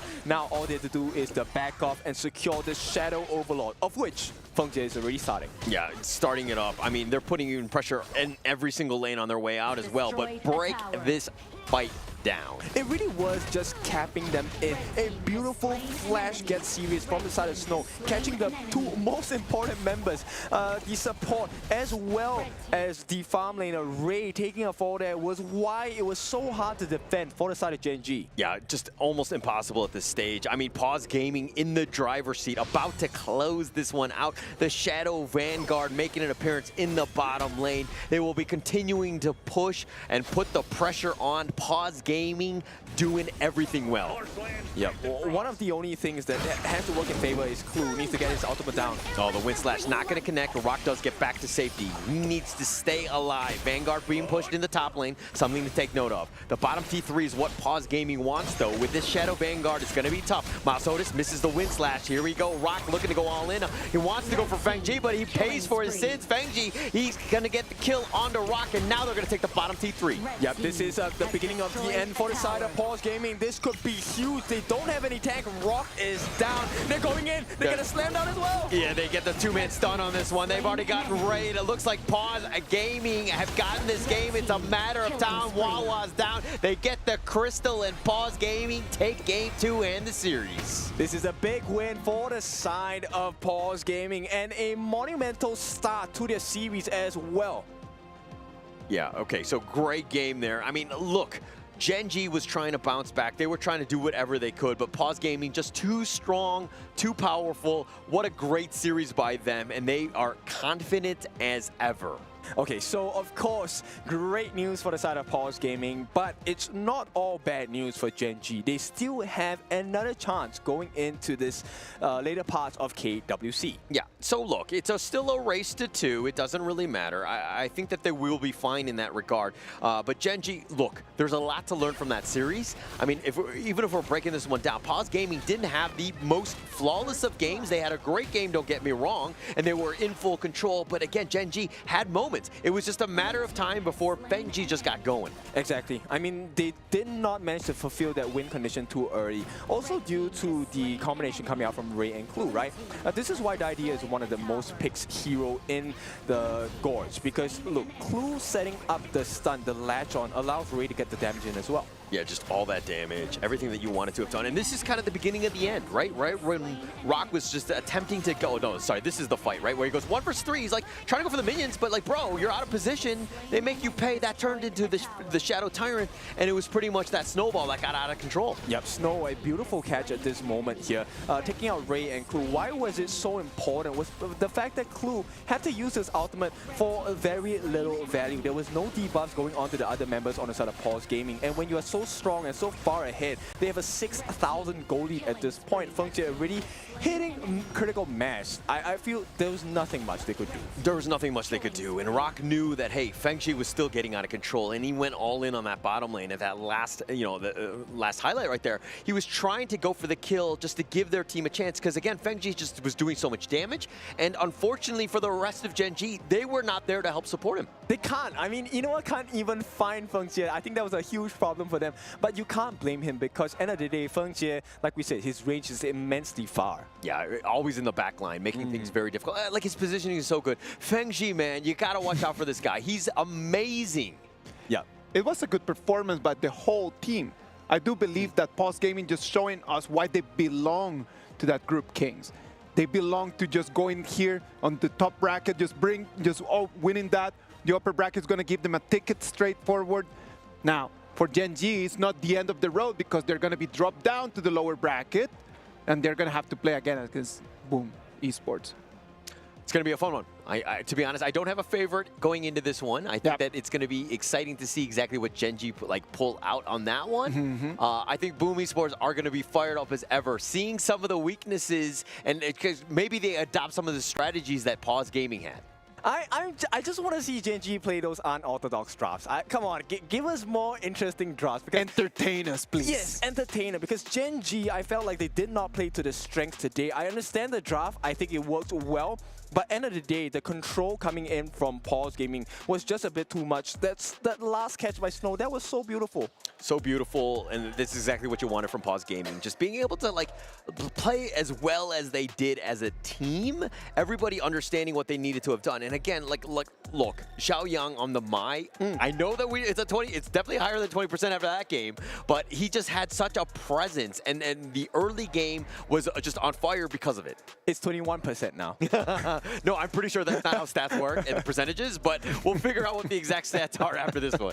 Okay, but nonetheless, like this composition by Paws, I think is something that's very impressive. You can take a look and try to learn from their threats as well. This very early game, I know we don't really see a lot of Sakirs coming into pro play just yet, but I think he will actually appear a little bit more because Sakir is one of those heroes that has a very strong early game presence. When she gets that Mulberry Power Slam, I think it takes half your life for most of the squishy heroes. Yeah, of course, it's a very good way to initiate, right? And that's one of the things that you want to do right now at the beginning of the game. You want to go initiate, just try to get as much gold or resources as you can. What about we move to the MVP? Who do you guys think is going to be? It's got to be Feng-Shi. You think so? Yeah. I think so too. Well, we might have to disagree on that. The MVP for this game is going to be Snow. In that Mayin, I do believe it was the pressure that it created to the backlane that allowed Snow to be going home with that MVP. Or production just really likes KDA because he didn't die a single time. But isn't KDA not important? It's not important. That's why we were going for Feng-Shi, right? Wow, once again, I get uppercutted by both of my friends over here, but that's fine. An uppercut it is, and Snow really did perform and give that uppercut over to the side of Gen.G. Like we mentioned, I think not only that, he controlled his lane really well at the start of the game. I agree with you guys that Fondia was very important for the team. Like you need to have someone in there, and come on, like such a difficult hero, you need to have so much accuracy.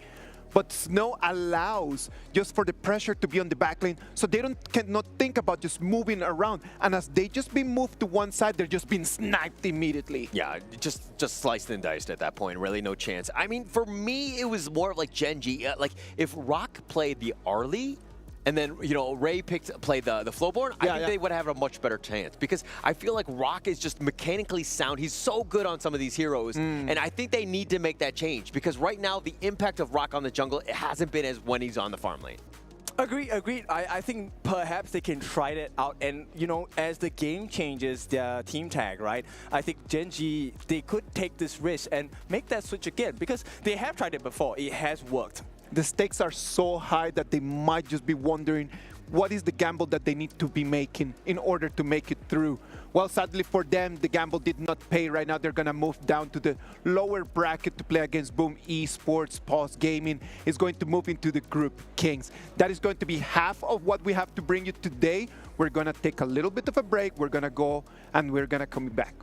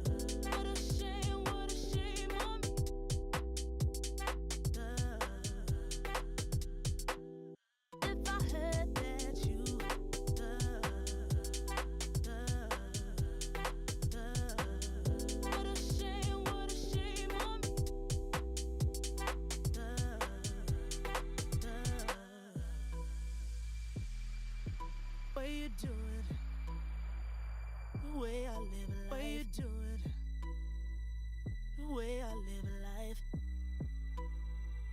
the way I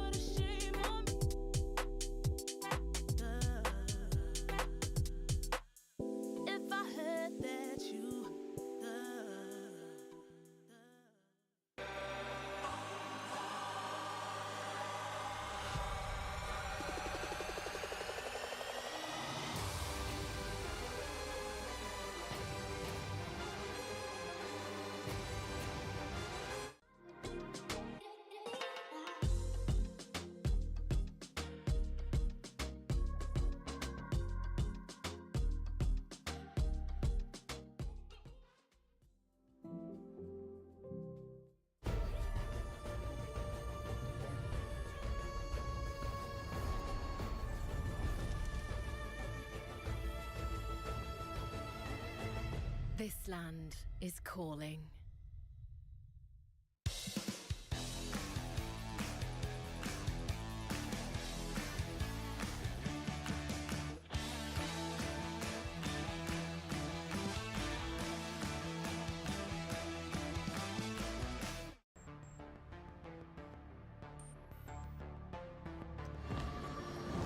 Activating warp jump. Destination? The brightest star.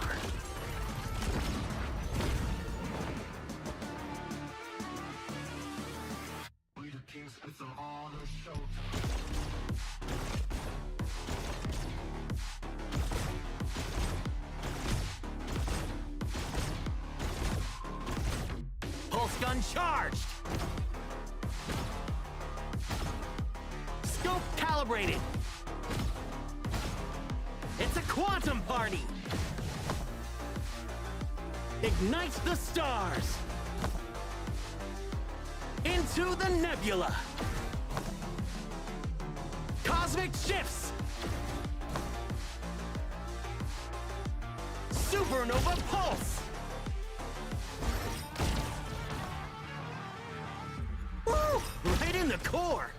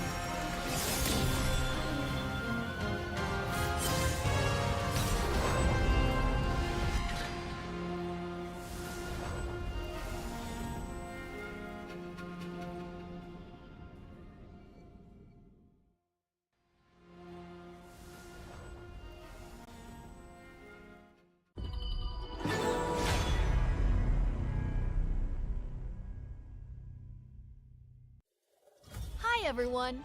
The Honor of Kings Flowborn Outfit Design Contest is officially underway. We've always wanted to make HOK more fun for players. We hope the highly customizable outfit feature of Flowborn becomes a way for players to express themselves.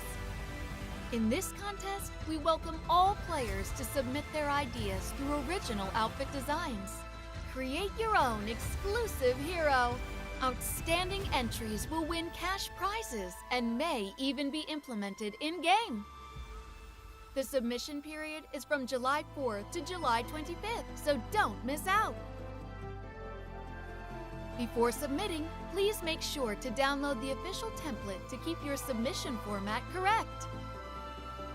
After completing your design, follow the steps to submit your work.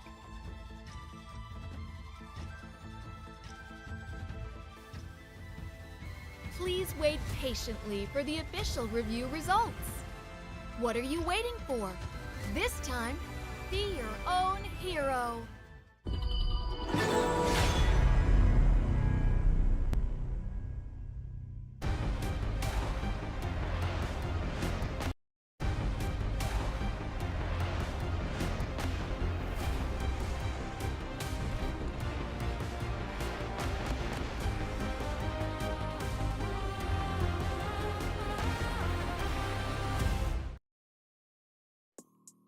All right. And we are back. Team Vitality against Alpha 7 Esports is going to be our second final of the upper bracket. Welcome back. This is the KWC 2025. I am your host, Isaac Peña. Right now, Holler and Keen, they're already back to the green room. And right now we have the carry of our team, Sagi and Blam. How are you, boys? Well, I gotta say, after that first two series, things have been warming up for the entire KWC. Sadly, we got a big goodbye to Blacklist International. They put up a really good fight against Boom. But yeah, that is Esports, that is Honor of Kings World Cup. You got winners, you also have losers. Indeed. I mean, someone has to lose, but more importantly, someone is going to win. And I mean, that's going to be obviously the next narrative for this game, right? Like, this is going to be the next team that goes into the Kings group, along with Paws Gaming. Day 3 is all about that, right? It's all about, like, doing or dying. Like, you need to come and deliver. If you are not able just to come and deliver, then you're going to have to take a ticket back home. Let's move into this game. Team Vitality already there. The 5 boys are ready to come and take this gorge. Yep, exactly. Team Vitality, IKL's number 3, but they are right now in the upper brackets, facing A7 with Tufts in the clash lane, ZanQ, their star player in the jungle, Zan in the farm lane, Neil in the mid lane, and 19 as their roamer. Again, yes, this is going to be their 3rd seed team, right? Like, this is, again, first day they were playing against their compadres of the Indonesian region, obviously Dominator Esports, their 2nd seed, and they were able to take them all the way to a 2-1 victory, right? So is it going to be a little bit of the same thing against Alpha 7 here? They already had a very difficult game as their first game for this KWC, right? And they were able to come victorious. Do you think that's going to be different against Alpha 7? Well, only time will tell, right? Because Alpha 7 is also a very strong bunch. When we talk about Alpha 7, that's going to be coming up shortly. They are a strong bunch because why? Yeah, very good engager. CR7, solid carry. So these two teams, when they come in combat with their game, their team play, their team compositions, it's going to be a fiery match. But Bland, in terms of Team Vitality, what do they have in favor just for them to be able to take the victory? They've got ZanQ and Zane, right? Like, those are their two, obviously, players that stood out to me. Obviously, for day number 1, their performance on these 2 players, absolutely exceptional, and definitely with the reasons why they're able to get to this point into the upper bracket. In order for us to understand better how Team Vitality made it all the way from home, all the way here until Riyadh, Saudi Arabia, we've prepared a video for you to be able to analyze.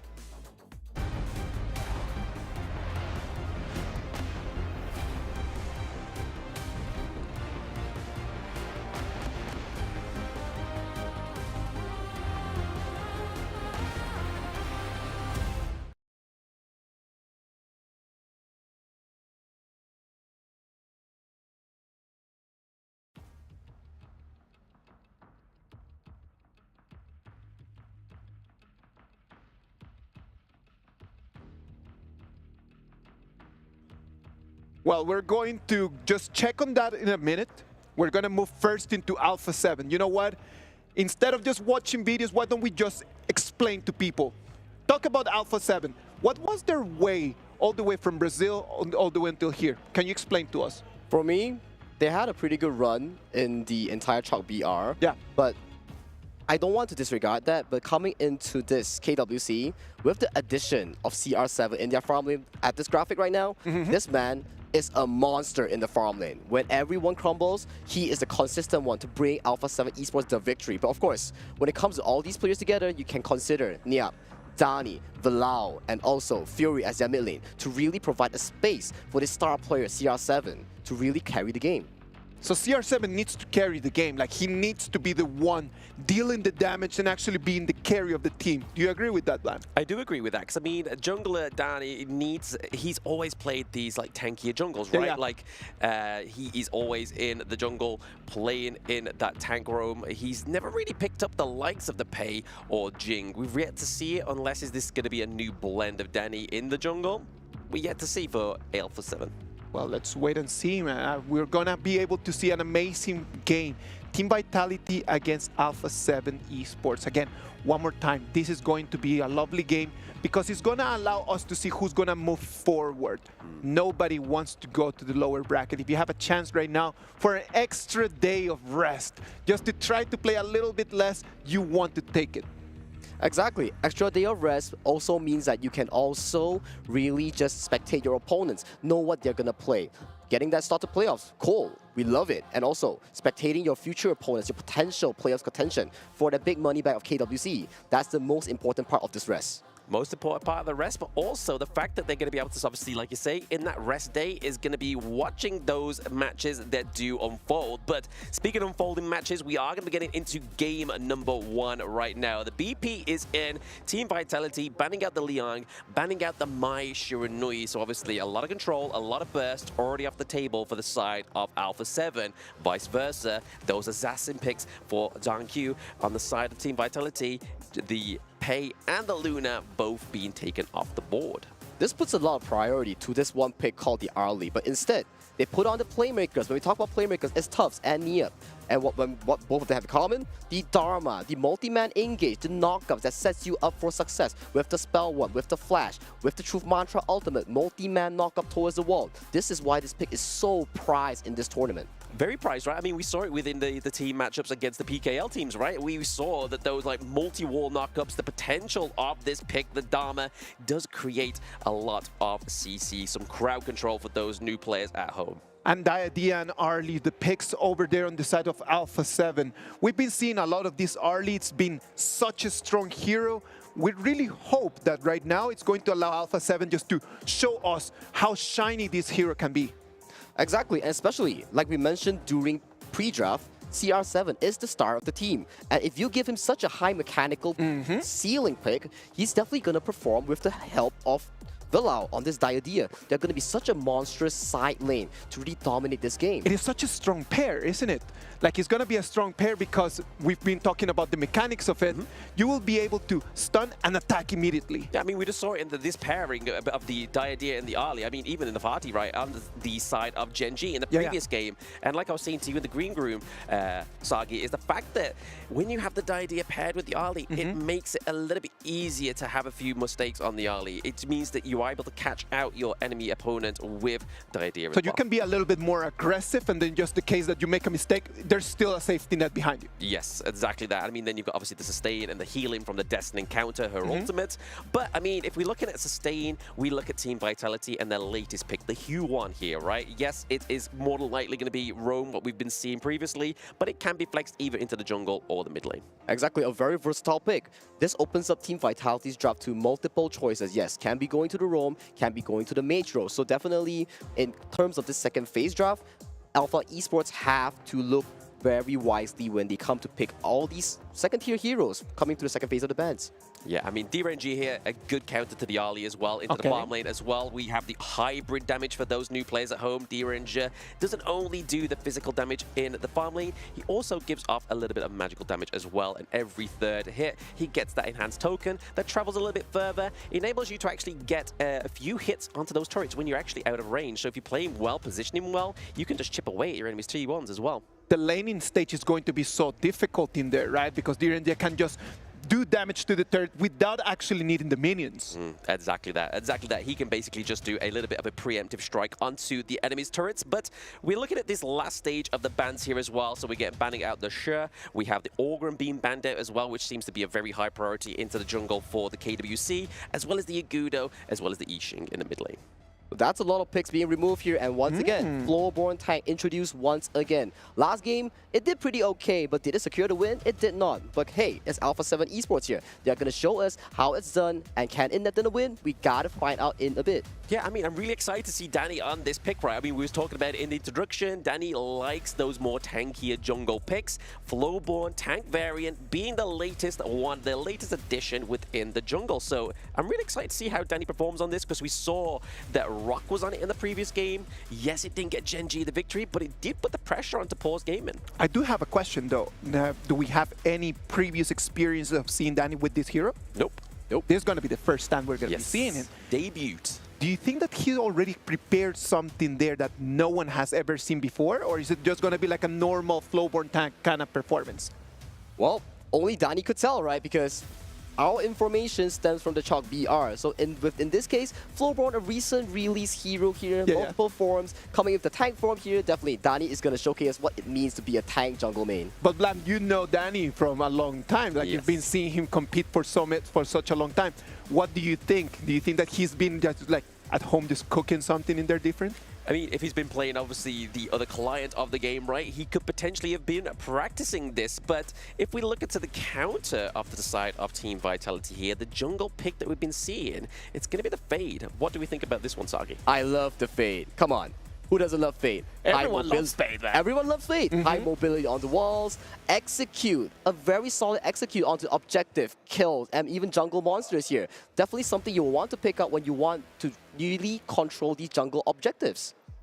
Exactly that. I mean, we get the double execute as well, really. So we saw it yesterday where Fade was being picked up, not using his actual smite onto the neutral objectives, just literally letting it loose with the ultimate, turning the neutral objective into Jade Crystal, smashing it, and then you've got your smite to then go and even try and take on the Azure Golem with the enemy opponents, or even go and like invade some camps and just take a little bit of resources from the gold as well. Saki, you played Fade yesterday when we were playing rank, wasn't it? Did. Yeah, I did. Yeah? I did. Was it like a 15-0? Kind of KDA, kind of something like that. And I played the floorboard tank as well, but I was up into the clash lane and I went 4-2, so that was my first time playing it. So maybe my first time on floorboard tank, maybe it'd be good as Danny's. I hope so. I really hope that Danny's gonna have a great performance, Agi. And you know who I learned this Fade from? Is none other than Gen.G right there from Vitality. Ooh. So if I could play like that, imagine what Gen.G could do in the Gorge after this. I am really looking forward for this game. From up here, the players are ready. Everyone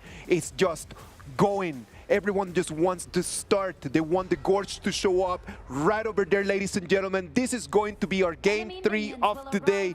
On the blue side, you're going to have Team Vitality. And on the red side, you're going to have Alpha 7 Esports. Yeah, I just love that new aerial view we're getting of the Gorge as well right now. I mean, it just shows you the true beauty of the Gorge onto the game, and you can experience it by playing Honor of Kings at home. But we are going to get into game number 1 here. Team Vitality against Alpha 7. This is all trying to put their best foot forward and getting into the upper bracket.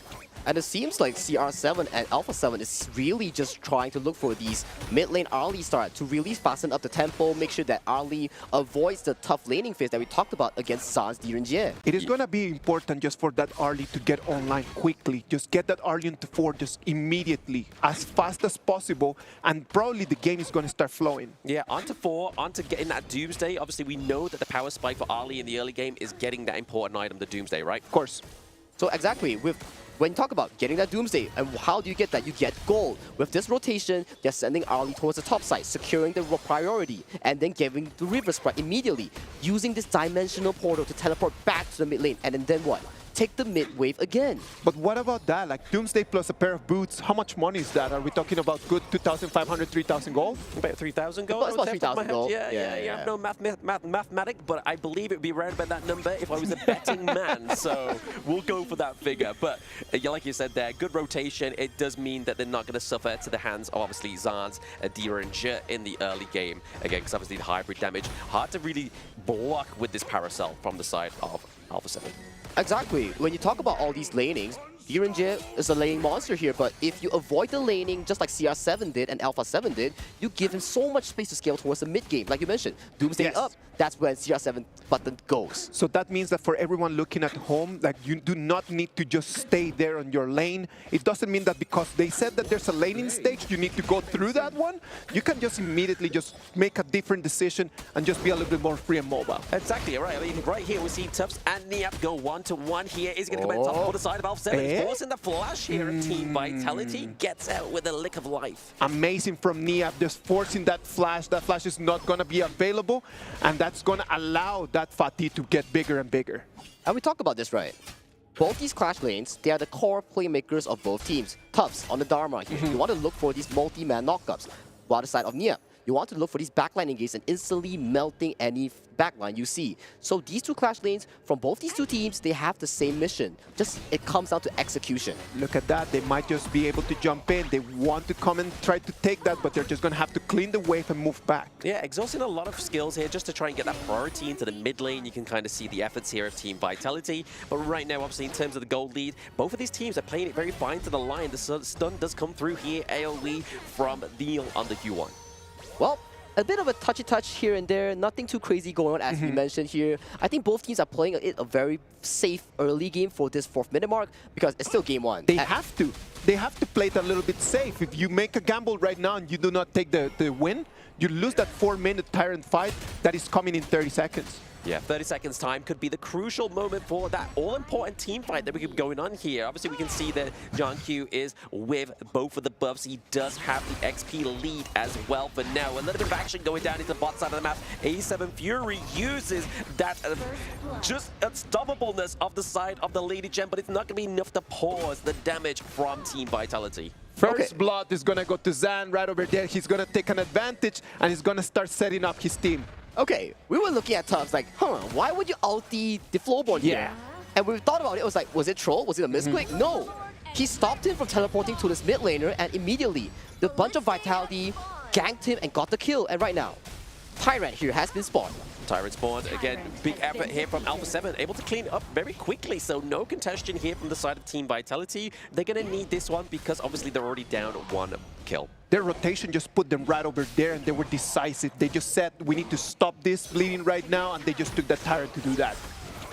Okay, John, he's going down as well. A bit of a fight on 2 fronts here. We see that 19 taking a lot of damage, but Bilal is going to be taken down by Gen.G. Thanks to that execute of the ultimate. And CR7 is like, buddy, I tried to save you, but it just wasn't good enough. We're talking about the mechanics of that fade right over there, and that is exactly what we're seeing. Like, you thought that he was going to run away, but the execute at the end took his life away. Took his life away. Speaking of taking things away, it's going to be Alpha 7 taking away the enemy's Azure Golem, so already putting a bit of a stop to Gen.G here. A bit of back and forth from both teams here, right? You see some kills running back and forth, and then on the other side, it's not over. They come for the objectives, which is the buffs. It's not just a Tyrant. Buffs are objectives as well. What else is an objective? Towers as well. That's why the gameplay revolves around fighting around objectives. That's how you cement a goal lead. I know that what you mentioned in there is just like Tyrants, buffs. It's a matter of just understanding the times of the spawns over there in the whole map, right? Yeah. Like just knowing, having a timer in there as we move into the clash. Look at that. Yeah, speaking of timers, we do see the ultimate timer coming through here for Tufts. Is it going to be enough to lock down? It's A7. CR7 gets taken down once again, thanks to Gen.G on this fade. This rework has been so crazy. You are no longer slowed, you are stopped in your tracks. It is such a cool mechanic, man. I love that hero. I love it. Fate is literally all around the map. Gen.G is monstrous on this pick. 1 second he was top lane executing CR7 on early. The next moment he was mid lane taking down the tower. He's everywhere. He's here, there, and everywhere. I mean, he's on the walls as well, right? So you're not too sure where he's going to be. And when he's on the wall, Fade actually gets a ranged attack as well. Yes. So if you're thinking about playing him, you also get the close quarter combat kind of Fade if you're on the wall. But when you're on the wall, you can just throw your blades from a very safe distance. So it can be just like in completely different ways depending on the terrain that you're playing in. Exactly, yes. So if you're on the floor, you're going to be close. If you're on the wall, you're going to be attacking from a range. And right here, 19 is just trying to get a feeler out for the side of Alpha 7, doing a bit of a phase check here. Tufts needs to get out of that brush. Ooh. Looking at the setup here, a big fight is about to open up here at this Crimson Golem. As both teams here, they want to make this a breaking point for their team fight. A breaking 3 point for the seconds team for fight. that. They might want to just keep a timer. They just want to come in and check. I think that it's just a matter of just having the vision, just to never lose track of the times that he's going to spawn. Yeah, I mean, this is what we're talking about as well in terms of objective. For those new players and thinking of starting here as well, obviously, if you do take your enemy's objective, you also do get the time down on the minimap as well, so that is good intel. And talking about good intel, we talk about the gold chart, right? When we talk about gold chart, we talk about key players here. Both teams funneling the gold to the correct players. On Vitality, you want Gen.G to be fed. On the side of Alpha 7, you want CR7 to be fed, because both these picks, they have their own tempo here. If this Gen.G pick on the Fade does not scale over this early, it's going to be tough in the early game. Very tough in the early game. And I mean, right now, it's looking tough for the side of Alpha 7, right? They have no real estate taken on the side of Team Vitality. However, Team Vitality have taken all those T1s, so they already have a little bit more of a banquet here. We use the Unending Sorrow. Neil is able to get out scot-free, so CR7 trying to look for some kills. So when we analyze already the item board, Sagi, is it already CR7's moment to try to be a little bit more aggressive? That's correct. He's already finished both these 2 items here, but this next breakpoint will be the Eternity Blade that buffs up this crit damage coming in from this early here. So one more thing to note, look at Yuhuan. on the side of Vitality here. He has a Venomous Staff, but hang on a minute, though, Black. Hang on, Danny's looking pretty low. He gets a stun. It is going to be Fade. Execution could be once more. He loves the side of Jade. He gets the Crystal Smash. Well, good catch here, but let's jump back to the topic, right? What is the Venomous Staff used? You have Diadea, you have Nia, high healing. So Venomous Staff reduces that healing. It's a very important item. Very important item, especially when you got a lot of healing, especially from the likes of the Hue 1 as well, right? They definitely need some anti-heal coming through from the side of Alpha 7. But again, another fight into the Crimson Golem. I mean, we've been seeing teams make this mistake. Niap is going to be the next victim. Double kill for Gen.G. Gen.G right now is becoming a beast. He is unstoppable. He's taking kills left and right. A double kill in this one. And right now it's looking very, very, very green for Alpha 7. Ooh, Alpha 7's core player dropped to Vitality Gen.G here. This last pick Fade here, I gotta tell you, is making wonders for the side of Vitality. Exactly. I mean, when you're going to be drafting something like the Fade, you really want it to be towards the latter part of the draft as well, right? Because you then don't get the counter privilege onto the side of the enemy team. So that's exactly what's going wrong here for the side of Alpha 7, and always fighting for that Crimson buff rather than saying, hey guys, yes, we let it go. We can't quite get to that. I'm telling you, man, when you analyze that replay, that Fade, he goes, as you just mentioned, from wall to wall to wall, jumping around, just being able to deal the damage, and then completely annihilating the whole Alpha 7. That's the thing about Fade. Fade, this hero, so much mobility, and the execute. That's why if you're playing Arlie and you're playing the Cryptical build, you're going to be vulnerable to these assassinations here. So that's Alpha 7's primary point to really tackle this. They have to protect their Arlie. We're hitting the 10 minutes mark, and the Shadow Overlord and the Shadow Tyrant are going to be online, Lamb. Going to be online. I mean, if you're looking at obviously itemization as well here, we do see that obviously we're getting a little bit of defense here from the D-range here, but hold that flow. We are getting a bit of a fight. Fury goes down already, so a lot of CC, a lot of damage taken off the side of Alpha 7. We see Niap pays it back. Tufts gets taken down. Already a 4-1 trade. CR7 is not looking so. He is out scot-free for now. This is what I'm talking about, right? Tufts, as we mentioned, whoever's clash lane gets the engage first will nail the game for their team. And who got the engage? Tufts, although he fell down, no problem. He got crucial engage there, and immediately, the bunch of Vitality immediately emerges victorious in the team fight. I'm thinking that Vitality might want just to seal the deal before the 15-minute mark, and look at that. It's already 11 minutes. They've already got the mid path completely open for the super minions. Yeah, it's exactly, I mean, it's very surgical here for the side of Team Vitality, right? They were able to, obviously, every team fight, they get something more. But speaking of team fights, we get another one come through here. 19 already started a great engage, but he does get taken down. He's going to be a fight, a turnaround here for Team Vitality as they take down 3. And then Gen.G is looking here, and it is going to be a team wipe. It is a wipe, it is an ace, and right now they're parading to the high ground. Going into the high ground with only 2 singular ducklings, and that is the minions, and that is going to be game number 1. 15 kills to 3 is Team Vitality. Super clean execution coming in from the Vitality bunch. The follow-up engage thanks to 19's Lianpo was just immaculate. One engage led to the whole team. This is what we're talking about. Yes. If you can five-man engage, but no one follows up, it's not a good engage. This is the spectacular engage coming in from Vitality and Co. One engage leads to the whole team collapsing onto the side of Alpha 7. They come in, they see a target, they take 1, 2, 3, and even at the end, they took 4 and 5 as well. Exactly, they don't mind dropping like 1 death onto the side of Team Vitality. If they mean they can pick up a surplus, a positive net outcome, it means that that team fight was well worth it. And many times within this game number 1, Team Vitality was just on the pulse. They were just on the pulse. Vitality, all the engages, they were on the active front. It was either Tufts, it was either 19, or it was on Gen.G's duty to catch out CR7's position. Every pick mattered. Look at this. Look at that one. Immediately. Exactly. Look. From one wall to the other, to the other wall, comes in. Takes that just like little jumpy around. Exactly. And the best thing is, when you're jumping, you can still attack. And if I'm not mistaken, you attack faster. You attack faster, you can land an extra auto attack while you're jumping over wall. So that's a mechanic that you have to master as a Fade. So definitely, look at Gen.G's masterclass of a Fade. You know what? He's ranked 1 Fade in the global server. Oh, that is insane. Those are some insane stats. And we need to go on. You know what? I think I'm gonna go on to talk to Gen.G, and I'm gonna ask him just to teach me how to play this Fade. I think he might need his hands. at that point, you know I what mean? might need like the whole Tranky to play with me, man. Yeah, a whole body transfer. I mean, technology's not quite there yet, but we'll get there at one point in this history. But again, fantastic game number 1 victory there for Team Vitality. It's looking quite shaky here for Alpha 7. I mean, they're going to need to do some shake-up, some rework within that draft, right? Yeah, talking about draft, exactly right. You pick the RLE onto CR7, you're star of your team.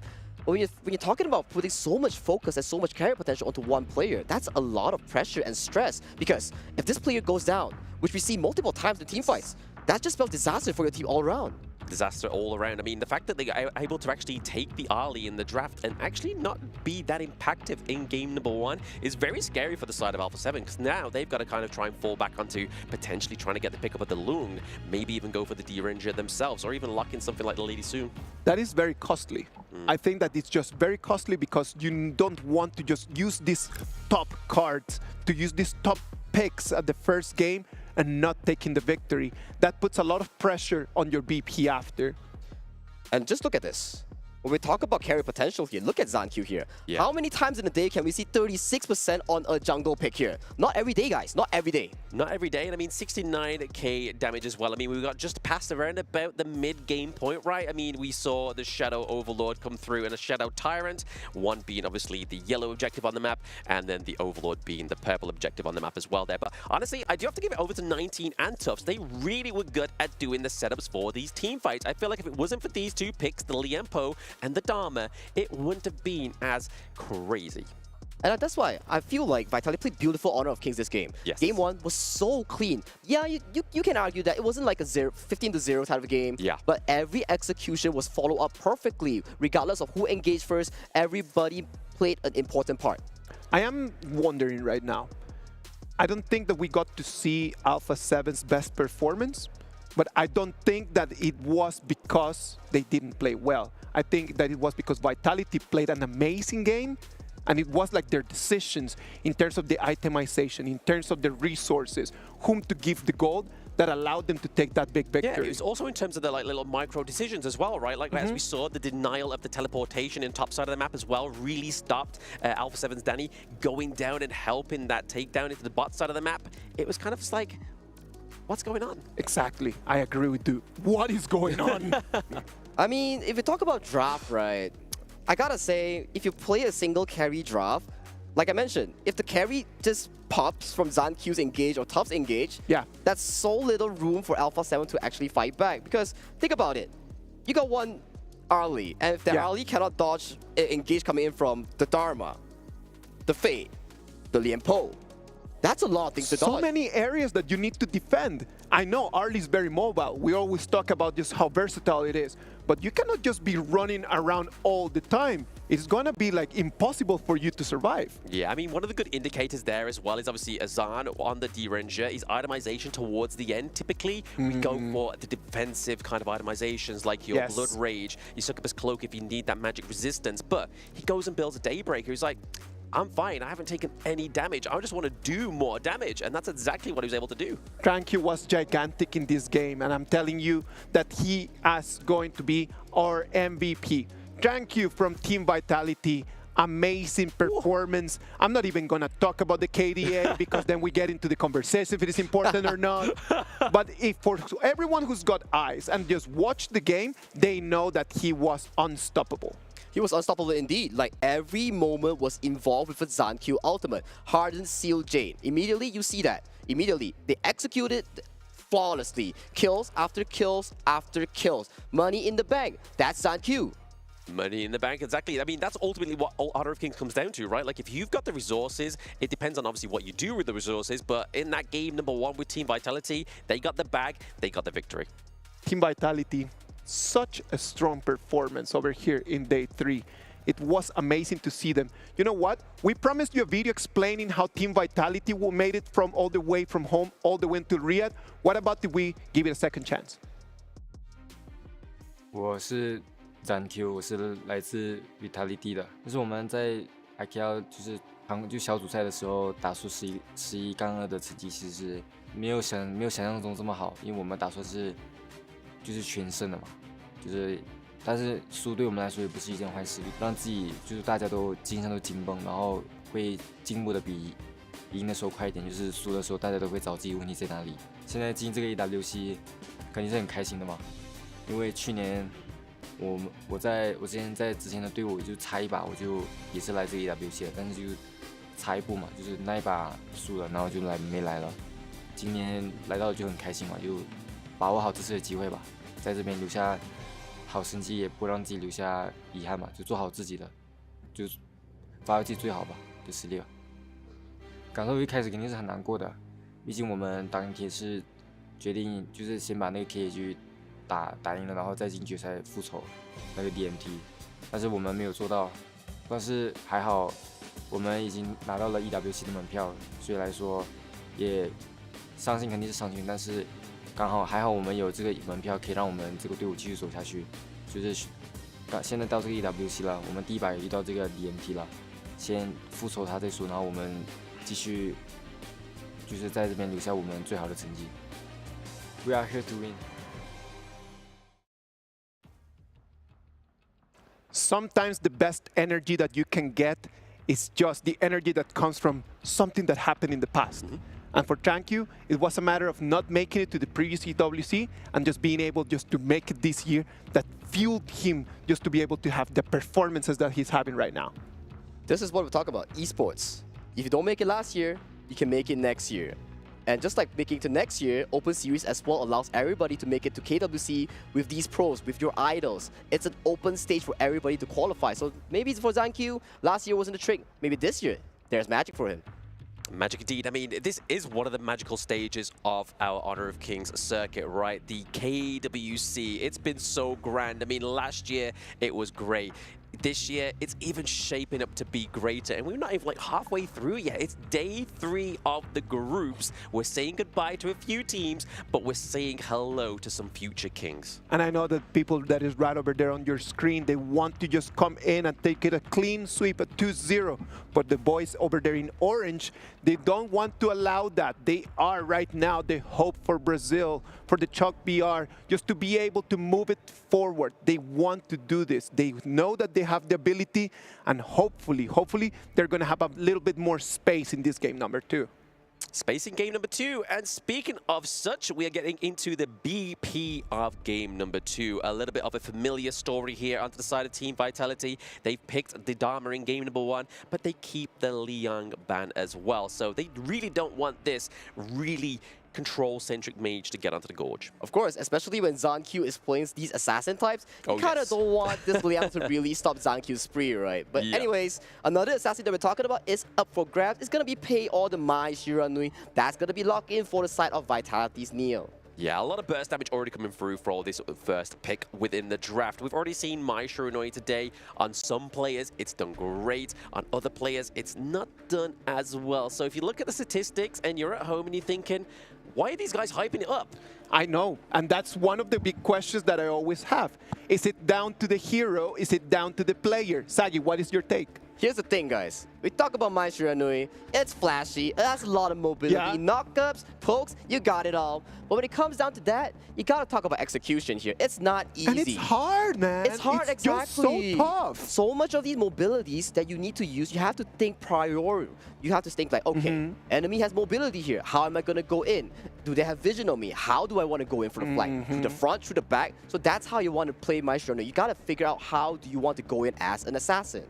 I mean, if there's anybody who's going to tell you how to go in as an assassin, it's going to be Gen.G, right? I mean, and he goes and pick that assassin pick, the Pay. But pairing it rather than being with the Byron, they're going to go with the Sunset. Again, that set sail ultimate for those at home means that you get to ride a boat. You can pick up a passenger if you want to. And be like, hey, guys, I'm going to go and gank down back in farm lane, and we're going to set up a great team fight. What I have seen in these 3 days from that Sun Ce is not that much of the initiation, but just the pressure that he can put to the flank. Just the presence of Sun Ce on the flank already makes people just to start running away. And when they start running away, that's the moment for the team to actually jump in. And that's where Mai Shiranui could actually have an advantage. Oh, yeah. Talking about that, how many U-turns that we've seen? Take a first turn, doesn't work out. Take another turn, There we go. That's the spot I want. So definitely, when we talk about Sunce, that's the capability of the re-engage. But I want to put focus on the Maestro Nui and Pei. Go ahead. Extremely high tempo here, coming in from the side of Vitality here. Riding that game win that they had just now, this is going to be deadly. Very deadly indeed. I mean, a lot of damage. I mean, but we also got to obviously acknowledge the game time as well for these heroes. It's a very early to mid-game orientated hero set with the Pei, right? So they need to make sure they're making this game potentially a little bit quicker than game number 1. Can Alpha 7 just kind of like stand on that storm? Because I'm telling you, it's going to start raining in their parade like immediately. At the beginning of the game, it's just going to be thunders just coming in right at them.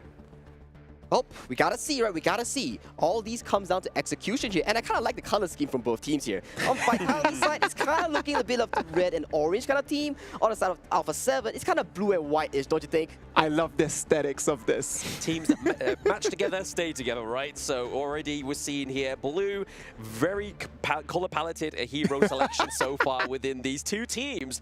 But last little bit of the selection here, we do get the banner of the Console U. Obviously a good counter to the Lung, obviously being able to mitigate the damage from those flaming palms of the protective winds, her second ability, but also the poke from her oak bolts. That allows the Hou-Yi pick on the Team Vitality, right? Potentially. Potentially. Hou-Yi pick coming in, setting up the plays that your team needs on the side of Vitality, also serving as a lone counter if you go for the semi-tank Arcana. So that is one of the few picks that Zan can look for here. Or there is also the fact that the Marco Polo and Diadea is still up for grabs. Marco Polo, Diadea. I mean, Marco Polo and Yaria, like we saw from the last game, Yes. right? With Paws. I mean, that was its first debut of seeing those duos down into the farm lane. But obviously, Yixing here is going to offer a lot of control over to the side of Alpha 7, which is what they were lacking. Obviously, Lung gives that late game potential. Dolia not only gives the ult refresh, she gives over sustain. Orgren gives that great front line. So what is the last little key component you think we're missing here on the side of Alpha 7? Ooh, if you talk about Alpha 7 here, Clash Lane does seem to be open here. Maybe look for a Mayin here that we can really talk about. Look, the Mayin here to really lock down the Marco Polo or Maestro Nui. Mayin's high burst damage is the key to really solving these issues here. But yet again, Marco Polo and Mozi being locked in for Team Vitality here, they're coming in one thing. Hey, I'm not completely friendly with you. I want to win your lane here. Mozi, one Cannon Blast goes in, the whole team goes in. Well, we're going to have to wait and see. It is going to be a very interesting game to watch. We're going to have to stay there just since minute 1. The activity, everything, all the energy is going to drop down over there on the lanes. This is going to be do or die for Alpha 7. If they want to stay there and move and keep the hopes, they need to win this one for Team Vitality. They hope to take that early game and just start pushing since the beginning. Start pushing since the beginning. I mean, like you were saying there, Isaac, the early game potential for Team Vitality is there, but the late game potential is where they start to suffer, right? Exactly. When we talk about late game potential here, right? Ooh, just look at the interesting start coming in from Zangq here. He chooses to start from the farm lane immediately, securing the Fire Beak, and further just starting to jungle from that point onwards. But yet again, with that approach, his boar has been stolen from the side of A7's Danny. Yeah, so Danny knows what the game is, right? So he's just paying back the dues that, hey, you steal my camp, I steal yours. An eye for an eye makes the whole world blind. It's got to be like that. It needs to be not only trying to stay to your plan, but reading the other team's movements. And after you read your movements, immediate action. Yeah, I mean, that's the difference between a great team and a good team, right? Like, if a great team is obviously helping themselves to your jungle early game, a good team isn't necessarily going to be reacting to that. They're just going to allow and not react to it. But now, speaking of that, we get a bit of a brawl into the mid lane. Danny is just taking a little bit of damage there. He's able to because he is Orgren after all. And I love what is Vitality doing here, right? They are just sharing all these resources, making sure that Zangq makes it out of jungle even faster, right? And for Neil, he did a good job along with 19. They both secured these side lane objectives here, making sure that they secure whatever they need to push the 600 goal lead at the start of the game. Danny being a little bit faster over there on that farming, and I think that he is just pacing right now. It's been actually really quick. Very quick pacing, right? Like, he's just making sure he's able to get as much resources out of those 4 minions into the mid lane. But we are seeing a bit of a teleportation down to the bot side of the map. He knows that Danny is down there, potentially waiting for that Crimson buff to come back up, right? Exactly, and look at this. 10 men strong going to the bot side. Set sail has been casted though. Will we see an engage here? Seems like both teams are still pondering around as they are not sure if they want to fight or not, as there are no objectives to be fighting about. There's no objectives to fight. They just need to come clean the wave and then just go back to their jungle. Protect their resources because that Crimson Golem and that Azure Golem are going to be vital. Going to be vital. I mean, we are able to get the steal away for those boars onto the side of Team Vitality. But honestly, I feel like Tufts was just using that set sail as a little bit of a warning sign, right? Like we saw that Team Vitality was gathered around this bush. As soon as that horn came out, they was like, guys, we got to dip. We cannot be stuck together because we will get hit together. Exactly right. When you talk about the Sun Ce ultimate set sail, the boat, you got to listen for audio cues because the whole map will listen to it and you can hear that, oh, the boat is coming. We got to dip. We got to back off. Exactly. Backing off is probably the best call there for obviously Alpha 7 at this point in the game. You don't really want to be losing anybody at this point. We're getting into about a minute mark before those Tyrants and those Overlords are coming online. The rotations right now are just perfect from both of the junglers. The teams are just immediately understanding how this game is. Like the stakes are extremely high and there's going to be Team Vitality, the one that is going to be pushed out of that brush. Push out of that brush, I mean, we're seeing the XP lead already for Alpha 7. Danny, right, he's level 7. Gen.G's only just attained that, so he's already getting a little bit of a lead within that regards. But is it going to be enough to topple the power, the damage from Pei? Right now, it's just a very little advantage. But that little advantage in terms of Snowball being facing a Pei that is supposed to have the lead right now, that is actually gigantic. It is gigantic. It's just 4 minutes short, and right now we are slowly but surely collapsing onto this Tyrant here. And all this lead will funnel into your first item that you're about to be getting. Look at Zangq. He's almost completing his Axe of Torment. If he gets it right here, he's going to be a force to be dominant with at this Tyrant. Yeah, Axe of Torment, always a great answer to the squishier heroes onto the side of the enemy team, right? But also, we're looking at the Marco Polo. He has one of those key items, right? He has the Sparkforged Dagger. Next is going to be the Doomsday to get that more attack speed. The third priority is going to come for Alpha 7. They're going to take that Tyrant. It's going to be uncontested. And how is Vitality going to answer to that? Answering to that, it's okay. Vitality, you can play it chill because one thing's for sure, Zan, this Marco Polo, and Zangq, the double Zans here, they only start being activated towards the mid game when Zangq gets the Doomsday plus Axe of Torment. When Zan gets the Spark Switch and Doomsday as well. At that point, Danny's gonna have a tough time tanking damage. And we speak about the Axe of Torment, it has just been built on Zangq, right? So he's now going to have that great amount of damage. A little bit of armor piercing come through as well. But right now, if we look at the goal difference, it's still, like Isaac was saying a moment ago, it's still very small. But it's not really came into any kind of fruition, right? We haven't had a team fight. I think that we need to understand that even though it was small, it allowed the 10 seconds advantage that they needed. Look at that. They want to box. Can they actually take this one? It's going to be a first blood. Gen.G comes in, and he's going to take that one. And this is what I'm talking about. Axe of Torment. This is what you need to melt down squishies. Gives you cooldown reduction, gives you damage, gives you armor piercing. So this item is so perfect here. The damage was so high that CR7 could not react at all. Yeah, great setup down there to the bottom side of the map as well, right? Obviously, not only first blood, but they're able to actually take Zan into the middle side of that and freeze the wave. The boat does miss, but he's able to get out of there.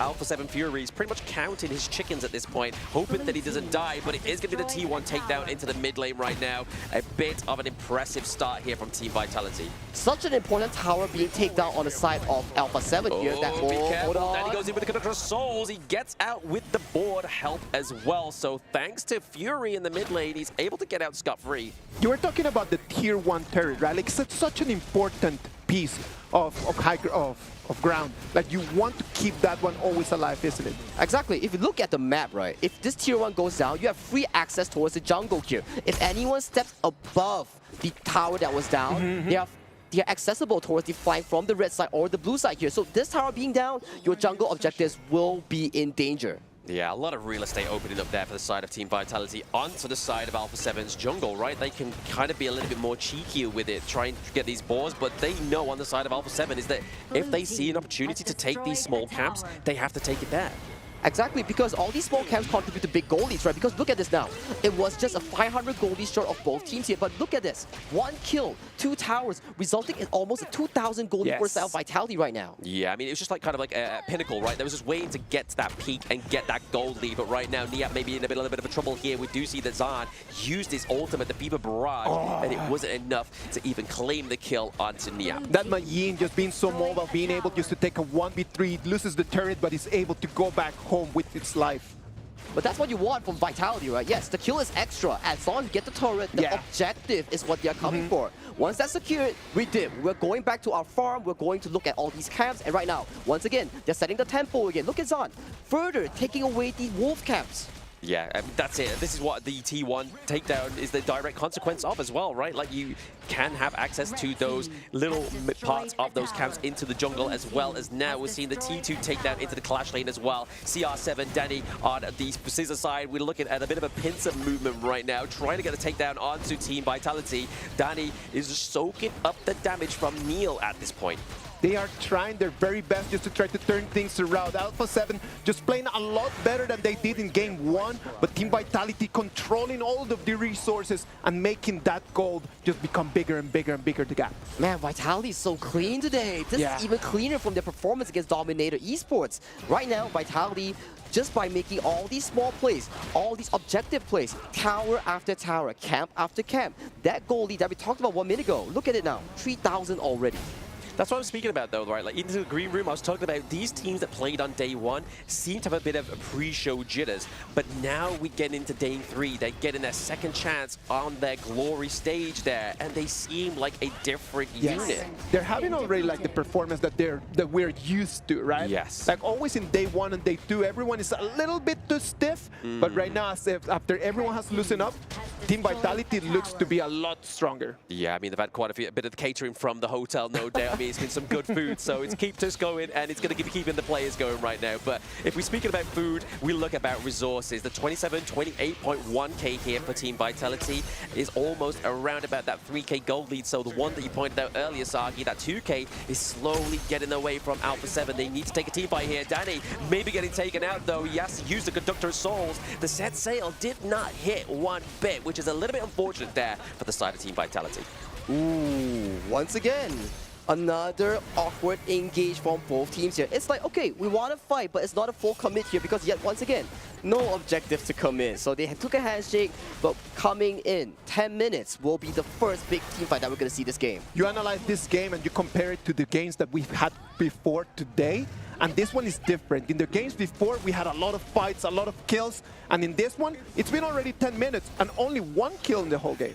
I think there's a difference in playstyle, right? In the PKL Grand Finals that we saw just now, and the lower bracket, they love to fight. They love these 5v5s around objectives. But for this, they're like, okay, if we can do it, we will do it. If we cannot defend it, we will give it for free, and we will look for resources elsewhere. So it's a different type of playstyle, a more safe and reserved playstyle for this team. Yeah, I mean, if teams play like this, how Team Vitality are, and you aren't getting a very reactive team, which fortunately for the side of Alpha 7, they're playing very reactive. They're kind of mirroring their playstyle. Unfortunately, it's not keeping up in terms of obviously the real estate of the turrets, but they are not dropping meaningless lives, right? It's only 1 kill for the side of Team Vitality, and that's a good thing. We're getting to the 10-minute mark, and for Pei, this is the moment that needs to really get online. He's got like 2 or 3 more minutes where he still has an advantage, and then right after that, he's just going to become 1 more marksman. Exactly. Pei this hero, as we mentioned, tempo hero with the Maestro Nui. As the Succubus Claw, as the armor comes up for the side of A7, it's going to be even more difficult for these 2 tempo heroes to really escalate towards a team fight in the later on stage.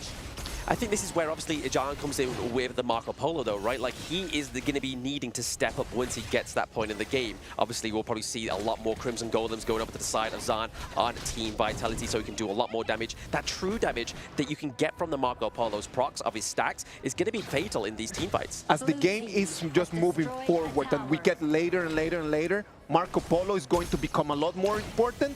And I don't know if Alpha 7 has the composition just to be able to face a gigantic Marco Polo.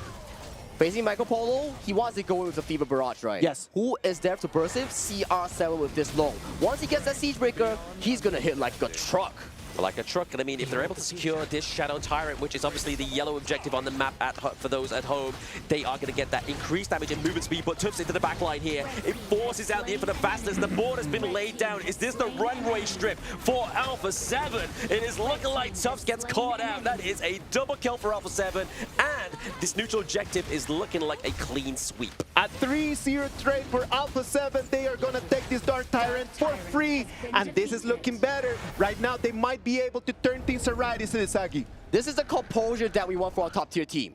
They know, okay, Gen.G and Neil, these two picks, insanely strong in the early to mid game. We are avoiding you at all costs. Once a 10-minute click, like you mentioned, they're scaling off. They're desperately looking for a team fight. They fumbled, we got it, and that is the lead that they got back. Amazing moment for Alpha 7 Lamb. Yeah, actions get consequence, and consequences here is going to be that T1 takedown into the mid lane. We've seen the Alpha 7 really respectively been able to hold off any further kind of advancements from the side of Team Vitality in that mid lane for a very long time. Because that T1 in the mid lane takedown for Team Vitality seems like years ago. Okay. Let's give a breather for Team Vitality fans, right? Okay, let's analyze a bit. How do they want to come back from this situation? Yes, the goalie does seem in favor for Alpha 7 for only 1,000 goalie. But if you look at the team composition from Vitality, they have a lot of setup coming in from who? 19 on the Moses Cannon Blast spell 2.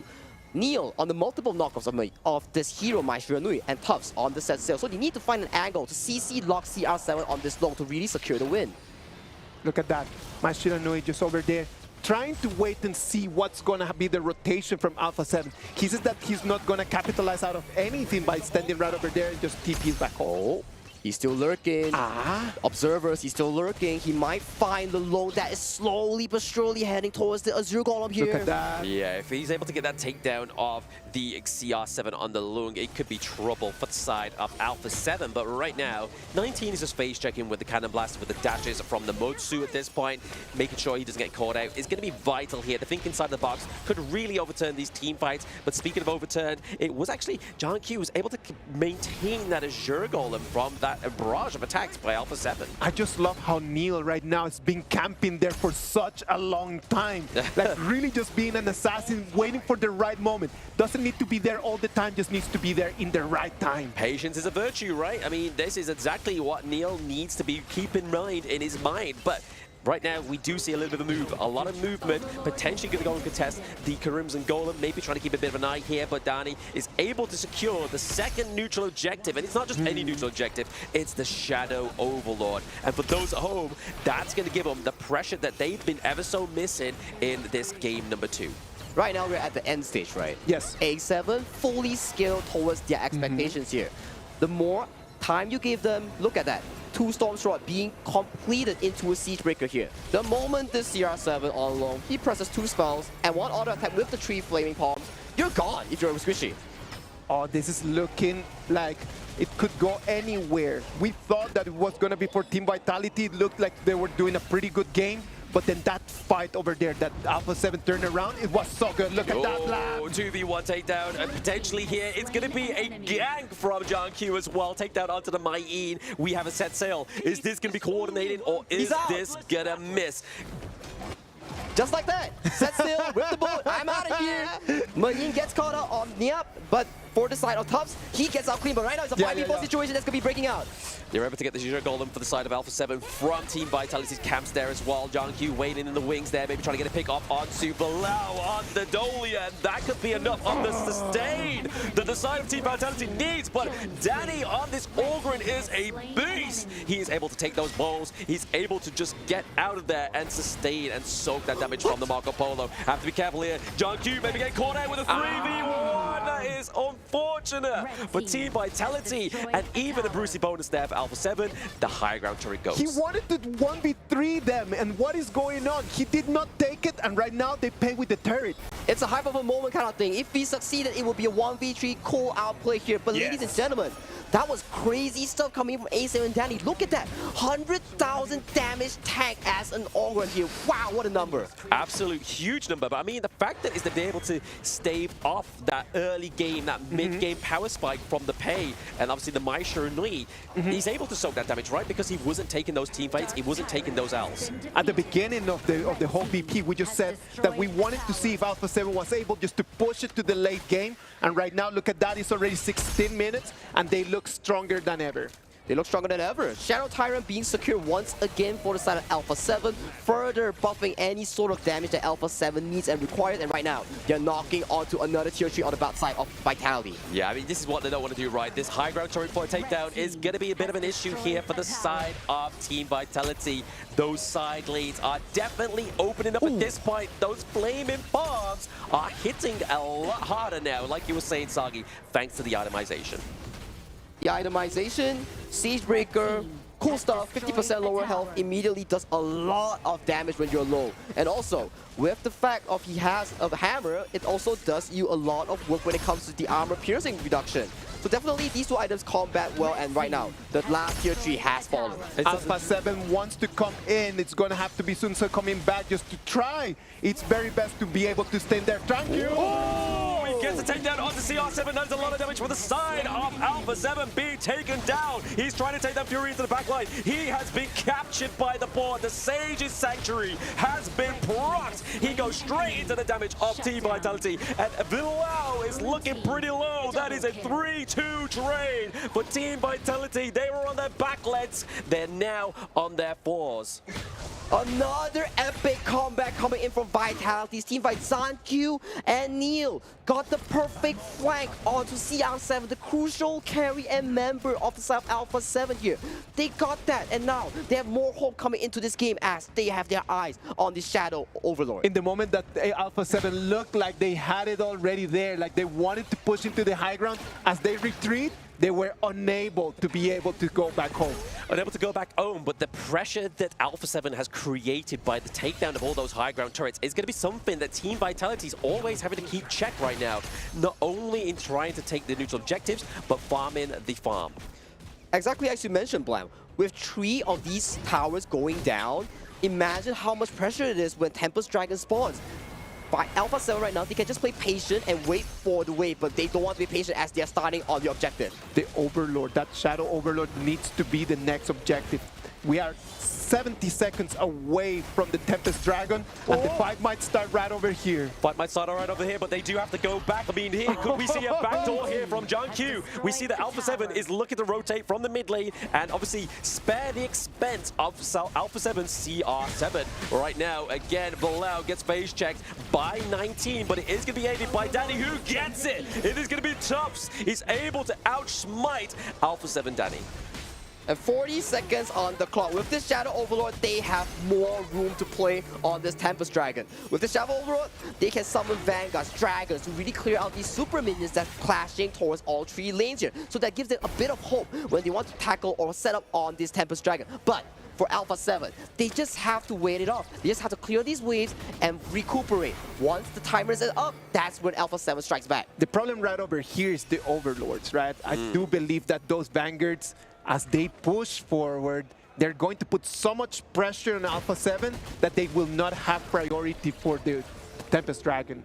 It's a potential, right? It is a potential, but they are holding on to that Shadow Vanguard as well. They do drop it into one of the lanes as well, dropping it into the mid to clear them off. Obviously, a bit of a team fight going to go hard here, hoping that Alpha 7 is able to come out on top. We see that Neil gets taken down. It is the Vanguards keeping that crystal alive. Zad, he has the Sage's Sanctuary. We have Gen.G going, rotating to the mid, trying to stop those minions. Alpha 7, Danny, CR, and Villau are looking for the run. Nia as well. It seems like a little bit of a 2-man 70s cop chase at this point. Oh my gosh, look at that. Right now it's going to be the minions over there in mid lane. It's going to be only Gen.G, the last hope, but I don't think that there's going to be any hope in there. No, unfortunately not. We have one man on this. It is not one man in the dream. It is Alpha 7 with the dream of game number 2. It's such a high-stake game. One more game towards the lower bracket. Alpha 7 comes on top once again, tying the series score to a 1-1, making sure that they still have hope towards the road to playoffs. Team Vitality thought that they had it in the bag, and Alpha 7 came in and shut that door. It's going to be 1-1, and we're going to have one more game of this. Woo! I mean, an upper bracket final, finally, that actually has a full best of 3, right? I mean, the last one we had was Paws gaming against Gen.G. Unfortunately, that was a 2-0 for Gen.G, but right now, we have Alpha 7 going down, swinging. It's like, Captain, I'm not tapping out yet. I'm going to keep going until I potentially get that victory for the Chuck BR region. Are you not entertained? A full best of 3 back and forth from such high quality teams. I am definitely intrigued and I'm excited to see what they have next for this game 3. I mean, it's all on the cards, right? This is the only last thing between them and the upper bracket, them and the Kings group stage. I mean, that would be somewhere you want to be rather than going at the chance of the last chance with a best of 5, whereas these best of 3s have already been challenging enough. If you think about it, this one, if you win, yes, like we mentioned during the broadcast. Yes. Before this game even started, you get to rest, you get to qualify to the playoff. So much mental stress being elevated just by winning this last game here. The stakes is not just going to playoffs. It's about resting. It's about more scrim time. It's about being able to observe your opponents in future games. So right now, who will come out on top? That's the question. That's the question for everybody at home, right? That is what they're all going to be thinking in this game number 3. I mean, it's 2 regions going head-to-head, the IKL and the Chuck BR. These are 2 feisty regions, and they've already proven this within this best of 3. Man, this game was crazy. Oh, yeah. For Alpha 7, they really played to a full round circle. They tanked the early game so well, mitigating any form of aggression coming in from the Maestro and Pei combo that Vitality drafted. They waited, and waited. Once Organ was tanky enough, once CR7 on the lane was fed enough, yes, that was the moment it clicked. We won the Tyrant and they just scaled from there. I think that one of the moments in there that actually turned things around was in that last fight when Alpha 7 really wanted to win it, and then it was Tranky just waiting in the brush. And then just comes in, engages, gets the kill, but after that, they were not able just to push it to the Tempest Dragon. Alpha 7 knew that if they made it to that Tempest Dragon, it was not gonna be a tomorrow. Exactly. Like, imagine 3 towers, all towers being wiped off of Vitality's base. For the side of Alpha 7, if they don't never fight, the minions are just going to grow stronger every minute by minute to a point where the minion will be so strong that Vitality can never clear, and that will be game ending for the side of Alpha 7 towards Vitality. Yeah, I mean, speaking of strong though, right? I mean, the damage dealt by John here on the side of Team Vitality, 141k damage. 36% seems to be a bit of a magic number because last game, John Q got 36% as well, but nowhere near that number. But speaking of that, the more impressively, the 165k damage taken by none other than Alpha 7 Danny on the Orgren. This is exactly the whole part of the Orgren pick, right? Is to make sure that you are able to sustain that damage. You just come in, soak in all the damage, and allow your teammates just to deal. Just allow CR7, allow Niab, allow Fury just to come in and try to poke down the health bars. Exactly that. And something interesting to note out, Vitality's 19 here on the Moses pick. He actually went for a full magic damage utility build, building the Frozen Breath, building the Venomous Staff, trying to provide all these spells to provide healing reduction, to provide slow. But one thing's for sure, you're lacking an actual front line to be in the front to really check out these bushes, to look for these cannon blasts, because this style is like a mage.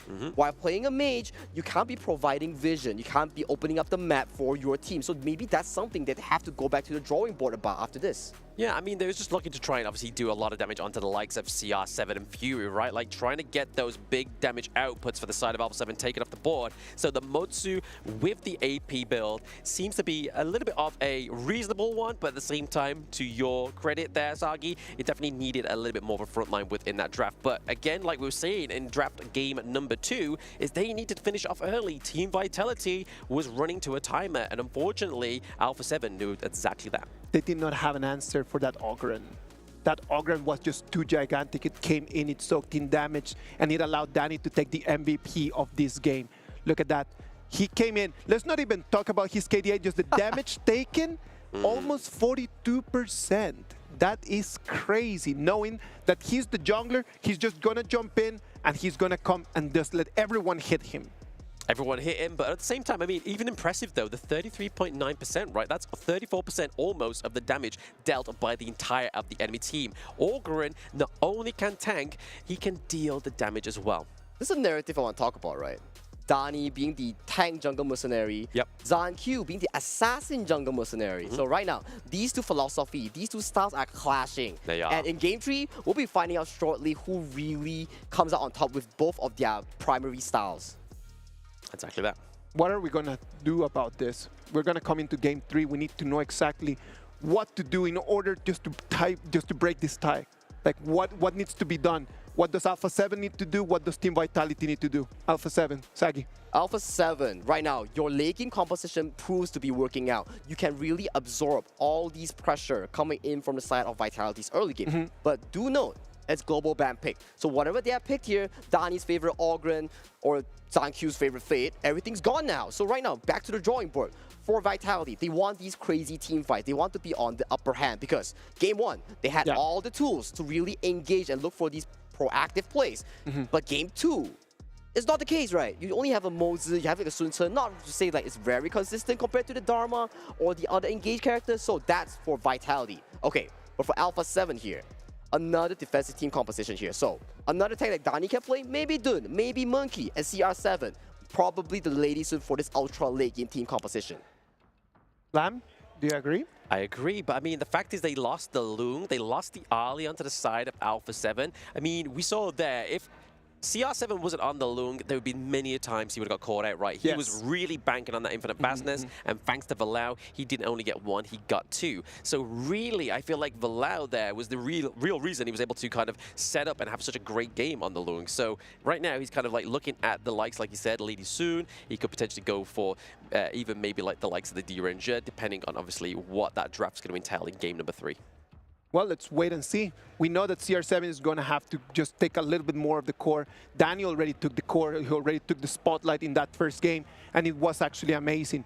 Now, Team Vitality, they need to try to recover that morale that they had from Game 1 because they were superior by a lot in that Game 1. And Alpha 7 in here just shutting the door to victory on their faces might be a little bit too much for them to take. Well, I'm definitely really stoked for the upcoming draft. I want to see once again, potentially the final time that we see both these two teams come together in this best of 3, right? The Assassin Master, Zanq, versus the Tank Mercenary, Dani. Who will come on top and whose team will back them up to really succeed in this storyline? Man, this is an exciting matchup we're talking about. I'm telling you right now, based on the meta that we've been watching in this day 1, day 2, and half of this day 3, it's not been that many strong tank junglers. I think it has been a lot more for the Assassins. Is that going to be an advantage for Tranquil? It may be, right? I mean, he still has quite a few of the assassins he could pull from, right? He has the like of the Geng. I mean, yes, Luna has been getting banned out quite frequently as well. So there is still avenues for Gen.G to actually go off onto these assassins. But I mean, we got to remember that last interview, right? After his first victory in the KWC, he was saying, yes, it is a clash of these two disciplines, the tank or the assassins. But he was like saying, hey, Danny, I love you. I love you. I love you. Let me so win, bro. There's nothing but love on the Gorge, right? And that's exactly what Honor of Kings is all about. Everybody loves each other on the Gorge. Whether you're opponents, whether you're teammates, there's so much love there.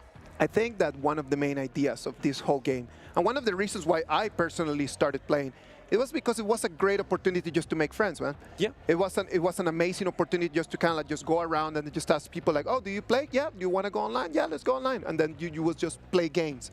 At the end of the day, they might be opponents today, but I know that deep down there, like, they are friends. Yeah, I mean, when you see all the interactions around onto like the hotels and stuff like that, right? When we see these players out and about, yes, they kind of keep it up the hysteria for the media days, but once that camera goes off, they are all sitting down, they're playing games together. So it's nothing but respect, really. And speaking of respect, we're getting some respect bans for game number 3. The BP's coming through already. Luna is not going to be allowed onto the Gorge within this best of 3. And once again, Liang as well. The Zanq focus draft has once again emerged for Vitality. Right now, Alpha 7.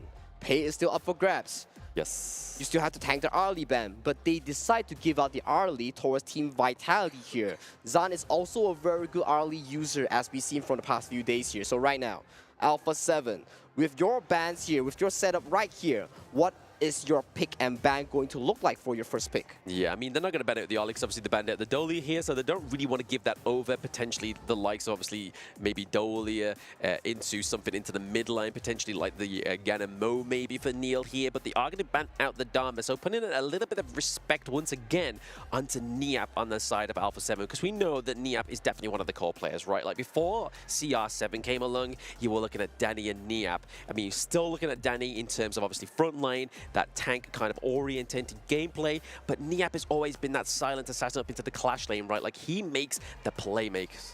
May I just mention that Tramfei has been the first pick for me is the best way to open in any very difficult game. Yes. Because that Tramfei as their first pick can be paired with so many other things. It's such a versatile pick that it allows you just to kind of like hide your cards a little bit closer to your chest and not showing them to them. And the beauty of Zhang Fei is that he's one of the only roamers that's capable of bringing Smite. Yeah. What does it do? What does it contribute? Fire Beat now only spawns once in the farm lane. You secure that, you quickly rotate towards the clash lane for the River Sprite, and you start controlling all these neutral objectives. That's how you stack your goal lead towards the mid to late stages of the game. And we talked about the early being locked in by Zan here. So what is the thing, the hero that Alpha 7 wants to prioritize on the side of CR7? More than likely going to be the Gen.G, right? Like, obviously, a good counter towards the early like we saw in game number 1. Obviously, pay for Danny here coming through. So a little bit of a switch up like we were kind of alluding to into the introduction. Is this going to be a change of pace for Danny? And it looks like it's a new dawn, a new day. But I just want to pay back to respects about the Zhang Fei as well, right? We've been seeing him run stun quite frequently as well. And stun would be a really great way to lock down Zhang if he looks to go for another assassin. Ooh. What if the storyline is just Alpha 7 picking up the assassins and Zhang picking up the Orgren that's still available up for grabs if this second phase of ban does not include that? But let's see what is up for grabs first. Okay, on the side of Vitality, you have the Mage on the Yixing, very staple pick. Board, as we've seen from Alpha 7 just now, crucial. And Byron, super strong early game to allow this early to scale towards the mid game. Okay, now we talk about Alpha 7. Do you remember these two picks with a Zhang Fei? Extreme tempo here. They are swapping grounds now. Swapping grounds may be the potential that they need, and already pointed out is that ban of the Orgren, right? So they were already thinking about it. Alpha 7 was like, right, okay, so if you do want to go for the tank, we're going to make sure you don't get one of the best tank jungles, which is going to be the Orgren. But vice versa, Team Vitality do ban out the D-Ranger. There are so many options in there for Tranquil in terms of assassins that he could take in there that I don't think that Orgren would have been a very good pick. I do believe that for me, if you ask me, I would say a Geng would be a better pick in there.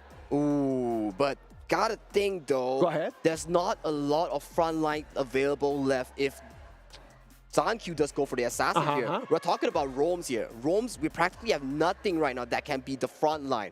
So if Zhang goes for the assassin, it's a super greedy team composition that they have to survive against B7. But let's talk about that. It might be greedy, but don't you need to be greedy in these moments whenever that it's just such a marginal difference between you and your opponent?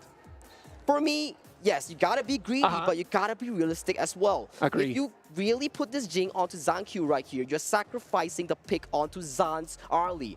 Without the tank, this early is insanely hard to play. You're gonna be pounced on by the pick. Random engages coming from Maestro Nui. We're going back to the same issue of Game 2 Vitality. You do not have a front line to open up the map.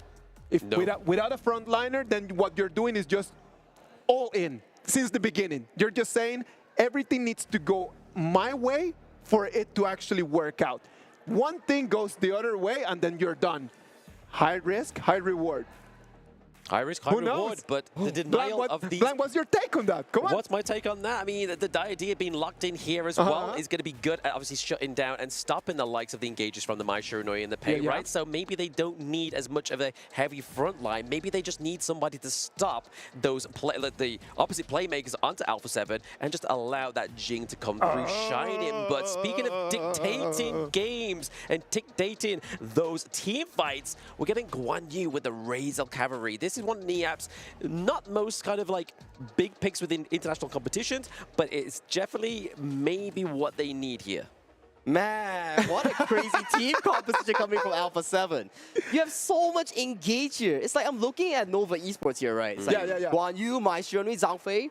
Man, who are they right now? Alpha 7, you're going nuts with this draft. They're literally just going to pull all engage. It's like, we get Zhang, we get Zan, we get the ticket to playoffs. They have both a core for the early game and a core for the late game. It's going to be pay for the early game and it's going to be concert you for the late game. And on the other side, just to finish the conversation and that, they're going to decide to go for the twin. You were right on that one. Of course I'm right. Why would I be right? Okay, I'm just kidding.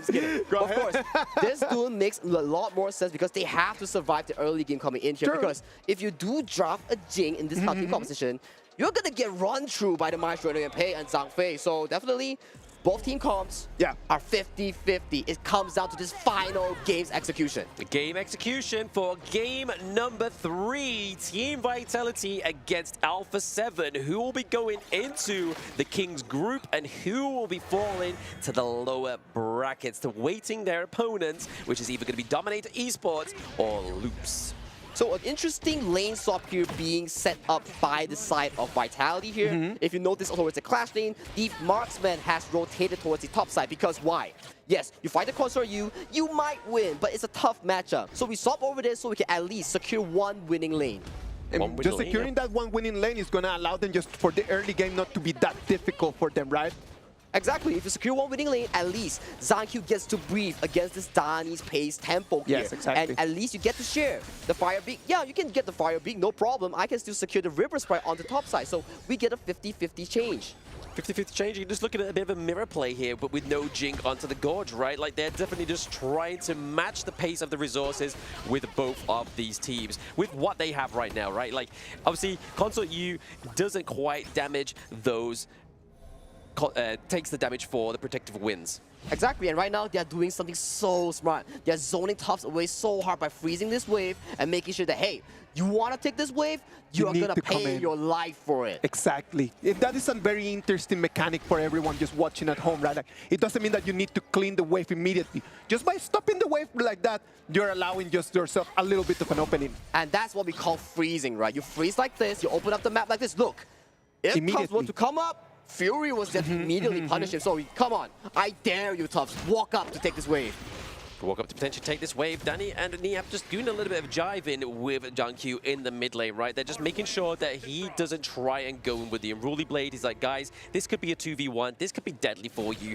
Dune really needs those items to be very sustainable, especially using that Gale's Benediction as well.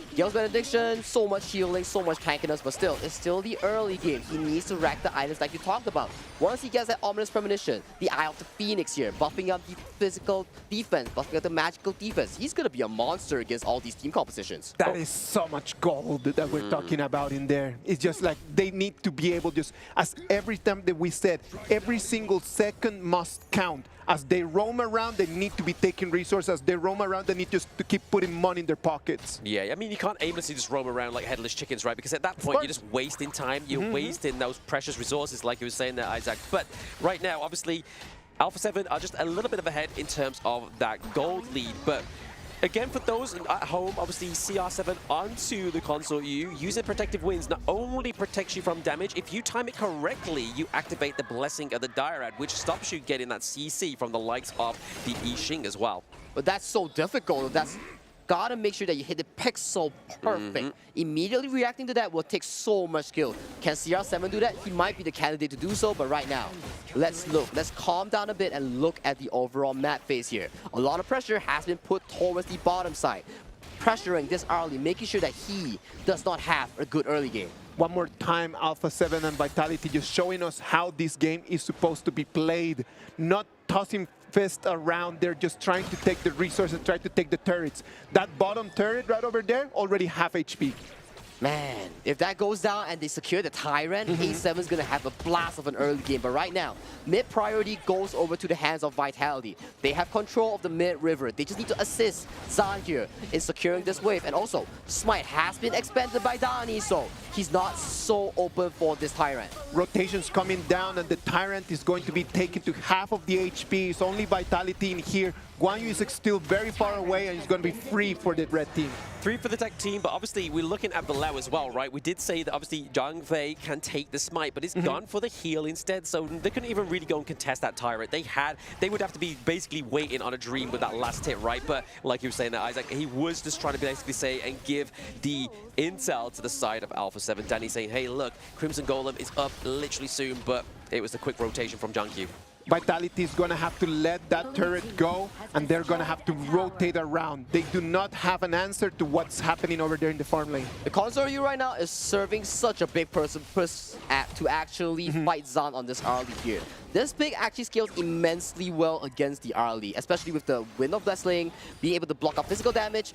You negate the potential of the likes of Tufts, of the likes of Zan actually flanking you with these picks. So definitely a smart pick up here coming in from Alpha 7. That's actually that. So far, I mean, it's not actually been called out just yet, right? Alpha 7 are definitely looking for a means here onto Gen.G. We do hear the Unbridled Outburst being put through as well. The damage has come through. The fort has been laid down and his grave has been made for the first time within game number 3. But it's not only that. John comes through and gets the reverse takedown onto Niab. So already paying back that 1-1 trade. 1-1 trade. It was supposed to be for Alpha 7, but at the end of the day, Vitality can't take one whack. But yet again, guys, you gotta remember, when you talk about kills, Alpha 7 in the end, they came what they wanted. One kill, first blood, extra goal into a tower. Yes. They traded more and they are escalating the goalie here. But still, you gotta remember one more thing. This goalie was not enough to beat the Alpha 17 composition that they had just now. Right now, they're on opposite ends. The Pay, the Mines Runway. So, do they have the early game tempo to really solidify themselves in the mid to late stages? It is already 6 minutes of the game. And right now, we can start already seeing what the Alpha 7 strat is going to be. The quick rotations around. It's not going to be a 3-1-1. It's going to be a 4-1 going around. And I mean, that's definitely numbers you don't want to be seeing, right? Like, you don't want to be going into a brush and seeing 4 of the enemy teams in there. It's going to be scary for the side of Team Vitality. They're just having to kind of just do and tend a little bit more pressure into these side lanes, because it seems like Alpha 7 are definitely dictating the pace of this game number 3. They have full control of the pace of the game, right? Like, the whole rhythm is just being directed by the blue team. This is the expertise of the Pay, right? We thought Danny wouldn't be a master, but imagine this. He's making the side lane so comfortable for everyone to play. Every time that they was out, Vitality sends someone to defend top side, so much people had to follow him, and he takes teleport back to the bottom side and pull more people here. Look at this, 10 man strong at the bottom segment of the map. It's just so difficult to start fighting in here. Like, the rotations are so tight, but this might be an opening. Yeah, I mean, Team Vitality right now are definitely playing more of the reactive play style. They aren't kind of dictating the pace. Alpha 7, like you were saying there, Sagi, they're sending people up to the top side of the map. Then we see that Team Vitality have to send people up as well, and then vice versa down to it's like a bit of a switcheroo here happening on the Gorge. I just love how this game is keeping us on the edge of our seats. It's just in any moment a fight could happen, because you can see everyone just moving around the map so much. The rotations are so quick that a moment of mistake, it might be just a direct fight. A moment of mistake towards a direct fight, and look at 10 seconds here. If no one is here to defend this Crimson, Alpha 7 is going for the call right now. Look, everybody is looking at this buff. A fight might break out here. Fight might break out. We're obviously seeing a little bit of damage going over to the 19. The Destiny counter already being used as well to try and wipe out these minions into the top side of the map. It is going to go over the side of Team Vitality. So no stealing of the Crimson Golem within this fight. But it still means there is going to be a little bit of jabs, a little bit of jives coming here from Alpha 7. But no deaths so far. Yeah, boxed in there, but no one for Vitality was able just to have the courage to jump in and to try to initiate in there. I mean, they shouldn't have that courage, right? Because, I mean, they don't want to make the mistake that if they were Alpha 7 in the last game, if Alpha 7 made that mistake, they wouldn't be in this game number 3. For me, guys, I'm starting to look at Gen.G. He's starting to rack up the tank items, and he's starting to be a very beefy frontliner. Once Gen.G, once Zan gets these items, maybe at the 10-minute mark, we might see a full-fledged dive being blown up by both teams here. Zan right now on 6,000 gold, only 2 big items. He might need 1 more in there for his damage to be online. Yeah, I mean, he's already got the Doomsday, right? So early game power spike is coming through. He's going for the Shadow Ripper as well. A little bit more attack speed, a little bit more crit as well. But obviously, looking at that Dark Daybreaker towards the end of that itemization. But right now, taking a lot of damage is Neil into the mid lane, forcing the recall here. So he's going to be out of commission for a few seconds. Ooh, the map state is getting more and more serious right now.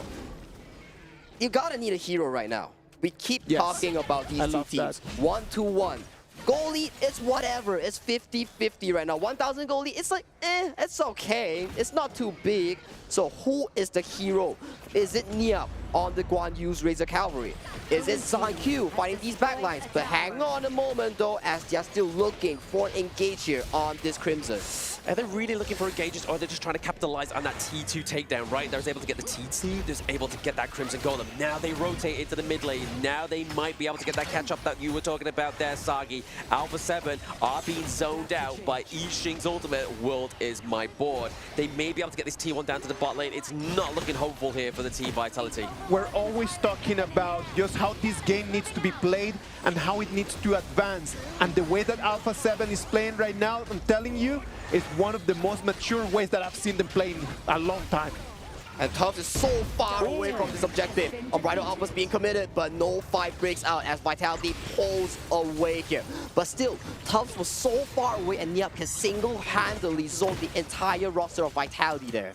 Yeah, I mean, that was a fantastic Unbridled Outburst, right? Just completely denying any kind of access onto that Shadow Tyrant. Because, I mean, that definitely could have switched things up because, like we were saying previously, the gold lead is nothing to scream and shout about, right? It's only around about that 2k gold lead if we're being charitable to the side of Team Vitality. So they could still take team fights if they really were able to just make sure they compose it correctly. Oh, talking about composition, right? I'm still thinking about the late game, right? I love the Construct U. Physical damage mitigation, and then you don't really have a magical assassin to really capitalize on this Construct U. So he's practically untouchable. Once he finishes Daybreaker that he's about to be finishing, Gen.G and Tufts is going to have a tough time tanking this damage dealer. I mean, vice versa, though. I mean, you can see here that John is looking to go for the Daybreak as well. He has the Cloud Pierce, so the second-tier item, but what they don't have anymore is that T1 into the mid lane, which is at the detriment of Team Vitality. They're already scared to go around in their own jungle. This is going to make them even more scarce. We can see Tufts maybe getting poured out here. Niap is just giving over intel to the side of Alpha 7, and right now, we could potentially see a takedown of the Shadow Overlord, but also they need to reclaim this if they want to reclaim those lanes. They're gonna take that tier 2 turret and then they're just gonna let that Overlord just go for free. Yes. Uncontested is totally fine because right now they do have an advantage, but that means that for the next 1 minute of the game, they will not have priority for the fights. I agree. Next 1 minute, Vitality will have all lanes pushed out and Alpha 7 will be busy attending these waves here. Just look at Danny. So fed, so much protection. He's at enemy lines. Farming so far away. And right now though, they seem to be collapsing. They're looking for Danny. But Danny, a pace, so much mobility here. He can jump, he can leap, he can escape freely. Yes, being the tiger of the Chuck BR team is Danny on this pay, and he's definitely playing it very well, right? Considering that he doesn't normally play this pick, he's actually doing okay. Like, he's like, okay, I can do the damage. Yeah. I've got 0 kills. I've done the assist. But the fact is that there hasn't really been much of a team fight, but that's to the favor of Team Vitality, right? That's why I'm telling you that this game is right now just a completely different level of competition. As someone is being already stunned and immune, is going to have to proc his ulti in order to run away from that jungle. Yeah, I mean, Valau getting caught out there. I mean, is that going to be a good cause and good use of the Unbridled Outburst? Well, he did overextend there, trying to open up vision for the map.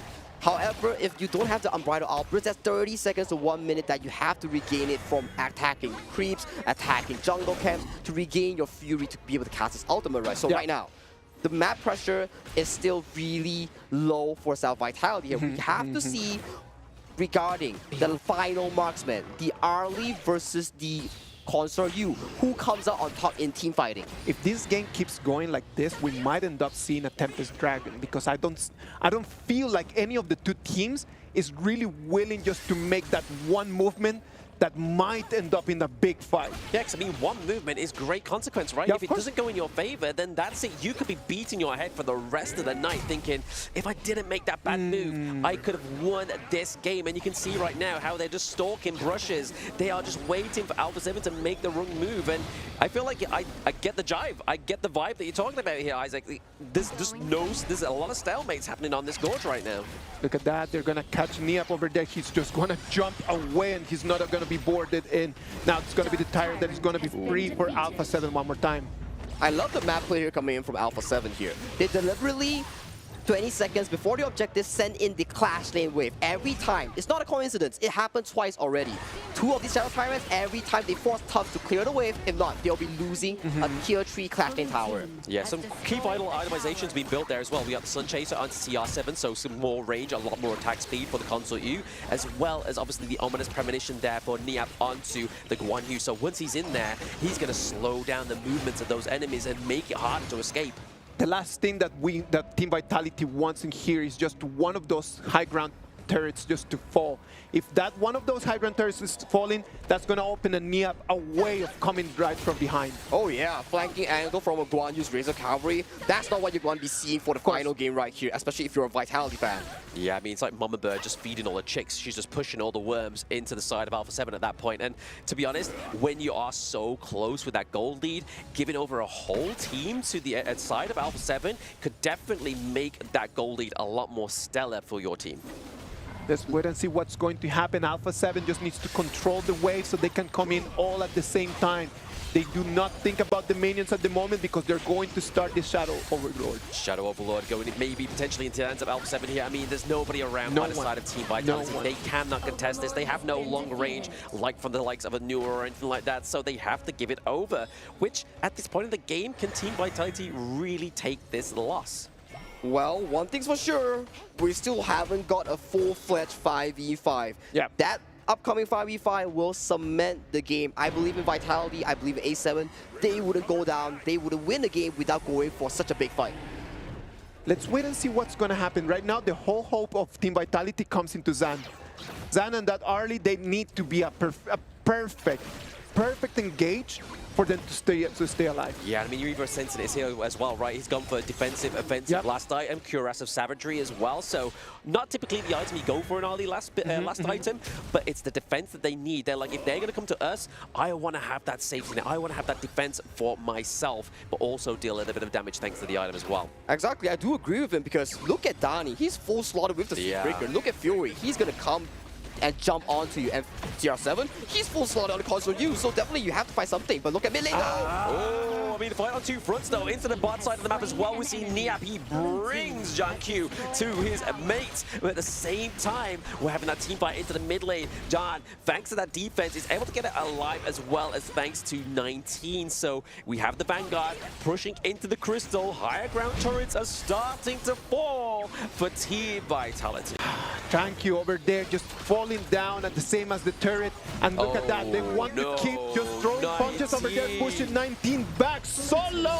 And he won't survive. CR7 is going to back that one. Oh, this is what I was saying about the Diadema pick. If you go for that empowered basic attack, it swings you into your enemy and basically gives them the num 3 kill. But Tufts into the backline as well. He's trying his best to keep Alpha 7 off of his Crystal. There is no minions at this point, but there is only 2 of Team Vitality. As the minion wave comes through into the mid lane, this could be hairy. This could be hairy as, look at it, they are looking for the win. Bridal Alpha hits the early kill. Tower goes down. It is going to be Alpha 7 coming into the King's group stage. Congratulations to Alpha 7. What a master class of a performance. Losing out game 1 immediately with the 2-game comeback, securing themselves for the playoffs. Now they are welcome to the King stage. Yes, the second King has been crowned, and they will go obviously into the next bracket, which will be a best of 3 to decide where they go into the playoffs. But they have qualified for the playoffs. Let that settle in at home. Chuck BR once again at EWC will be in the playoffs. They will be minimally secured for top 8 as they progress to the playoffs. Right now, for Vitality fans, for IKL fans at home, Vitality still has a second shot. They will progress down to the lower bracket as they will face the winner between Dominator Esports and Loops. Yeah, I mean, just look at these highlights though, right? Like, Alpha 7 from game number 1 looked like a different Alpha 7 from 2 and 3. They matured in such a small space of time, and it's exactly what they needed to bring their victory home and secure their place within the playoffs. But the 2 alternatives right now is that they go back and fight Loops once again, or will they be another gatekeeping team for the IKL? Oh my god, that's gonna be a storyline. Imagine Vitality were to fight another IKL team for a shot to the last chance stage, or fight another Chalk BR team. Both of these options is definitely gonna be interesting and definitely gonna be a banger. Absolute banger indeed. I mean, definitely either one of those matchups or even one of those potentials is going to be great. I just love the way that the game developed. Wow. I loved it a lot because sometimes it's not a matter of just coming in and they're just providing us with the most intense, the most fightful kind of game. Sometimes it's just a chess game. Sometimes it's not just boxing. Sometimes it's just about playing chess, about making the moves, trying to be measured, trying to know when to push, when to go back. Alpha 7 in no moment looked like they had a very big advantage, but they just slowly just chipped away the way to the victory. As you mentioned, it's like playing chess. Yes. The correct steps will bring forth you the victory. And look at CR7. During the pregame, we talked about the star player being Donnie, the most consistent player on A7 being none other than CR7. 42% damage there on this consort U, styling on Vitality in this crucial game. Styling and profiling. I mean, definitely after that game number 1 loss is definitely what they needed right now, right? Alpha 7. And I mean, such a minimum kill game as well really showed how well these teams both played around the Gorge. 5-1. That just shows you that it's not about the KDA. Yes. We look at always about the KDA for the players, but speak of it within that team's regards, right? 5-1. It's just how you convert that resources into objectives. It was an amazing performance. All of them just did exactly what they needed to do. The coaches gave them the lines. The coaches gave them a plan, and they came, executed perfectly, and again, amazing performance. One of them is going to go home with an MVP, and that is going to be CR7. On that consort U, CR7 had an amazing performance, stood up when we knew that he needed to stand up in the late game, and took those 3 kills at the last. Man, this man is a legend. Doing his signature cure and winning the series with a reverse sweep. I gotta say, he definitely deserves MVP. He has such a consistent performance here. I would love to give props to the coaching staff as well, coming in for the side of Alpha 7, trusting Danny, knowing for the fact that, hey Danny, I know you're not just a tank mercenary. You can do this. You are the best jungler, one of the best junglers from Chalk BR. Come on. Do me good on this pay. Yeah, I mean, maybe that's the whole trump card that they had, right? Is the fact that Danny not actually showing any of those kind of assassin picks within the jungle up until this point. He was just like, you know what? I'm holding off for that last little hurdle for this competition. He was like, I need to do something new. I need to reinvent myself. What about if we go and listen from him directly? I know that Mara is ready there with Danny, and hopefully she's going to ask and get us some of these answers. Mara? Here with me is Danny. Danny, a lot of people are wondering and they're asking, because normally we see you using the more tank jungler type of heroes, but today you used one of the most aggressive assassin jungler there is with Pei. What was the reasoning behind this, and why now of all the times? Yeah, actually there is this joke in Brazil, like normally they said Danny just can play tank or something like this. But yeah, after the first game, I think Gen.G deserved my, play one matchup carry against carry, because after that game, he was using Fade and he was using so good, and I think he deserved I play carry too against him. I'm really confident with these picks too. Normally I just play tank because my team want is better for our team principally now with Bobby, with CR7 actually, so yeah, I think it's just because it's better for our team, but I can play with everything. Now, that makes you even more unpredictable. But let's predict the future, okay? So, congratulations for making it to the playoffs, to the Group Kings. Now you saw the rest of the teams. If you can give me one team that you're so excited to face and why, and one team that you really don't want to face and why. So I will start with I don't want to play against KPL teams in that moment because yeah, everyone know it's really hard to play against them. Principally against AG, AG won many KPLs in sequence, I think 3 or 4, so it's really hard to play against them. I don't want to play in this moment, and I think I want to play against I can say Gen.G too. Gen.G lost today, right? I know, so I I like to play against Paws because normally we play against them, and I mean trainings. So I think can be a really good match. And like there is one in part 2 in ADC, right? So will be a really good match on bot lane. So yeah, I think it's a good team for play against playoff. Let's see what's going to happen. But you know what? With what you've shown today, the unpredictability, now there's something really to watch out for with you. Congratulations once again on making it to the playoffs. Now we're going to head back to our casters. Lead the gorge. I am very proud to see Danny's evolution. I was very lucky just to interview Danny at the beginning of his HOK career. And I remember that his English just wasn't as fluent as it was right now. And right now, just seeing him, not only language has improved, skills have improved. I can see that Danny is one of those signature players from our HOK tournaments, getting better day by day by day by day. Yeah, I mean, he's definitely one of the players that I've really liked his progression of. Obviously, you've maybe progressed him a little bit, known him a little bit longer, but definitely as we've gone into the inception of the Season 1 Invitational last year, it's been fantastic to see him grow. All right. Ladies and gentlemen, this was an amazing game, but we have still one more in there saved for you. We're going to go for a little break, and we'll be back with that.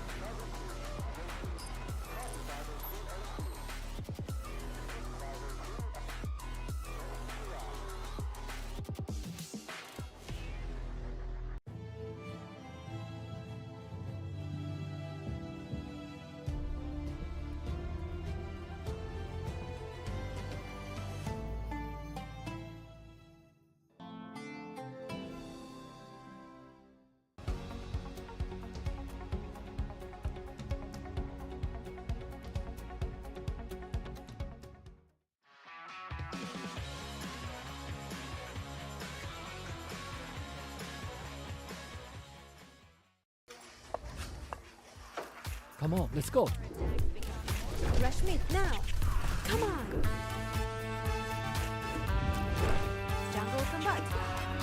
Rotate bot to low HP. Victory!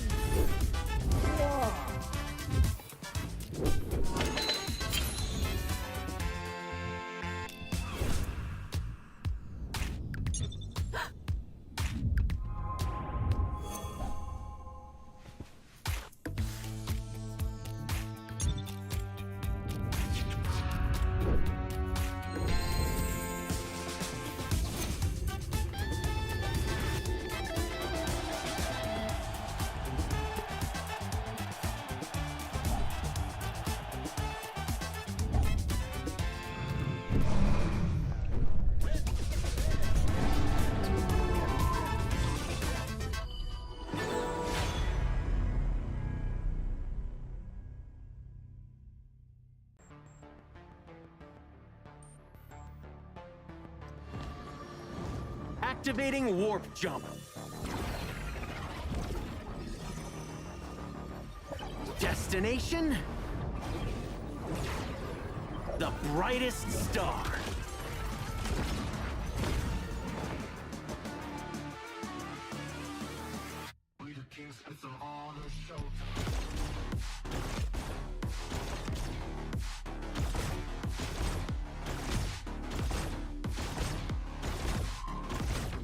Pulse gun charged. Scope calibrated. It's a quantum party. Ignite the stars. Into the nebula. Cosmic shifts. Supernova pulse.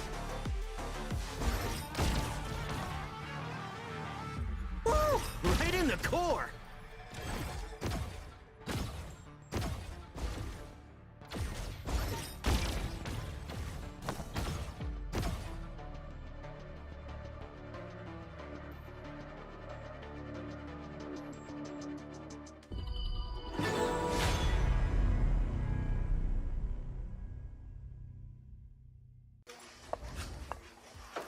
Come on, let's go.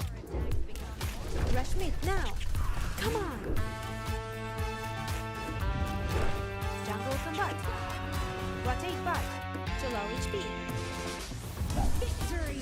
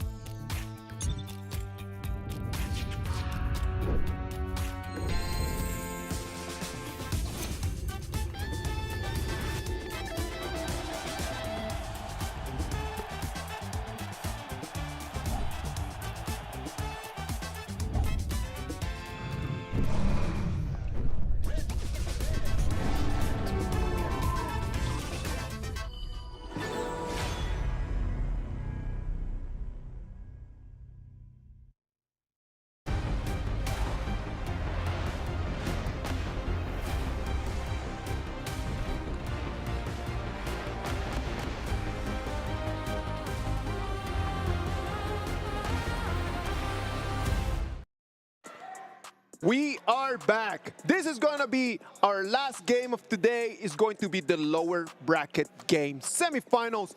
Dominator Esports against Loops is going to be the last ticket that they're going to have in order to move forward or in order just to get a ticket back home.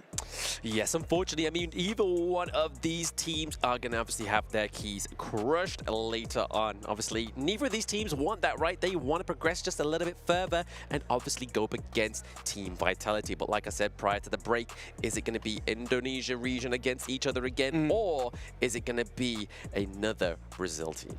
What do you think, Sagi? From that region just now, from that best of 3 to the max just now, I can't comment because right now, I do want to put my money onto Dominator because damn, they look good in the regular season. Yes, they did. But we can't count out Chalk BR. They are so good when it comes to these big experience type of situations. Of course, come on, man. Dominator Esports, they're strong. There are names in there that we have seen already for a while. Things that have been amazing.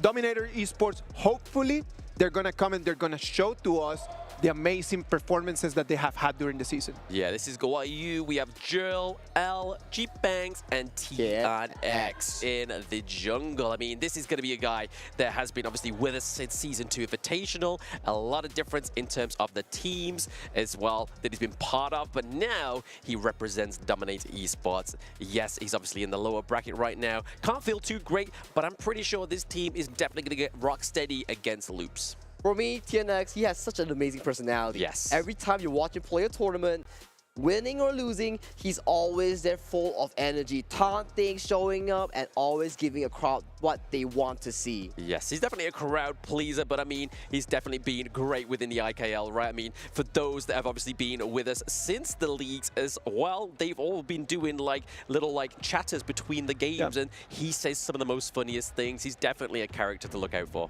Of course, on the other hand, Loops, right? Loops yesterday, the day before yesterday, showing us against Alpha 7 that they are a team that needs to be respected, right? Like, they're very strong. They have a good composition. They have great pace. They just need to be a little bit better just in closing the deal. For me, Loops, Clash Name Freaks, mid introducing one Vento. This man, he stole a Tempest Dragon the last few days. I remember him. ABH in the jungle and Mano Freezer as their roamer here. They went full 7 games with Alpha 7, so you cannot count them out even if it's against Dominator Esports, a powerhouse from the IKL. Exactly that. I mean, these were the #1 seed from Chuck BR. Loops looking to represent the Chuck BR region once again. And I mean, I hope Danny's going to be obviously supporting this team also because one was their previous teammate, right? Like within VKS, they were buddies for a very long time. It was the trio, it was Niap, it was Danny, and it was One. Those were the names that you remember from Chuck BR. You know that One is the only player that has always won like 3 Brazilian international championships. Wow. Wow. Like 3 of them. One has been the only person that has had that. That's why he's called one, the one and only. Ah, look at you. The one and only. I agree with that. I like him a lot because he was one of the first players out there in Chalk BR that actually stood up in there. Like, right? Like, remember, it was 3 of them. It was Niap, Danny, and One. And right now, One wants to take the position of the main person over there at Loops. Yeah, sometimes that's all it takes, right? For development, you need to break away from obviously either your friends or your teammates that you've been known with since day one and look to kind of just broaden yourself out and champion a new team. Well, let's wait and see. Loops against Dominator. This is going to be our last game for today. Hopefully, they're going to come in with their A game. They must come and try their very best to show us that they deserve to keep surviving in this tournament. Right now, it's do or die, like you mentioned. If you don't show up now, when will you show up? If you don't show up now, there's no moment for you to show up. That's You're going to the airport if you don't show up now. I mean, you might show up at the airport. Wonk, wonk, wonk. It was good, Blam. It was good, buddy. It was good. It's all right. Your jokes are not anything compared to your former. All right. Okay, guys. Let's get it back a bit and focus on our current match today, right? Dominator versus Loops. Yeah. Dominator, we know they thrive onto one thing. Team fights. They love to fight. And especially with the introduction of TNX into their team composition, into their lineup, teams have been fearing this assassin-heavy jungler just like Gen.G because this man, my goodness, he's so damn good on these heroes that he's picked. But for example, like right now, Dominator, they like to fight. We saw in the game between Loops and Alpha 7 that Alpha 7 loves throwing punches as well. Who's gonna have the heavier fist? I mean, we have to find out, right? I mean, honestly, we saw the Alpha 7 we saw in day number 1. I feel like it's completely different to the Alpha 7 we just saw in that best of 3, right? They were able to play reactive, which honestly, for the first time, especially within their own kind of tournaments and even in international tournaments, they've never been able to play reactive. And now, against Team Vitality, when it meant the most, they were able to do it. So it's something they've either been holding back or honing to this stage. Sagi, what do you think? You need to choose one. You need to tell me, who do you think got the heavier punch? Come on. Go. Okay, statistic-wise. You see? Like a professional. Statistic-wise. I like that. Dominator dominated the entire IKL for the entire regular season. Only to lose short of 1 game against Kagendra. But let's disregard the fact. If we look at numbers, they beat Vitality 3-0. So if we compare that, maybe they take it for Loops. Maybe. I've always been a fan of direct comparisons. I mean, you know, like, that's what works the most. And if you're going to lose those games when it means the most, I don't care about stats. It's like you need to take those opportunities, right? You've got to have that one shot. You've got to prove yourself onto the gorge. This is going to be the BP of game number 1. And Liang is going to be, again, gracing the bands. Seems like the IKL coaches here do reach like a certain approval. It's like, okay, we don't want this Liang. We don't want it to really focus on our jungle carry. And what's the jungle carry? It's Luna. TNX, one of his signature picks, being picked up on the side of Dominator Esports. But, Blam, Pay is still open. Pay is still open, but also the Ali and the Diadea. A great counter into the Luna, stopping her within her tracks, because we know Luna, for those players at home, really need to look out for those marks, right? They need to make sure that you're catching the marks onto the enemy team to get that max potential from this hero. So how do you make marks on this hero? Simple, 3 ways. Your third basic attack on your passive, your spell 1 landing onto the enemy, your spell 2 landing onto the enemy, and now, when your Luna lands the ultimate on these mark units, your ultimate refreshes. But why is it so good for Arlie and Diadea to be countering this Luna? 1, Diadea, spell 2, immediately locks off Luna from dashing. Arlie, spell 2, Maple Dance, blocks off any projectiles. And the ultimate, Autumn, coming in from Arlie, pushes away Luna's advances. So these two are perfect in countering this pick. They're perfectly encountering this pick, but it's all within the situation, right? The heat of the moment creates a lot of mistakes sometimes, and these aren't mistakes that you can really make, right? I mean, like you were saying, this is one of TNX's biggest picks, and do you think he's really going to be open up to trying to allow the enemy team to really find in and make sure that they are going to block and counter every move of this Luna? Probably not, but Dominator Esports draft is finally getting rounded out here. They have some front line, they have the Zhang Fei, and they also have the Chano down into the bot side of the map. I mean, game 1 Chano, we don't really normally see that within the KWC. Specifically speaking, right, if you want to fight the early in lane, you have a few options. You have the Gen.G, yes, and also you have the Lady Sun if you pair it with a decent support. But right now, if you wanted to win a 1v1, Chano is a pretty decent pick as your Wolves really put so much pressure on this early pick. Yeah, exactly. I mean, you're getting that damage over time. I mean, I'm not sure, but I'm pretty sure the Parasol doesn't actually negate those Wolves either because they're not really a projectile. So, again, that really puts a little bit of a stop there because most times out of 10, we always get to go for that second skill onto the Chano, right? As in that first part of the game to maybe put some pressure more so onto the enemy team. But looking at the ban phase here, very heavy up into the clash lane orientated.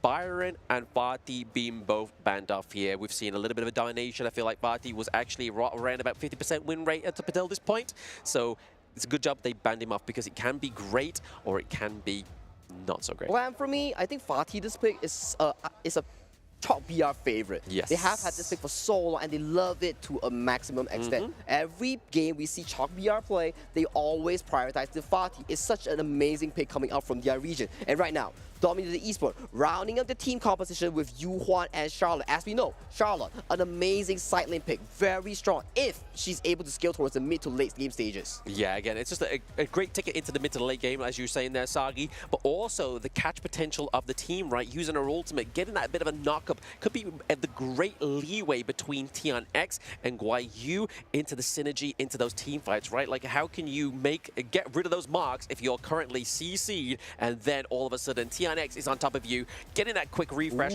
onto the ultimate. But speaking of which, a little bit more control, the shirt coming through here with the Silky Beauties is going to be an interesting one here. Are we going to see some heavy rotations down to the bot side of the map, you think? I love this shirt. Like you mentioned, yes, she can be this sort of utility mage who gives up the midway for the Ogren, making sure that she provides help towards the side lane here. But I want to give focus a bit.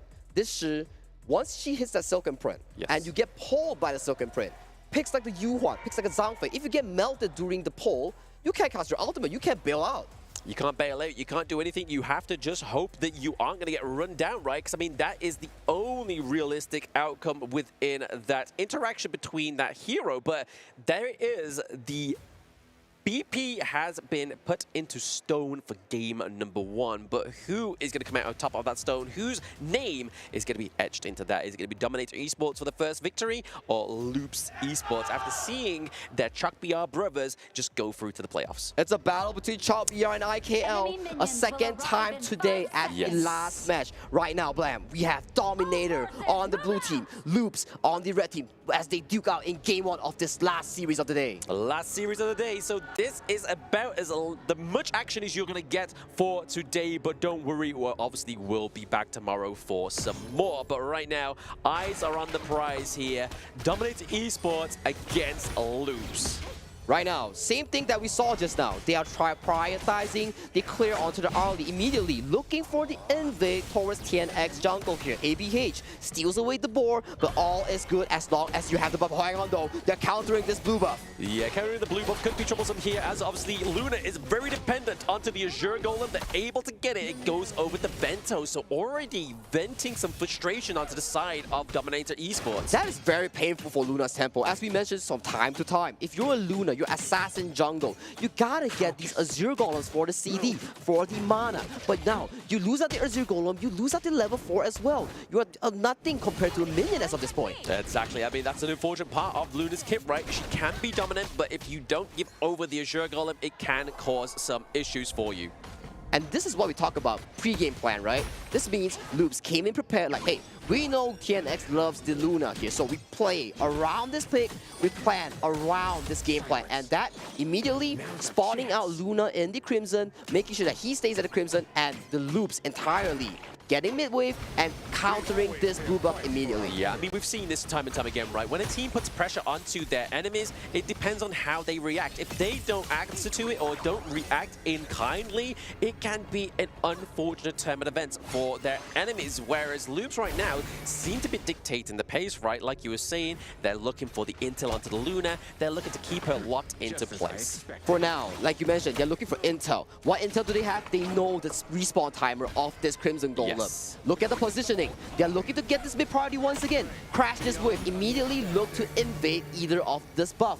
Right now, they choose a rather safe attempt as they return back to the jungle and let this Ogrun safely farm towards his item power spike. Item power spike indeed, right? I mean, to be honest, I'm really shocked that obviously Loops didn't really react onto the Azure Golem. Obviously, they did steal it. They knew the timer. So once you steal your enemy's camps, you also see that timer onto the minimap, which can be very useful intel on your own ranked games. But right now, Loops is just going to make sure they claim their own Azure Golem, right? Because it is very detrimental to Ogrun as well, right? Like, you don't want to be going into a team fight with very low mana. Oh, where no mana, no spells. You know, it's kind of tough, but for TNX, he's happy. He secures first Azure Golem, and look at him.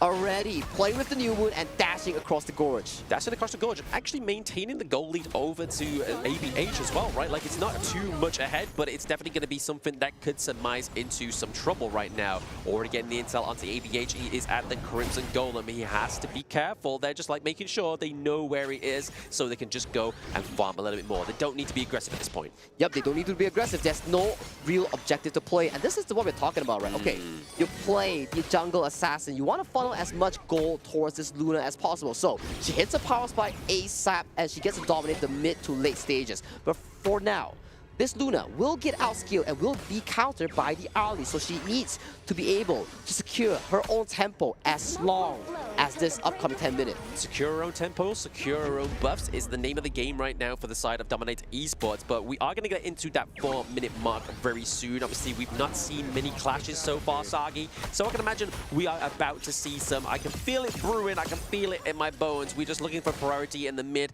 and to the bot side of the map here. Obviously, a little bit of rotation from Sure to the Arlie, trying to get a little bit of a easier way within these matchups. So this is like a usual SOP that we've seen so far from these jungle assassins, right? For jungle assassins, it's never about these neutral objectives. It's always about securing your own buff like the Luna. Imagine if they fail a fight here and they don't get the tyrant and they lose the fight, the entire jungle will be loose out. So this is a smart attempt here, a smart gameplay here coming in from Dominator.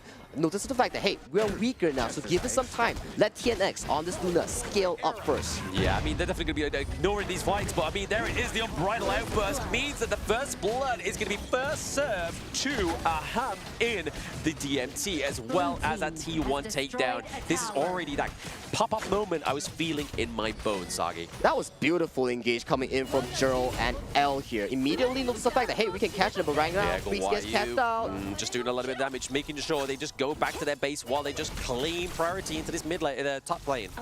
Ooh, so much pressure coming in from one Luna and Charlotte here. As we mentioned again, right, Guiyu on this Charlotte, it scales extremely well, but hang on, L gets caught out. No, L, obviously he doesn't have the Unbridled Outburst. Doesn't mean that he can have that second wind, an extra bit of health and shield come through for the Zhang A little bit over misstep here, but still healthy goal lead towards the side of Dominator here. Let's look at the goal chart real quick. As look at TNX. Losing that Azure Golem, no problem. He still rocks at 1,000 goal lead over ABH onto the Ogrun here as they look for engage towards the mid lane. Yeah, a bit of a bash. I mean, ABH looking pretty low there, thanks to obviously Chano's damage as well as TNX onto the Luna. He's got to be careful though. One has to expand the flash. Oh, the soaring shot from Aham gets the kill. Takedown once more for DMT. Aham sees it, Aham shoots it, he gets it, and right now, Dominator, Clash Lane gets the priority. They move strong as they look at this mid tower because, Loops, you have no wave clear. So you've got no wave clear and you've got no T1s. That is a T1 takedown into the mid lane. This is going to cause some trouble here for Loops Esports. We were saying earlier they were being a little bit of aggressive by taking the enemy's minor jungle camps, trying to check out where TNX was, but they didn't really do anything with that intel. They weren't really punishing DMT. They couldn't actually do anything because they needed to wait for obviously the Doomsday to come through for Vento, and at that point, it's already showing the DMT's like, right, okay, we need to bring the pain to them.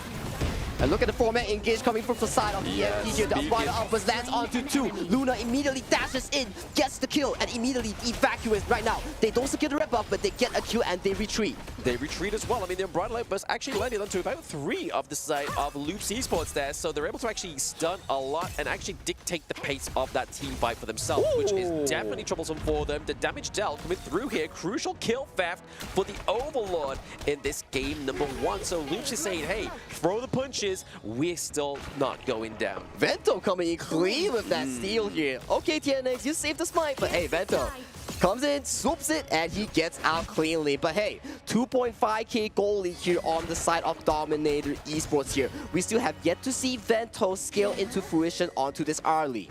Yeah, I mean, right now, it's all down to Freaks and 1 as they try to put a bit of a defense here into the T2 up into the Clash lane. However, they're able to do so, right? They're not too far behind in terms of the gold, around about that 2k goal behind, which isn't going to be a problem for them as long as they play a little bit more reactive here, try and get some more pickups. Vento into the brush here. He's trying to use the Power Assault to be a little bit aggressive. We are getting the pull. TNX goes down, and there's still going to be a few more trades here. Joe also going down, but they get a 3-1 for Loops at this point. This could spell trouble.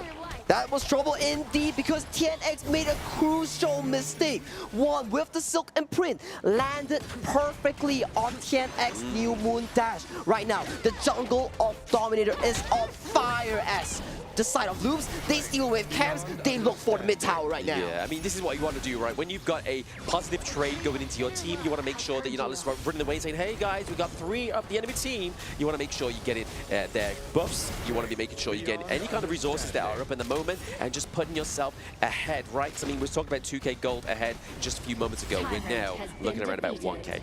Ooh, this is the beauty of Ali, right, Blam? Like, imagine. This pick, so good in countering the likes of Illuna. So much peel, so much mobility, and hang on, though, Gui here might be caught up by the Ali. Gotta be careful. I mean, he's able to dash out of there, so very high mobile, but it is gonna be the lockdown of Mano Fraser onto the Dire Deer. 2v1 is not the situation you want to be in when ABH is funneling the rest of DMT. It's keeping them away from Vento, from Mano Fraser, but they're looking to get some more. TNX gets taken down. Loops are hyped from A7's recent victory, and they're looking to go for more. Man, once again, this man lands a Silk Imprint onto TNX, the crucial member of Dominator's lineup, immediately making him invalid in this team. And hang on, though, Vento once again goes for the engage onto Gerald. Go for the engage onto Joel, just making sure he put in a little bit of a stop in their tracks, right? He's making sure that his presence being felt, but honestly, they're getting the kills, but in terms of obviously the lane priority, they haven't really paid back Dominator just yet, so that's what I'm worried about here, Sagi.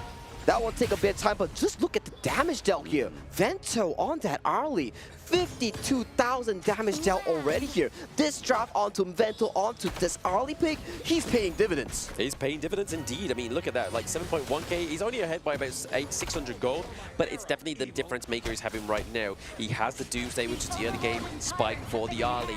Eternity Blade, the Bullets, the Shadow Ripper as well. A lot of crit coming through already. The Bright Outburst only hitting onto Mana Freezer, but it's going to be enough here for the side of DMT. The setup for TNX wasn't the greatest, but Vento going in, doing a lot of damage onto the Shadow. He gets the takedown.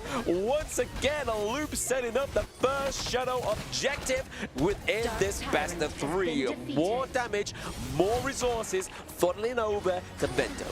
Vento is slick on this early. So much pressure. Look at him, another kill onto He's Gerald. not scared at all. He's just like, you know what? I'm in the brush. I'm going to go for it. He sees that gold in sight, and he just takes them down. He's just looking for everything that he can get. This man is so slick on this early, man. He single-handedly took down Alhem in that team by securing the lead for the Tyrant. Immediately goes for the assassination onto Joe, knowing for the fact that he has no ultimate. And look at that. Bit of a fight between fronts here. Obviously, we do see Freaks into the backlines to get the denial onto TNX. We saw a little bit of a 1v1 there. Conductor of Souls was enough to keep ABH alive. I don't even think ABH has fallen yet at this point in the game. Dominator, you gotta chill a bit first because TNX here, he's kind of ruining his own rhythm here.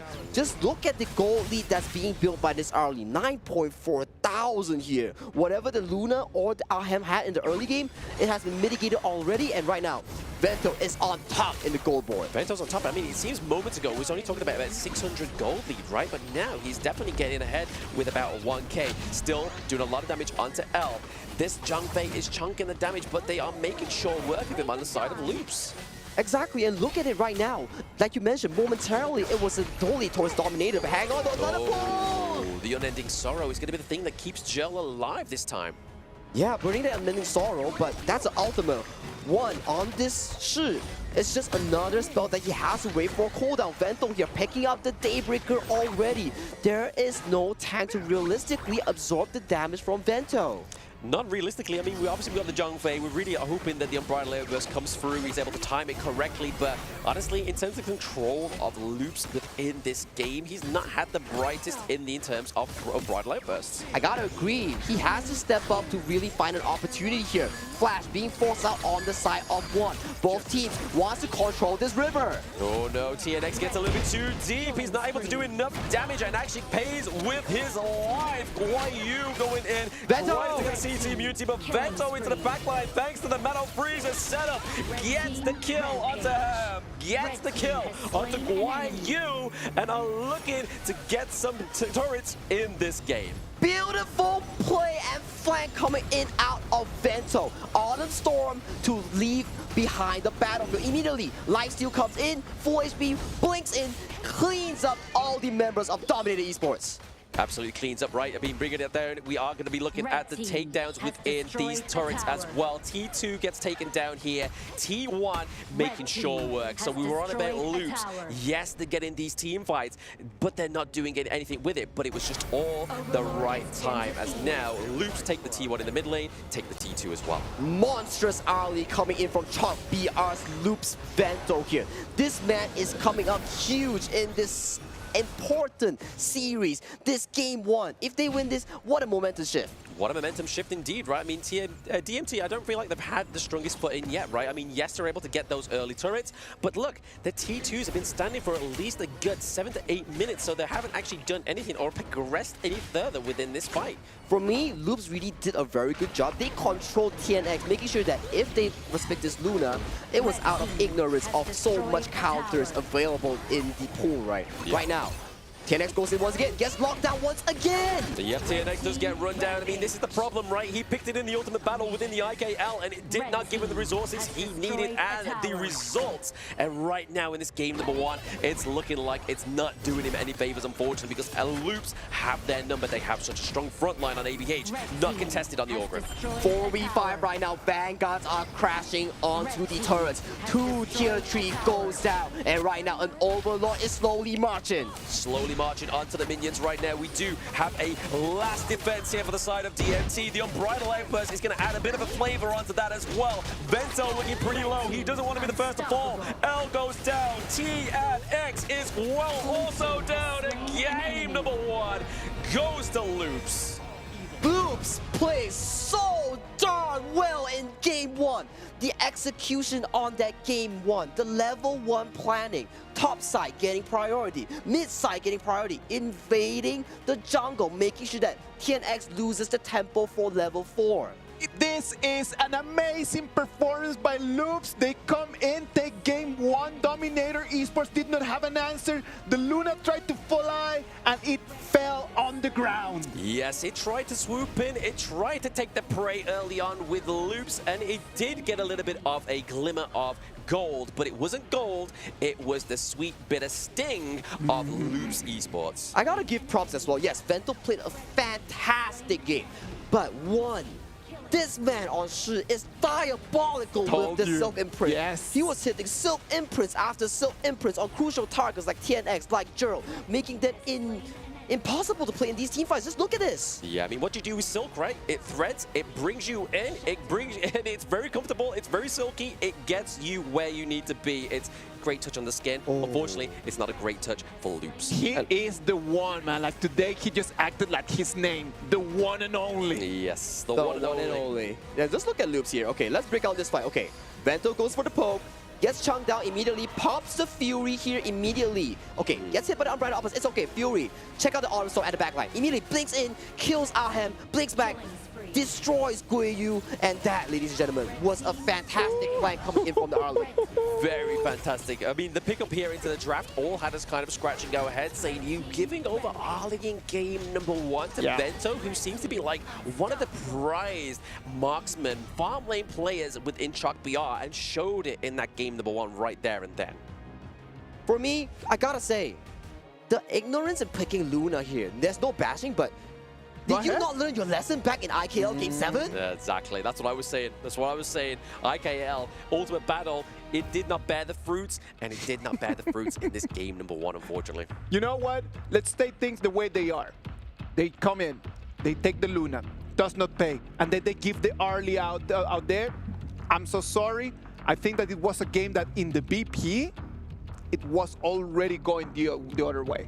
It indeed was, because we know for a fact that if you want to play the Luna, you gotta protect her from their early. But still, BP-wise, it was a good stuff done by the side of Loops, and I especially want to give props to Loops, the coaching staff, for planning that level 1 rotation, making sure that, okay, Luna, you starting Crimson buff, right? Okay, we get the Clash Lane prior, we get the mid prior immediately. Whoever gets the blue buff, it doesn't matter, as long as the Luna don't get it. Yep, it's all about intel, right? I mean, that intel into the early game really fed over the victory to Loops towards that late game. We were worried about those team fights not bearing much fruit, but towards the end, it was just Loops basically saying, look, let me do what I need to do, coach. And that's exactly what Vento did here, right? 140k damage overall. Nobody was even close onto the side of DMT. They were all sub below 100k. It was the Loops show, and it was the Vento that really stood up as the main character of this game.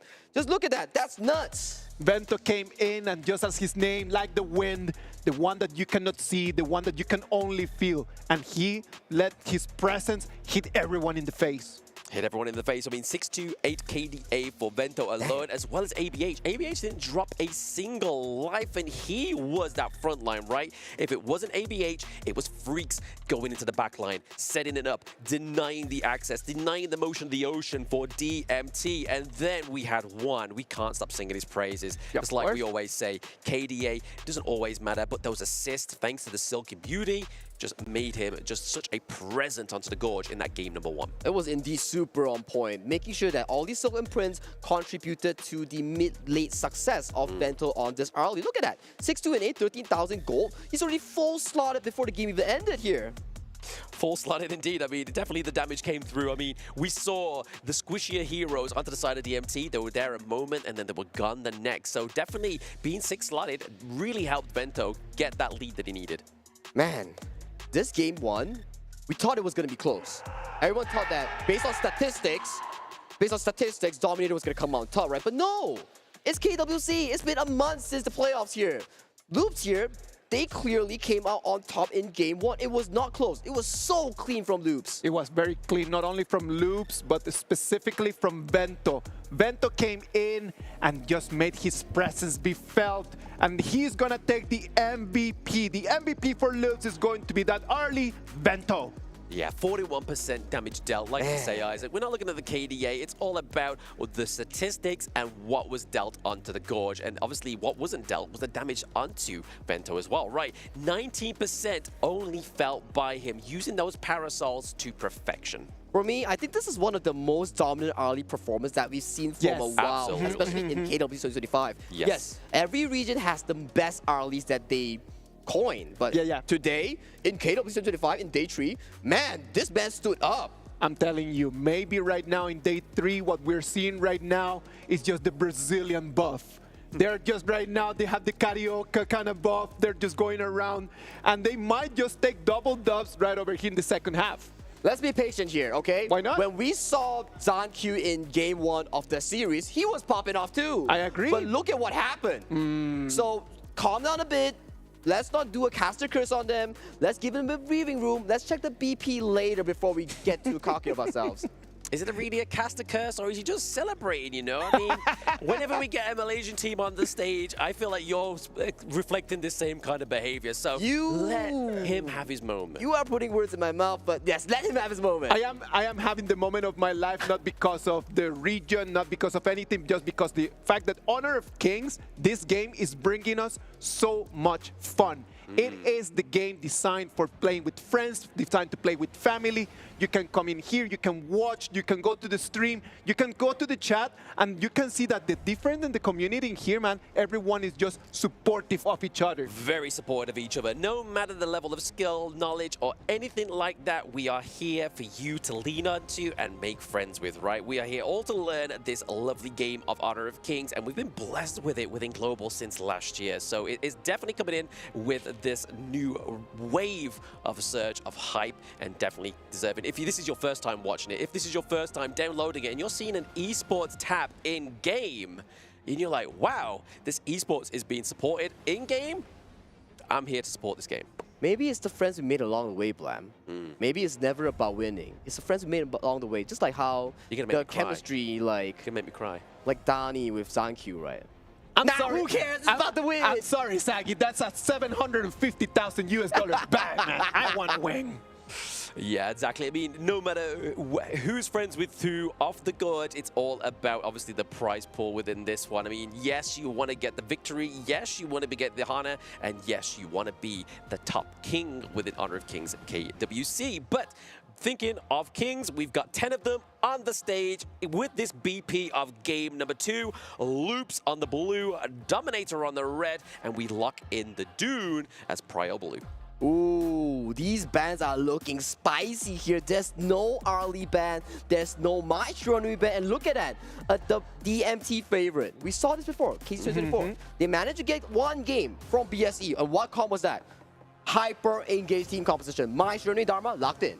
Maestro Diamond locked in. That's a lot of burst, a lot of control already going over to the side of Dominator Esports, but we are getting that beautiful pairing combo of the Dolia and the Dune, but locking in with the Lady Gen here, we could be seeing multiple destructive delusions come through. Can we talk a little bit about that Dolia and Dune kind of combo, man? Because we've seen it already these 3 days, and we haven't actually just spotlighted the combo itself. The combo itself, I mean, I'll take this one. I was a Dune main when I started this within Honor of King's journey. I've advanced a little bit more, but with the Dolia, the good thing about Dune is obviously with Gale's Benediction, he's also be able to soak a lot of damage, but the thing about Dolia, what she does is offer sustain. She also offers you a refresh with your ultimate. So yes, Unruly Blade has a very low cooldown, but if you can get in, soak the damage, your team collapses on top of you, the enemy team, they do the damage, and then you can still get out of jail as well, and then your team just goes in, collapses, and just deals the damage on that, just bearing the fruits for the enemy team. So to make it simple, Blam, I go in with Unruly Blade, the ultimate of Dune. Yes. Dolia gives me a refresh. Yes. I pop back out. You pop back out. That's it. That's it. That sounds so cool and so much mobility for Dune. Making sure that, okay, it's like an immobile tank, but with the addition of Dolia, it makes it so much more mobile. It's a get in, get out, isn't it, kind of job? It's a switcheroo. It's the kind of thing, it's the ease and breeze that you want with a tank. Okay. That's definitely interesting about this Dune pick, but let's check back our draft real quick. As Dominator Esports, they have picked one of the best marksmen as a blind pick here, being Gen.G, DRJ. This pick, the tokens, as we know, strong laning, insane early to mid-game, a tower pusher, extremely good with the Agudo here. If Loops does decide to pick a late-game scaling marksman, they gotta figure out how to deal with this Gen.G Agudo combo. Yeah, I really like, obviously, Dominator Esports so far with this drafting game number 2, because, I mean, they displayed already that they had such an aggressive, fast-paced early game, but they just didn't quite have the draft for it. Whereas the Agudo, the Maestro Noi, you're looking for those fast rotations, those fast turret takedowns, thanks to the critters that you are given for the skill number 1 of Agudo. But we're looking at a little bit more of a late game potential here for Loops. They need a ticket into the late game, and Lady Soon is that ticket. I'm having a question right over here. We already talked about the Dolly and Dune kind of combo, right? But then right now, Lady Soon in here, wouldn't that just put a little bit too much pressure on the roamer just to decide whom should I just be following through? Okay, let me explain this part, right? Okay, so for Dolia, before level 4, it's always good to look at what side you want to play. Yeah. It's about the game plan. Is it about invading the jungle? Is it about assisting which side lane that has priority to secure the neutral objective, be it the fire beat, be it the dimensional sprite? So that's the game plan of the Dolia. So later on the stage, we look at the ultimates. It's either the Lady Zen or the Dun. Yeah, like I said, double destructive deluge is going to be crazy because a lot of misconceptions as well for this mid lane pick here, the Lady Gen, is that she doesn't do a lot of damage and she always is the scapegoat like we saw with Wen on OG Esports. But when you look at the after game results, thanks to that ultimate, the AoE destructiveness of the deluge is crazy. And having 2 of those bad boys, woo, it's a lot of damage. A lot of damage, a lot of AoE cover. And ladies and gentlemen, this is game 2. Look at that. Freaks just taking extremely low. He's got to go back to turret, but they want to go and take the kill. They want to try to take the kill. He misses the Morbury power as well, which would have been crucial for the side of Loops. Definitely would have been a takedown of Freaks, but he was able to get out alive. Man, this early game is looking spicy for Dominator Esports. A bit of a mix-up, but it's okay. I mean, the thing is what I was talking about earlier in the green room is like, hey, we've not really seen any Sakir within KWC. This is 2 series in a row Sakir has come through, and I'm here for it. Sakir is a great pick. Sakir was a great pick. Paul SG, Xingling played to a superb. And can L repeat that success? We got to find out right now in this series. Game 2. Let's check it out because right now we gotta focus. Okay, the game plan for Loops. They want to make sure that Vento gets to scale towards the late game, and ABH and 1 will be the facilitators of that to make sure that he farms well and he fights well. On the side of DMT, it's the opposite. They want to amp up the early game tempo. They want to find engage on the Dharma, on the Maestro Nui, looking for these big engages onto Lady Sun. It's a fight between team compositions here. Fight between team compositions. Is it the patience for the side of Loops, or is it going to be the speed and ferocity from DMT, which we saw? Obviously, game number 1, they showed a glimmer of it, but they were just kind of held back by the way Loops played in that game number 1. But right now, definitely playing a little bit more kind of like coy here. They need to with the draft of Loops, and DMT, they need to make sure they are setting the tempo. DMT needs to control the times of everything, and they cannot control it without the vision. So it's going to be very important for Sakir not only to help DMT over here in the farm lane, but to be able to understand exactly the rotations around stunned. And look at that. These brush catches for the Sakir is why I love this pick, right? Morbury power is such a impressive knock-up, but also does so much damage in the early game as well, right? But also offers healing over to your teammates. So it's double constructed. Like, you get damage, you do healing. It's crazy. It's crazy indeed, and look at how much resources is being invested towards the side of both teams here. They know the win condition of both teams here. This bot lane tower, TNX will eventually calm down after this jungle rotation, and they will try to tear this down. Yeah, I mean, definitely focus onto the sidelines, like you were saying earlier. It's like with Vento is crazy. It's making sure that obviously they don't get that late game potential that we could potentially see here for Vento onto the lady soon, and we know that he has the chops for it. But here again, Al is just giving over the vision, making sure he's catching the rotations of the Dolia and the lady soon. Those Fireflies be hitting hard, but thanks to Vento and Mana Freezer, they're trying to sustain this lane into a very good style right now. And look at mid lane right now, 2v2 strong. The Tyrant is being spawned in just short of 30 seconds here. So both junglers, they're utility junglers, they're tank junglers here. They will want to look for these big engages to fight for this Tyrant. Should DMT just go for the Tyrant immediately? They know that they were going to clean blue, and then they might have the priority to move. Do they have the power right now to take that fight? This will depend on whether Loops, ABH, whether he wants to continue this jungle pathing here, or does he want to give up the jungle pathing and come for this Tyrant? There's also another option where both of them just come and fight for this Azure God, but no. All of them, they want to fight for this Tyrant right now. Look at that. Getting that damage earlier online for the Lady Sun. Vento here could be crazy, but I mean, DMT, they have the kit. Is it going to be Stone here? No, it's going to be DMT that gets the kill. There we go. Loops, he gets stuck into the thick of it. Guayu into the backline, overcommitted and pays with his life. Freaks gets first blood. Guayu flashes in, comes, and then just misses, and then he's going to pay with his life. It's going to be first blood for Loops.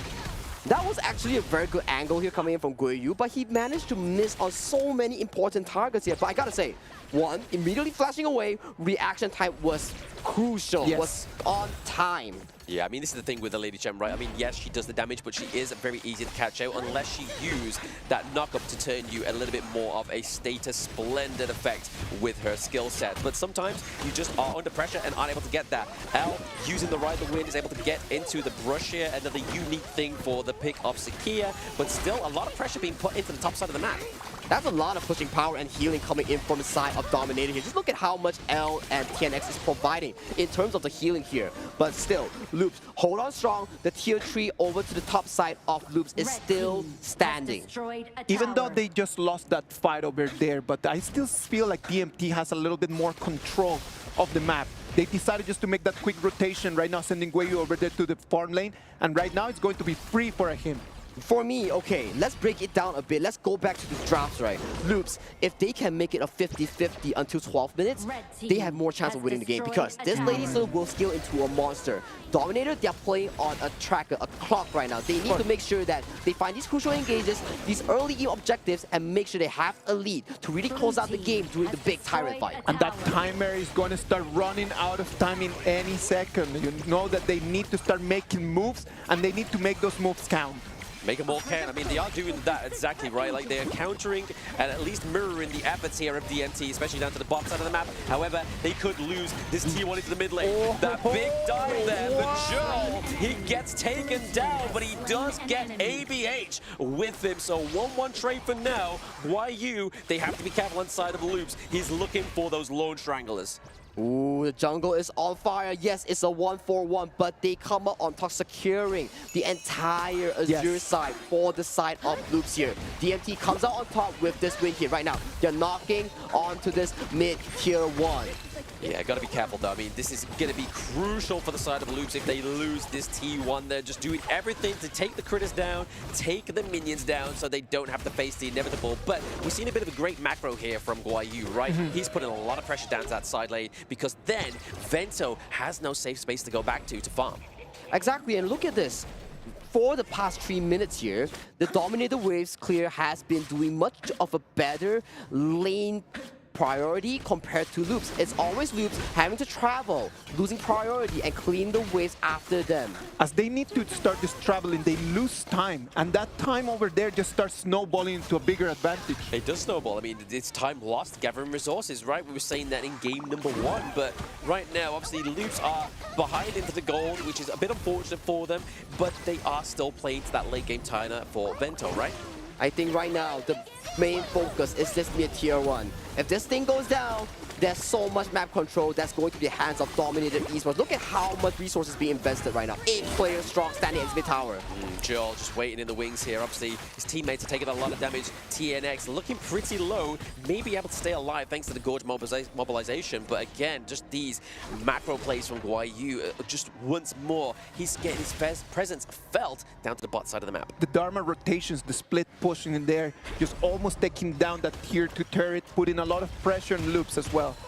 But with all that resources, Loops Freaks still comes out on top in terms of the level lead. So definitely, Freaks is also doing a decent job in making sure that he gets sufficient resource to beat this backline threat that can be so devastating in the later stages of the game.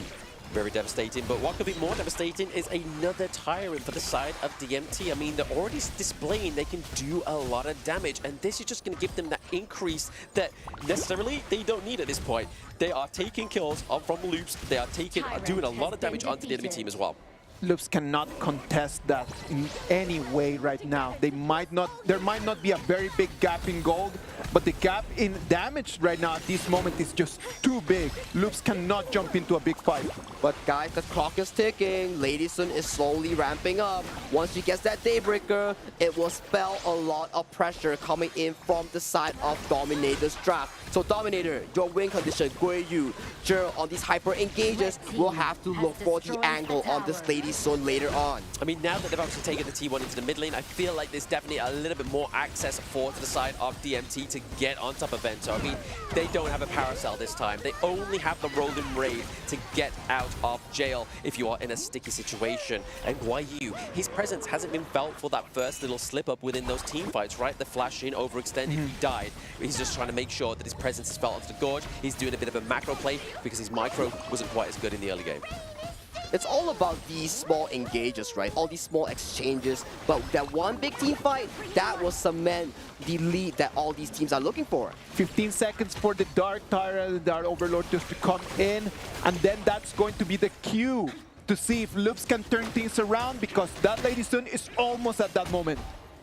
Getting to that point, right? I mean, we're seeing obviously the minion wave being fed through up the top side of the map, and now we're getting into that mid-game status, that 10-minute mark, where Loops is yet to find their footing within these neutral objectives. But here we are, Jill always in onto the back line. We see the Guayu looking to get into this fight as well, looking to prove himself within this next team fight, and ABH, one of both down. Unfortunately, not going to be able to contest this Shadow Tyrant. This is DMT's comfort zone, their comfort draft. They come in prepared with the Maestro Nui, with the Guiyu's Dharma here, and that wasn't even with the Dharma at all. It was just one Maestro Nui, and that Vento on the Lady Sun couldn't do damage at all. Didn't take damage at all. He was kind of just making sure his positioning was in a safe space, because even though he may not actually get to perform onto this Lady soon, he's definitely playing the positioning very well. But DMT, like I said, into the draft, have to play this very aggressive. They need to make sure they're getting the gates into these lanes and not just stopping at those T2s like game one. The only way that they can turn things around is Lady Sun not falling. As long as Lady Sun can just continue, just keep getting all the gold possible,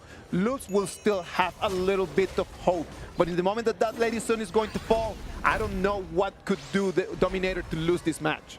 Yeah, I mean, Vento there, we just saw with the gold chart to the right side of the map, we saw that it was actually Vento who's at top of that gold lead right now. So I suppose if they keep funneling that in, if they keep Vento alive, we may be seeing a bit of a turnaround here for Loops. But right now, looking to try and contest this Shadow Overlord. Who is he going to go for? ABH gets the stun, but Guayu into the backline is going to make them pay. Vento down, one down, no damage for the side of Loops. This is what we're talking about. You were saying, where was Guiyu on this Dharma? He was nowhere for the entire 11 minutes. But that was the crucial that I was talking about. One team fight, the biggest team fight that he needed. 4-man crucial crowd control on this Dharma. And it's gonna be an ace, and they're gonna come in, they're gonna take that high ground turret and blam. Is this going to be the end of it? 5 seconds for one, 5 seconds for Vento. I don't think it's gonna be long enough. The minion waves coming through. We see Furball being detached, thrown into the enemies, but they do have the Vanguard. Is it going to be enough to keep the base alive? There's no wave, there's no wave. They did it! Oh, look at that! There is no wave and there's still hope. Loops still standing, and right now, they still want to play this game. And let's look at the replay real quick. Oh, hold on. Okay. Back to square one, okay? 5,000 gold lead being secured by DMT right now. Guiyu with that amazing engage onto 4, securing themselves that big win that they desperately needed to break the game apart. That's the crucial engage that we talked about the crucial Dharma crowd control.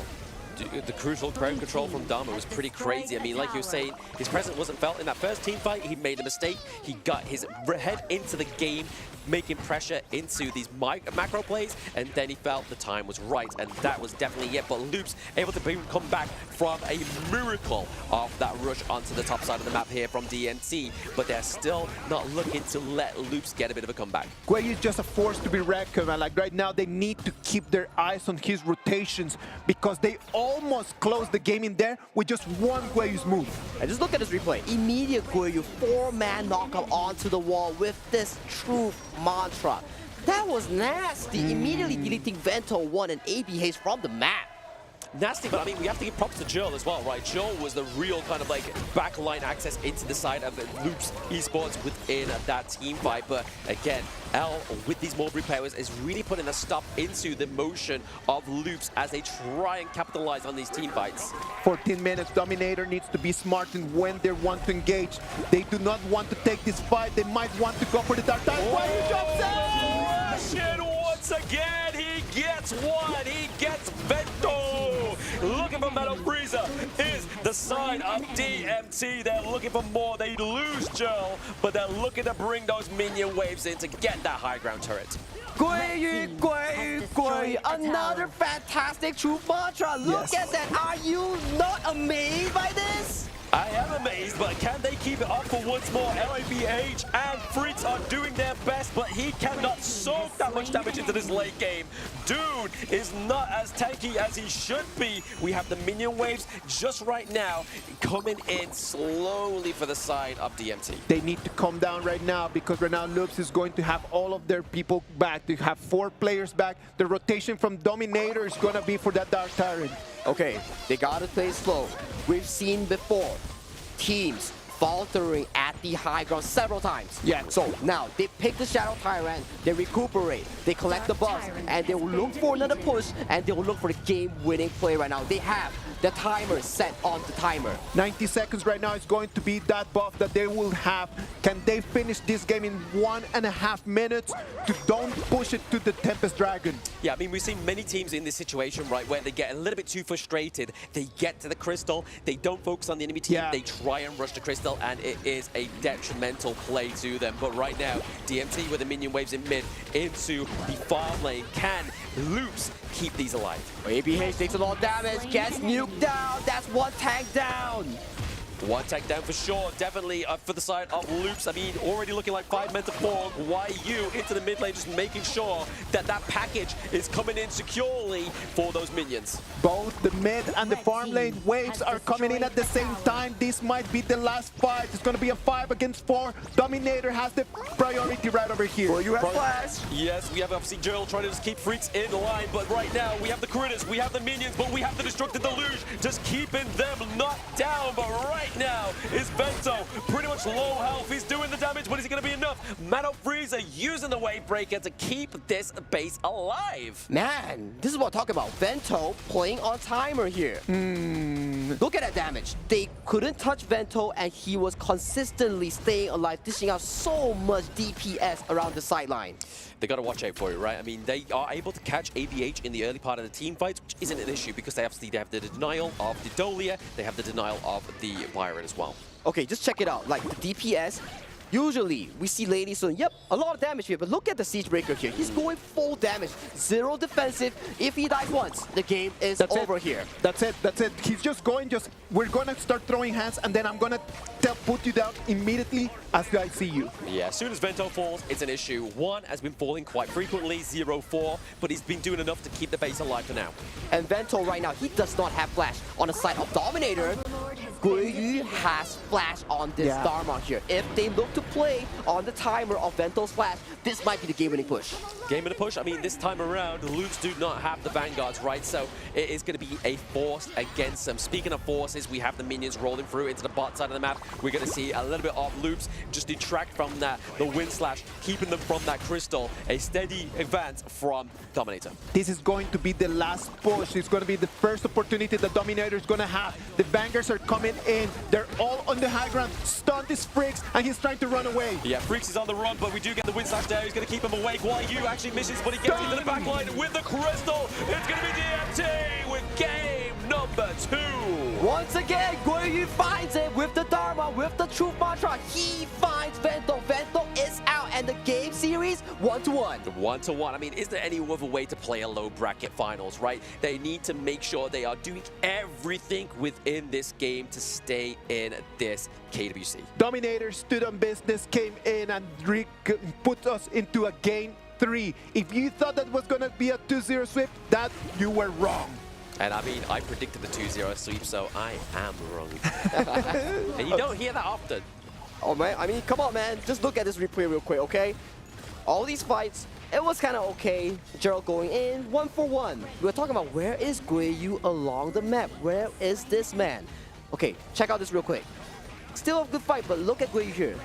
This man, he doesn't do anything. Vento immediately knows, I cannot go forward. Yes. If I go forward, I'm going to get sent to the wall. It's not even the fact that he is around, it's just the knowing of his existence just puts in your brain a message of like, I need to walk carefully.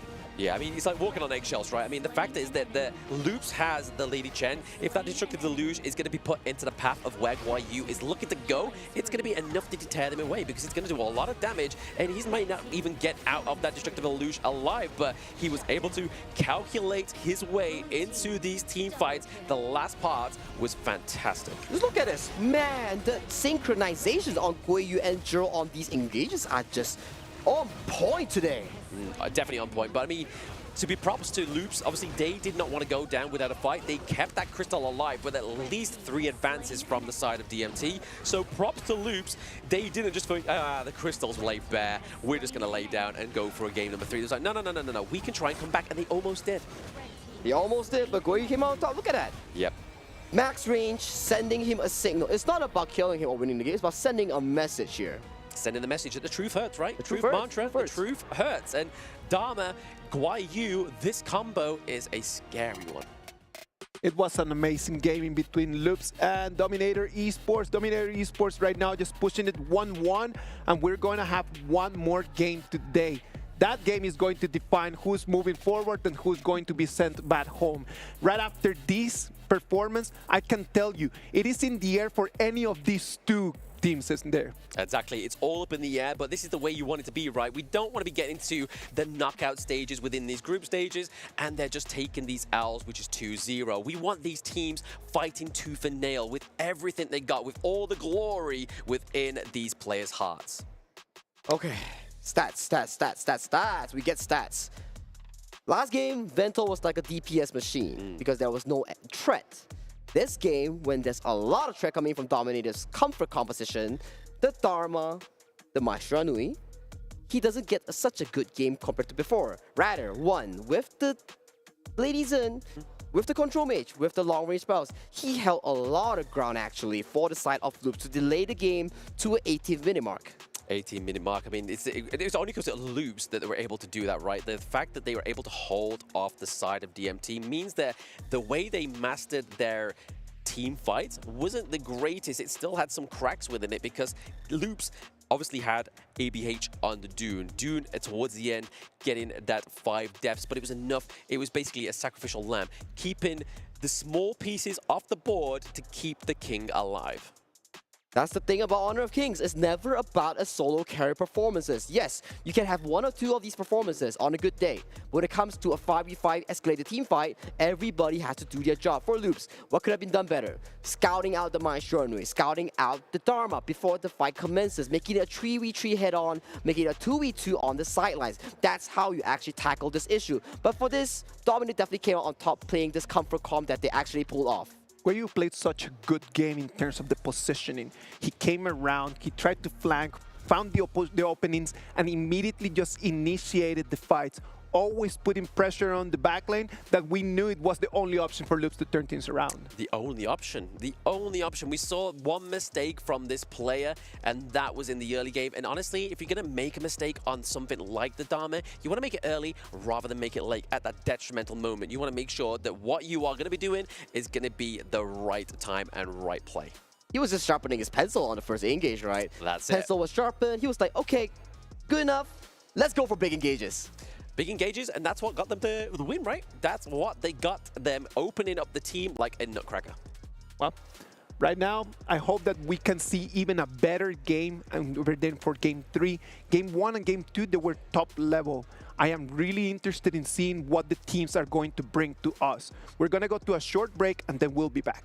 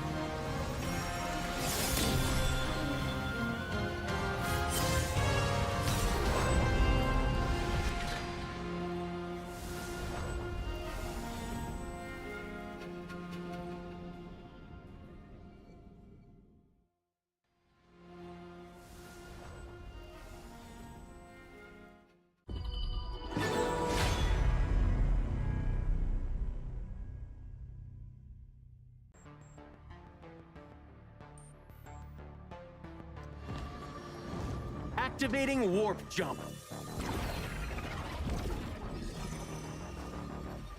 Destination? The brightest star.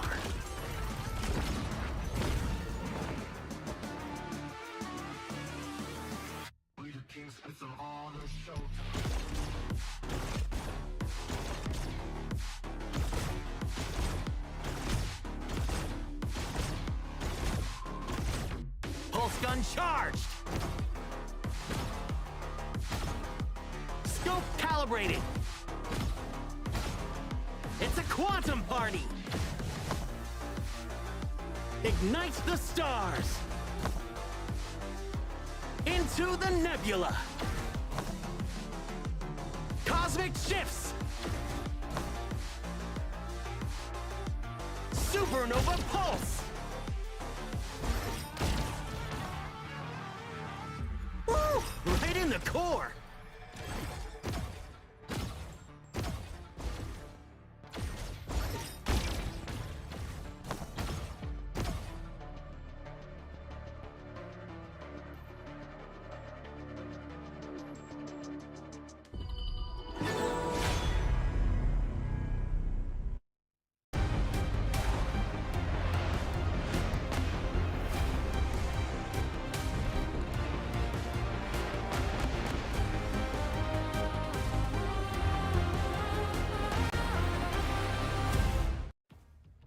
Dominator Esports against Loops. Right now it's a 1-1 draw.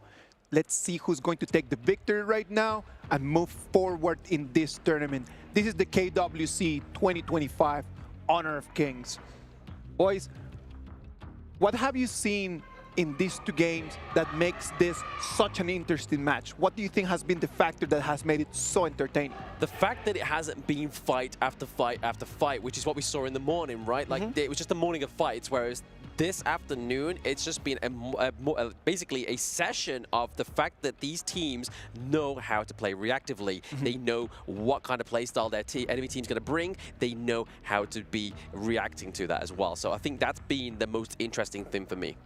For me, really, it comes down to the point where how Dominator wants to play that draft, right? It's like, okay, game 1, they lock in the Luna, they were limit testing themselves. Game 2, they come on strong with picks like their comfort, like the Arlie, not the Arlie, sorry, like the Maestro Nui, like the Dharma, which proven much results as we've seen. This composition, they have used it, they have practiced it, they have applied it since KC 2024. And right now, towards game 3, do they still have the similar hero pool to pull this off? It is going to come down to the hero options, right? We've seen that the performance from both teams has been like really good. Like all the players have had like a very good afternoon. What's going to come down right now is just what kind of heroes can we give them and what kind of we can go and grab. I mean, it's the best of 3, so there's still things on the board that we can go for. It's not like we're kind of like towards the end of a best of 5. Things start to get a little bit shaky in terms of what they can go in terms of heroes. I mean, we've seen that, obviously, we've seen an assassin pick from TNX. We've seen a tank pick from TNX as well. It's kind of like they can still go for so much more. Exactly. Like right now, the draft is still wide open for both teams. Like you mentioned, it's just a BO3. Picks are still up for grabs. You might just be losing out for like maybe 30 heroes in this game. 4 Taurus bans, 8 bans, and then like 20 heroes picked out, right? So right now, the coach's focus will be formulating a game-winning solution on whether or not who has to be the core carry of either this team. For Loops, it might be Vento. For the side of Dominator, it might be for the side of Guiyu or Ahem. It might just be there. I mean, right now we're looking at a potential of a Liu Bang up into the Clash lane here with the Liampo as well. That's a lot of engaged potential here from DMT, right? Really sacrificing and trying to substitute that Dharma engage. For me, this composition, these two drafts, there doesn't seem to be much of a priority on the pay compared to the series we've seen before. So maybe that will come through in the second stage of the draft because both teams have yet to pick their jungle as of this point. Boys, that user interface that you can see right now over there on your screens is just the same one that people can use whenever that they go on to Honor of Kings and they're trying to play rank. This is an amazing way of just how to demonstrate how the actual game looks like in the game. Exactly, and also if you want to make a custom match, you want to play scrims, you want to play practice matches with your friends or your scrim partners, you can also go to custom mode and make your own custom lobby, a tournament lobby, exactly. Yeah, I mean, it just gives you a little bit more of an overview, right? So when you are looking at this, when you're getting into the lobby, it just makes a little bit more sense. You can see the puzzle pieces falling into place, but right now, let's look at things that fall into place. We're seeing the Fade ban being taken off, we're seeing the Alarm being taken off as well, but that may result to TNX with this potential Geng pick. This potential Geng pick has been locked in by TNX, as we've seen from the last few days of KWC 2025. This pick, insane amount of burst, insane amount of mobility, but yes, it is still a jungle assassin pick. And what is it weak to? High tempo picks like the Maestro Nui, like the Pei. Like the pay, but I mean, I want to give obviously props to what they've gone for so far and what they've drafted so far. I mean, Liampo, if you can get the right engage here for Al, that can really upset the tempo here for high frame picks, very aggressive picks like the Mai Shiranui, right? I mean, all you need to do is get the Liampo into the back line. We get Lu Bang go in as well with his Battleground command, and then you've got two big, audacious tanks in your back line. What are you going to do at that point? Ooh, that is also a very interesting team fight direction that Dominator can take, because as you mentioned, Geng can carry the Liu Bang towards the backline and try to find these backline accesses. But look at the side of Loops. They have a ton of engage freaks on the Fatigue, Loops 1 on the Maestro Nui, and also the Unbridled Outburst coming in from the Zhang Fei. Unbridled Outburst. I mean, they definitely needed a little bit of front line there, right? Like they had the secondary engage, right? They have the likes of the Vati here that's going to do a lot of damage, trying to get the pick off of any of the squishy heroes onto the side of DMT, and obviously they have the burst potential from the Mai Shiranui, whereas the D-Ranger obviously starts to activate towards the late game, but that hybrid damage that we get from this hero is definitely going to pay dividends for the side of Loops. I feel like it's all down to the execution of these team fights once again. I feel like this game 3 could be scrappy. Talking about execution, I want to talk about pulling the trigger. Yes. Whoever gets the successful engage first, be it Loops, the Mai Shiranui, or the Fatih, be it Dominator, TNX fighting these flanks, or L fighting these multi-man tremor smashes, that will be the game changer for either of these teams. That will be the game changer, and this is going to be the life changer. This is game number 3 between Dominator Esports and Loops. The last time these two teams will see each other eye to eye. One will make it to the upper stage where they continue their last hope against Vitality in the conquest towards the last chance, while one will lose their hopes and be sent towards the airport. They'll be sent home, and that will be unfortunate for either of these teams, right? Especially after what they've displayed within this best of 3. It feels like neither of these teams should go home, and they have definitely played their hearts out to this point. We can already see here Vento using the coverage of the brush here to try and secure this Phoenix down to the bot side of the map that only spawns once. Exactly, so that Firebeak, that Phoenix goes over to the hands of Vento. That neutral objective has been secured for Gen.G. That will be winning this lane in the early game, thanks to the token and thanks to the laning prowess of this strong pick. Yeah, winning that early game could be the potential here for Loops. Obviously, we need as many resources into Vento as possible, because if he gets there a little bit earlier, he needs his Spark Forge Dagger to make that wave clear a little bit better for the pick of the D-Ranger. His range isn't necessarily as good as some other marksmen. And looking at Loop's team comp, it's such a bounce house team composition. Yes, so many knockups, so many setup here. We gotta look at DMT. Can they protect their core carries here? But hang on, a 2v2 might be breaking out here. Yep, the Dream Roller does come through, but obviously we see Guai Yu use the Battlefield command to get back into the top side of the map to make those odds even. Oh man, very safe approach from both teams here, as Vento here already triggering the first layer of the shielding plate coming in from the farming tower of Dominator's Ahem. Yeah, they've already pushed for quite far ahead, right? I mean, they got to watch out for any kind of rotations here. We do see that L on the Liampo is looking to try and find his way back onto the farm lane, because you can see right now, Ahem is not having the greatest time down there. Constantly pushed under his T1, and nobody is trying to get a gank onto Vento. But that's the thing about this long pick, this Alwyn pick. You gotta make sure that he gets a safe farming spot. Although, yes, he gets to survive the lane, but once that bot lane tower goes down, he will lose his farming ground, and he will be losing behind on this farm. It'll be behind on this farm, and that could be a real big problem here for the side of those teams, right? I mean, right now, we're seeing that Loops is lucky to put a bit more pressure into the top side of the map, but trying to get that teleportation mechanic come through as well. But right now, we are seeing TNX get dived straight onto Freaks, and that is going to be first blood for Dominator. Beautiful combo coming in from TNX mirror domain into the engage with Guoyu coming in with the battlefield command, the ultimate executing the damage, but Unbridled Outburst goes through. A little bit unnecessary there, right? The Unbridled Outburst baited, a little bit trigger happy on that ultimate. Exactly. That is a big cooldown expended, just 40 seconds short before the first Tyrant to be spawned in this game tree. Yeah, I mean, that's intel you don't want your team to have, your enemy team to have, right? Like, hey guys, he doesn't have the Unbridled Outburst, and more importantly, Mano Freezer doesn't have the Smite either, so he has the heal. It's all going down to ABH to get himself down to this side of the map, which we can see here if they want to contest this Tyrant. And usually you will want to look for these creeps, these minions, or these jungle monsters to stack your Fury. Right now, there is a jungle camp available for Loop's Mano Freezer to stack up the Fury bar, hoping for this ultimate to come back in 5 seconds of this Tyrant. 5 seconds of the Tyrant. I mean, looking at the kind of like wave pressure here, we are seeing it go into the favor of DMT. They have the minions down there, whereas Loops has none. Now neutralizing any lead they had down to the bot side of the map. The Flaming Palms landed onto ABH level 7 as well. Unbridled Outburst isn't going to be enough to keep DMT away from the Tyrant, and all that damage coming from this 4-minute objective is coming through here for Dominator, thick and fast. Remember what we said? Whoever pulls the trigger first will win the team fight. And as of now, TNX is consistently finding these backline engage with the mirror swap into the mirror domain engage along with Guoyu.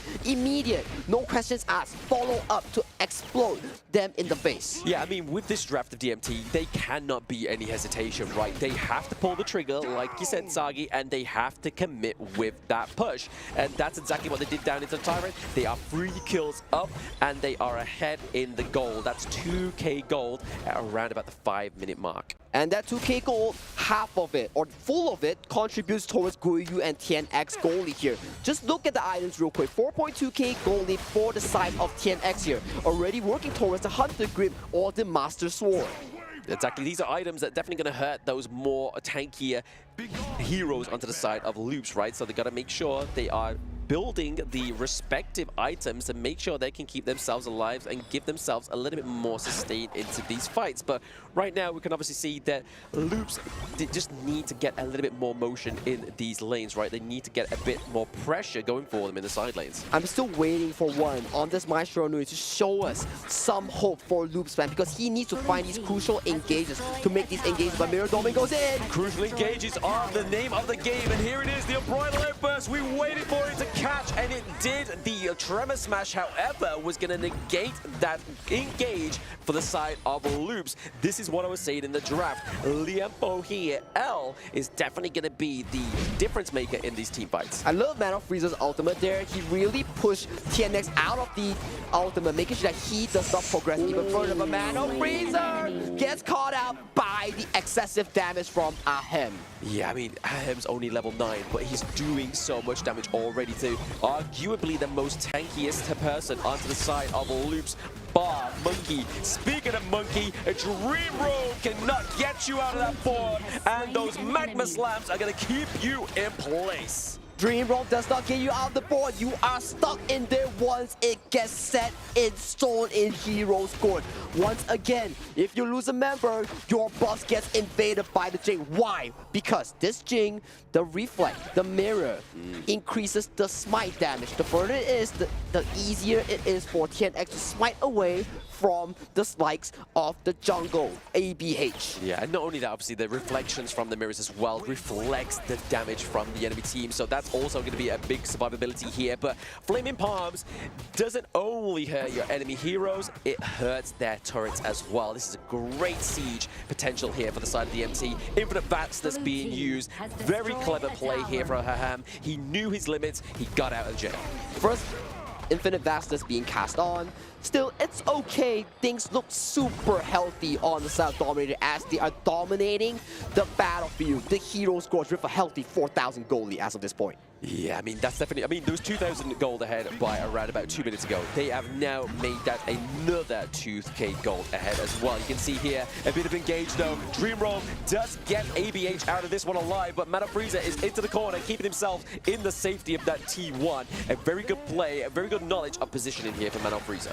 TNX here playing with his food. The Mirror Domain is getting faster and faster. TNX is locked in as of this point. He needs to be, because I mean, he has no more rounds after this, right? He has to make sure he's playing his best performance on this Geng. And right now, the level difference between TNX and ABH is a whole 3 levels. And speaking of levels, we are putting in the levels here. Freaks 40 at the upper hand. We see that TNX came in, but he may escape just by the nick of time here. But L come through as well. The burst ram locks him into place, and the Flaming Palms gets his grave sealed. But it's still a good play coming in from Freaks. He stopped so much time coming from the Dominator crew, making space for Loops to pick up this Tyrant that they desperately need to crawl back into the game. They do need to turn it back into the game, right? They need to try and find some kind of footing here. Loops are just always overextended, especially into these side lanes that have already lost their T1, so you've definitely got to play a little bit more careful, but you can't play careful when you can't see that mirror image. And right now, they can't see any T1s for the side of Loop Esports. They may see a little bit of a way out here. A bit of a team fight is ensuing into the mid lane. Mano Frieza back into the team fight. He pounces onto 2. Gets a kill onto 1. But Guan Yu does go down. That is currently a 1-1 trade. Freaks looking pretty low, but gets out. Freaks is so crucial with these engages. That looks so bad coming in from Loops, but the moment Freaks entered the fight, it turned 360 and it went back to Freaks. Yeah, definitely went 180, right? Like 180, yes. 360 would have been like, hey, it looked bad, it looked good, it went back to bad. But 180 was definitely the call there. We'll go over geometry after the broadcast. Okay, a breather. 15 seconds on the clock. Tyrant Shadow variant. Tyrant is about to be spawned onto the map. Both teams here, they look to plan around this specific objective. Whoever gets it will get a lot of combat power for the next 90 seconds. Yeah, I mean, 90 seconds is a long time with an Honor of Kings, right? But right now, they're not looking to keep that alive. And the Dream Roam has been expanded for the side of Loops, which could be trouble here. Because normally, on a pick like Monkey, you use the Dream Roam, you use the Smite, you get out. But right now, they can't do that. They don't have that within their grasp, but they are going to still go for this. It's a bit ballsy. The Unbridled Outburst gets none, but it is going to be going over to DMT. L goes down. L gets 1, sorry, and Freaks goes down as well. Currently with no kills going off the side of DMT. Dream Roam used defensively as well. Vento going to be the hope here to try and keep him alive.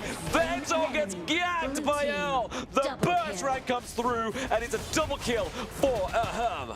That's 3 down coming in from the side of Loops. They failed the steal on the Tyrant here. TNX played the Mirror Domain to a perfection here. And now they are knocking onto the tier 3 here. They collect the tier 3 towards the mid lane. They look to collect more kills towards the clash phase. Collecting kills like the Taxman here. It is TNX getting the kill onto Mano Frieza. So front line is heavily dependent on ABH, on Freaks at this point. But that is going to be the second high ground turret taken from the side of Loops. In a span of 1 minute and 20 seconds, the entire goalie burst into a 7,000 full-fledged goalie. And look at the damage dealt. TNX with the Mirror Domain, with this Geng, this assassin confidence pick, showing up crucial. Showing up crucial, but it needs to show up at the right time. And this is exactly why TNX got this within the draft, right? He needed to get this. He needed this kind of performance because from day 1,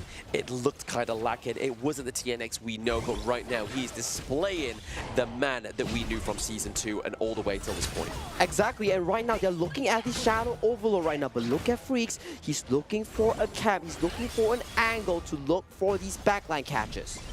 Looking for backline catches here. I mean, right now, we're just kind of seeing that Loops are just trying to formulate, get as much kind of resources as possible here. They're able to get that Crimson Golem towards the end as well. Give it over to Bento. And look at this map state right now. If they commit too much time onto this Vanguard, your bot lane is just gonna be entered by Guiyu with this new bot because the Battlefield command can come in anytime and the fight might be breaking through the bot lock tree. We thought we was going to get a potential good on Bright Lambers, but the welcome is on board is coming through as well. It's going to lock down Loops into the space that they need, but TNX goes down for the first time as well. Vento is online. Loops having to go to the bot side of the map. They don't want to lose their only higher ground turret, but this could be a glimmer of hope for the Chuck BR. Exactly, Vento lives on strong. This Gen.G pick is so consistent on this marksman coming in from Loops. He is doing so much DPS. So much DPS. I mean, this is where we needed Vento to be right now, and this is the Vento that we saw in the previous games as well. So his Harley was great. Gen.G slowly starting to live up to that pace, and they now have the Overlord to put a bit of pressure on here. Exactly, especially while losing 2 tier 3 so early on towards the game. Having this Overlord relieves so much pressure for the next upcoming 1.5 minute here. Right now, if you're Dominator, you have to find a way to stop this goalie from slowly bleeding back to the side of Loops. Yeah, I mean, we thought with the Bright Light Burst was going to get negated there by that World is my board, but it was just the dive in. A little bit too overzealous here for the side of DMT, and right now, they've got to be questioning it. Why did we go for that play? Exactly.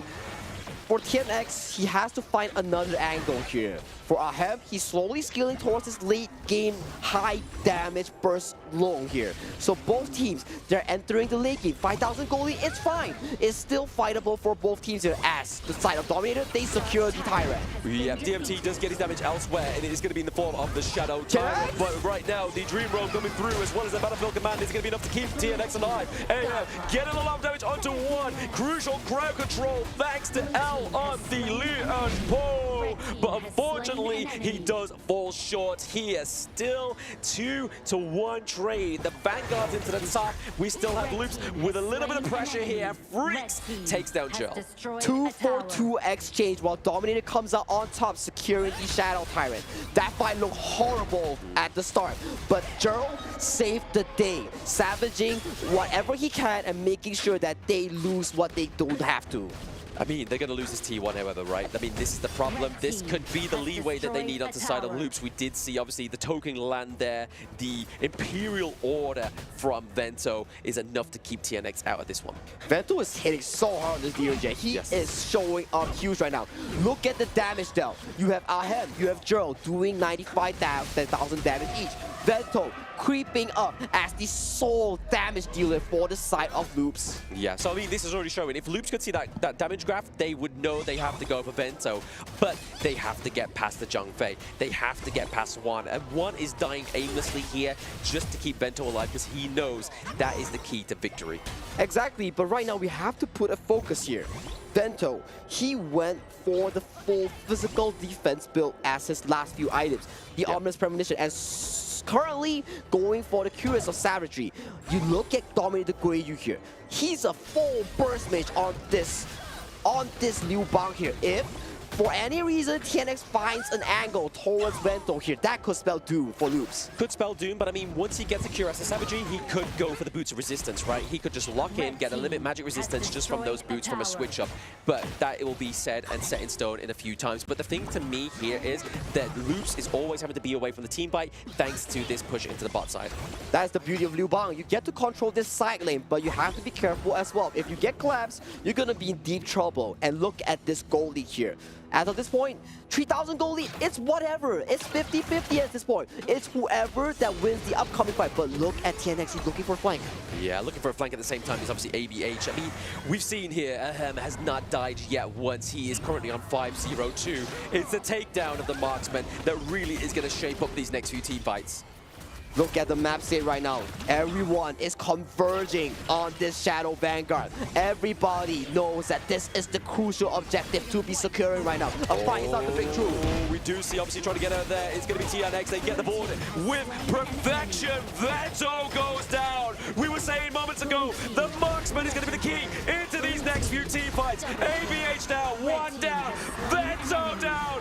We see a wipe, and it is going to be DMT with this minion main, going in the mid lane, quadra kill secure, looking to cement their place in the Group King stage. Maybe just one step away, they're looking to fight another day within the KWC, and it is the IKL second place, DMT! DMT! Dominator Esports comes out clutch in the most important fight of this series. If that didn't go through, they would be in so much trouble, but they came out on top. They came out on top and representing the IKL. We haven't had yet any of the IKL teams get knocked out just yet, so this is looking like it's still strong for the region. Man, but all three IKL teams went down to the last chance. Oh yes. And right now, if you look at the IKL teams, you have Vitality versus Dominator, a repeat of the PKL. But this is the IKL version of it. Yes, I mean, it's like a repeat of the PKL knockout we just had today, right? And unfortunately for these regions, when you send so many representatives, unfortunately, this is sometimes the consequence. Whew, what a game here, but let's break it down a bit. I just want to talk about this. The early game was so perfect coming in from Dominator Esports here. Every play was so methodical up until a certain point. When you see Vento here, he was untouched. He was doing so much DPS. And look at this, yes, you get the Shadow Tyrant here. The board is perfect here. But all these fights, it came so close and so clutch for both these teams here. Okay. Look at Vento, look at Vento. Even though he's dying here, he's still getting so much value out of these fights. This is the fight. Geng went in, TNX went in, Vento was untouched. He was doing so much DPS, and look at this as well. If it wasn't for Gerald landing this 3-man knockout, it would spell disaster for the Dominator bunch. Exactly. I want to put some value on this Liampo pick, right? Like, honestly, the engage, the team fight potential, the upset of the tempo of your enemy team is the problem of this Liampo, and it just displayed it beautifully within these highlights. But there it is, into the backline. The Splendor actually stopped the impact there, but it was just delaying the inevitable thanks to Aham getting that kill, double kill, triple kill, then quadra kill onto Mano Freezer in the end there. Unfortunately for Loops, this is the end. This is the end for them, and they will have to bid goodbye of their hopes towards the KWC playoffs here. We congratulate Dominator Esports for putting up such a magnificent comeback into the series. Exactly that. I mean, we can see there the boys over on Dominator, they are happy and they are cheery, and they should be. They get to fight for another day. I love this match. Congratulations to Dominator Esports, just moving forward, staying over there alive. It's not gonna make it easier because their opponents are actually really strong. Very strong, and they've already beaten them once. Ooh, they beat them once, but that was 1 month ago. And if you talk about beating them once, Vitality was the one who sent them first down to the lower. Yep. Are they going to be the ones to send them home, or is Dominator going to be the ones to seek revenge? Let's wait and see. Dominator Esports with an amazing performance. Let's hear from the players. Mara. Here we are with Gerald. Congratulations. Now we're going to go back to game number 2 because a lot of people are talking about this. There are about 3 moments where your team was at the opponent's base and you had about 3 times there was an opportunity to destroy the crystal. You were so close, except everybody made a careful choice to back out. What was the reasoning behind that? Ya, jadi balik ke game 2, tadi kan kalian sebenarnya punya chance gitu untuk bisa ngancurin kristal musuh. Bahkan sampai 3 kali. Caster juga udah bilang kayak ini bisa nge-end di sini. Tetapi kenapa kok kalian nggak nge-end sama sekali gitu? Dan kenapa kalian lebih memilih untuk bermain lebih aman gitu? Kalau soal yang nggak bisa nge-end 3 kali, emang kita terlalu ini sih. Takutan kali, karena kita tadi habis nonton Blacklist gamenya kan, udah menang 10k gold tapi tetap kalah. Jadi kita udah terlalu berhati-hati sih, jadi takut open fight gitu, jadi susah nge-endnya. Karena terlalu nggak komit sih lebih tepatnya. So I think we are a little bit too afraid because we just watched the Blacklist series and Blacklist lost even though they have like a 10k gold lead and they cannot close the game. So it's our game 2, it's our also elimination game, right? So we're trying a little bit like to scared to play and we're not committing fully enough, but thankfully we still win. there are a lot of lessons to learn even from the other games and other matches. Tomorrow, though, you're going to be facing Vitality. What about your lessons from today's performance? What are some of the takeaways that you guys are going to be using to make sure that you get a win against Vitality for tomorrow? Tentunya di turnamen ini kalian udah belajar banyak, tetapi besok kalian bakal bertemu dengan Vitality gitu. Dan kira-kira apa sih pelajaran yang kalian dapat hari ini yang bisa kalian pakai tentunya untuk melawan Vitality besok? Kalau buat lawan Vitality lebih berani aja sih kita mainnya, soalnya kemarin kita lawan Vitality lumayan takut open fight, terus takut buka boost, jadi kayak gak ada pressure-nya sama sekali buat tim mereka. Terus buat Vitality kita bakal balas dendam sih buat kalian. Hati-hati aja, tunggu besok. So I think one of the things that we learn, of course, that we cannot be afraid to play this game. Like against Vitality yesterday, I think we are too afraid to do anything. So we're a little bit passive. We're not opening bushes. We're not opening fights. So of course tomorrow, I think we are a little bit gonna be braver, of course. And for Vitality, please wait. We will come for you for revenge. For revenge, and there's no need to fear because you have what it takes. Congratulations, and we'll see you again on the next one. Now we're gonna head back to the desk. Take it away. Thank you very much, Mara. Thank you very much, Dominator Esports, bringing us an amazing performance. But at the same time, thank you to Loops for being an amazing opponent. It was because the opponents are so strong that Dominator Esports needed to bring their A game and really come up with that victory. They needed that victory, right? I mean, this is for both of these teams was their last game, so the real reason within this Gorge was how Dominator played this game number 3. And how they played it, it was very beautiful, Honor of Kings, to be honest. But Loops, you gotta give them props. Oh, yeah. They fought back as hard as possible. Just They look did. at Vento. He was doing whatever he can to pull whatever hopes that his team needs to stay alive. But too little too late, Dominator really came out on top with their execution and game plan. Exactly. I mean, the contestant of DMT on the lung didn't seem to be enough pressure for my liking, to be honest, from Loops. But then again, they're the pros. They know what they're doing, right? But as we can see here, 10-0-5 for this fellow. We say KDA doesn't matter, but that's still impressive. I'm telling you, 10-0-5, if that does not impress you, I don't know what it can impress you as well. Like, that long is a top pick, and hopefully we'll be able to see a lot more of it tomorrow. Oh yes, I mean, I'm counting on a lot more Lung. I mean, we've seen a lot of Lung within the KWC already, and I mean, it's just thanks to obviously the escapability of the hero, thanks to his ultimate infinite vastness, but also the second skill, Flaming Palms, can do so much damage. But I want to talk about one thing. Aren't you guys interested in like the delivery service that Geng was doing? KNX was sending in Guiyu in every fight, exploding Guiyu's damage across the gorge of Loop's teammates. So that was also very interesting. The last fight especially, even though they got hit by the Unbridled Outburst, they were locked by the board, and Guiyu was there with the full magic damage Liu Bang build, exploding the full physical defense. Direnjie.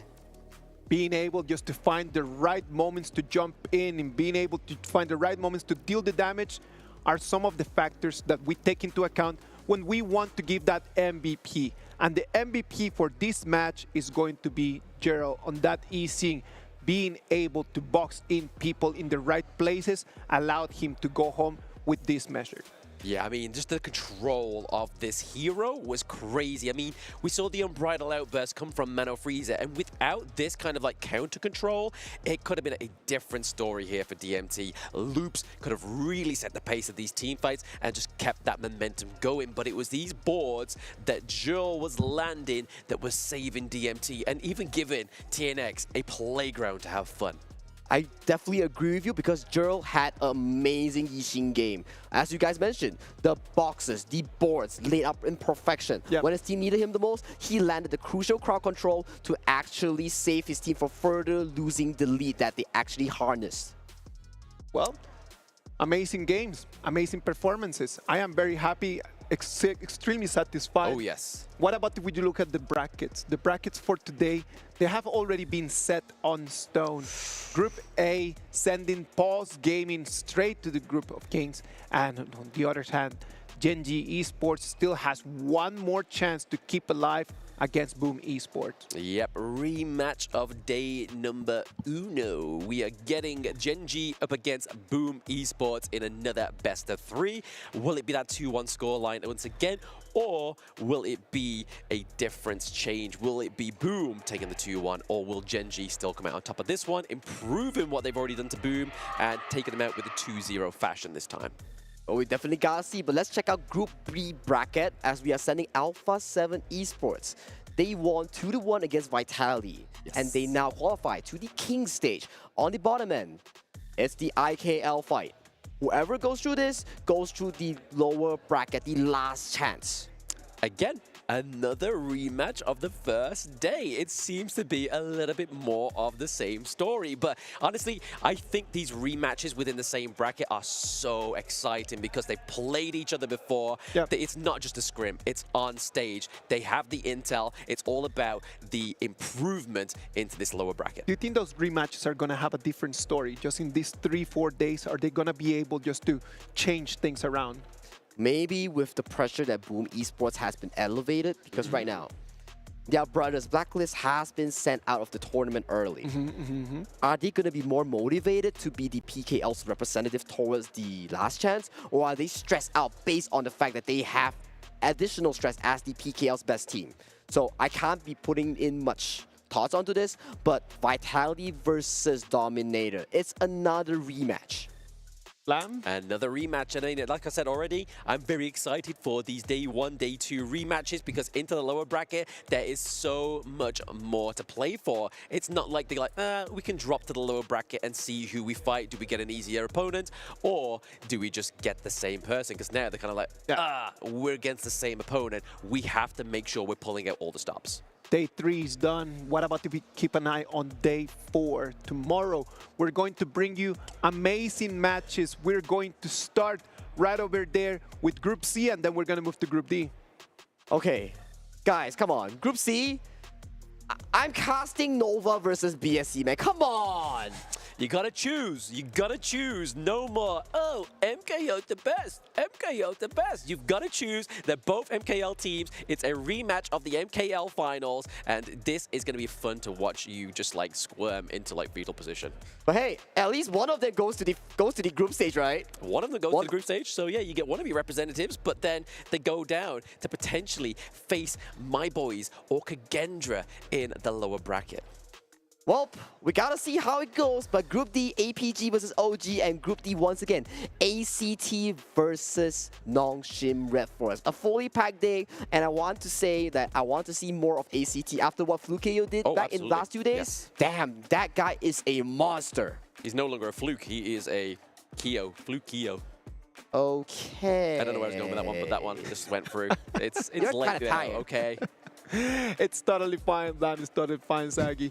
I know that everyone has had an amazing day. I have had an amazing day. You know that the sudden death matches brought in here. Everyone brought the temperature up. Tomorrow it's gonna get even hotter and hotter and hotter. We'll see you tomorrow at the same time, at the same place. But before we leave you, remember to stay with the Kidia top place of the day. Thank you very much, everyone, and enjoy your break.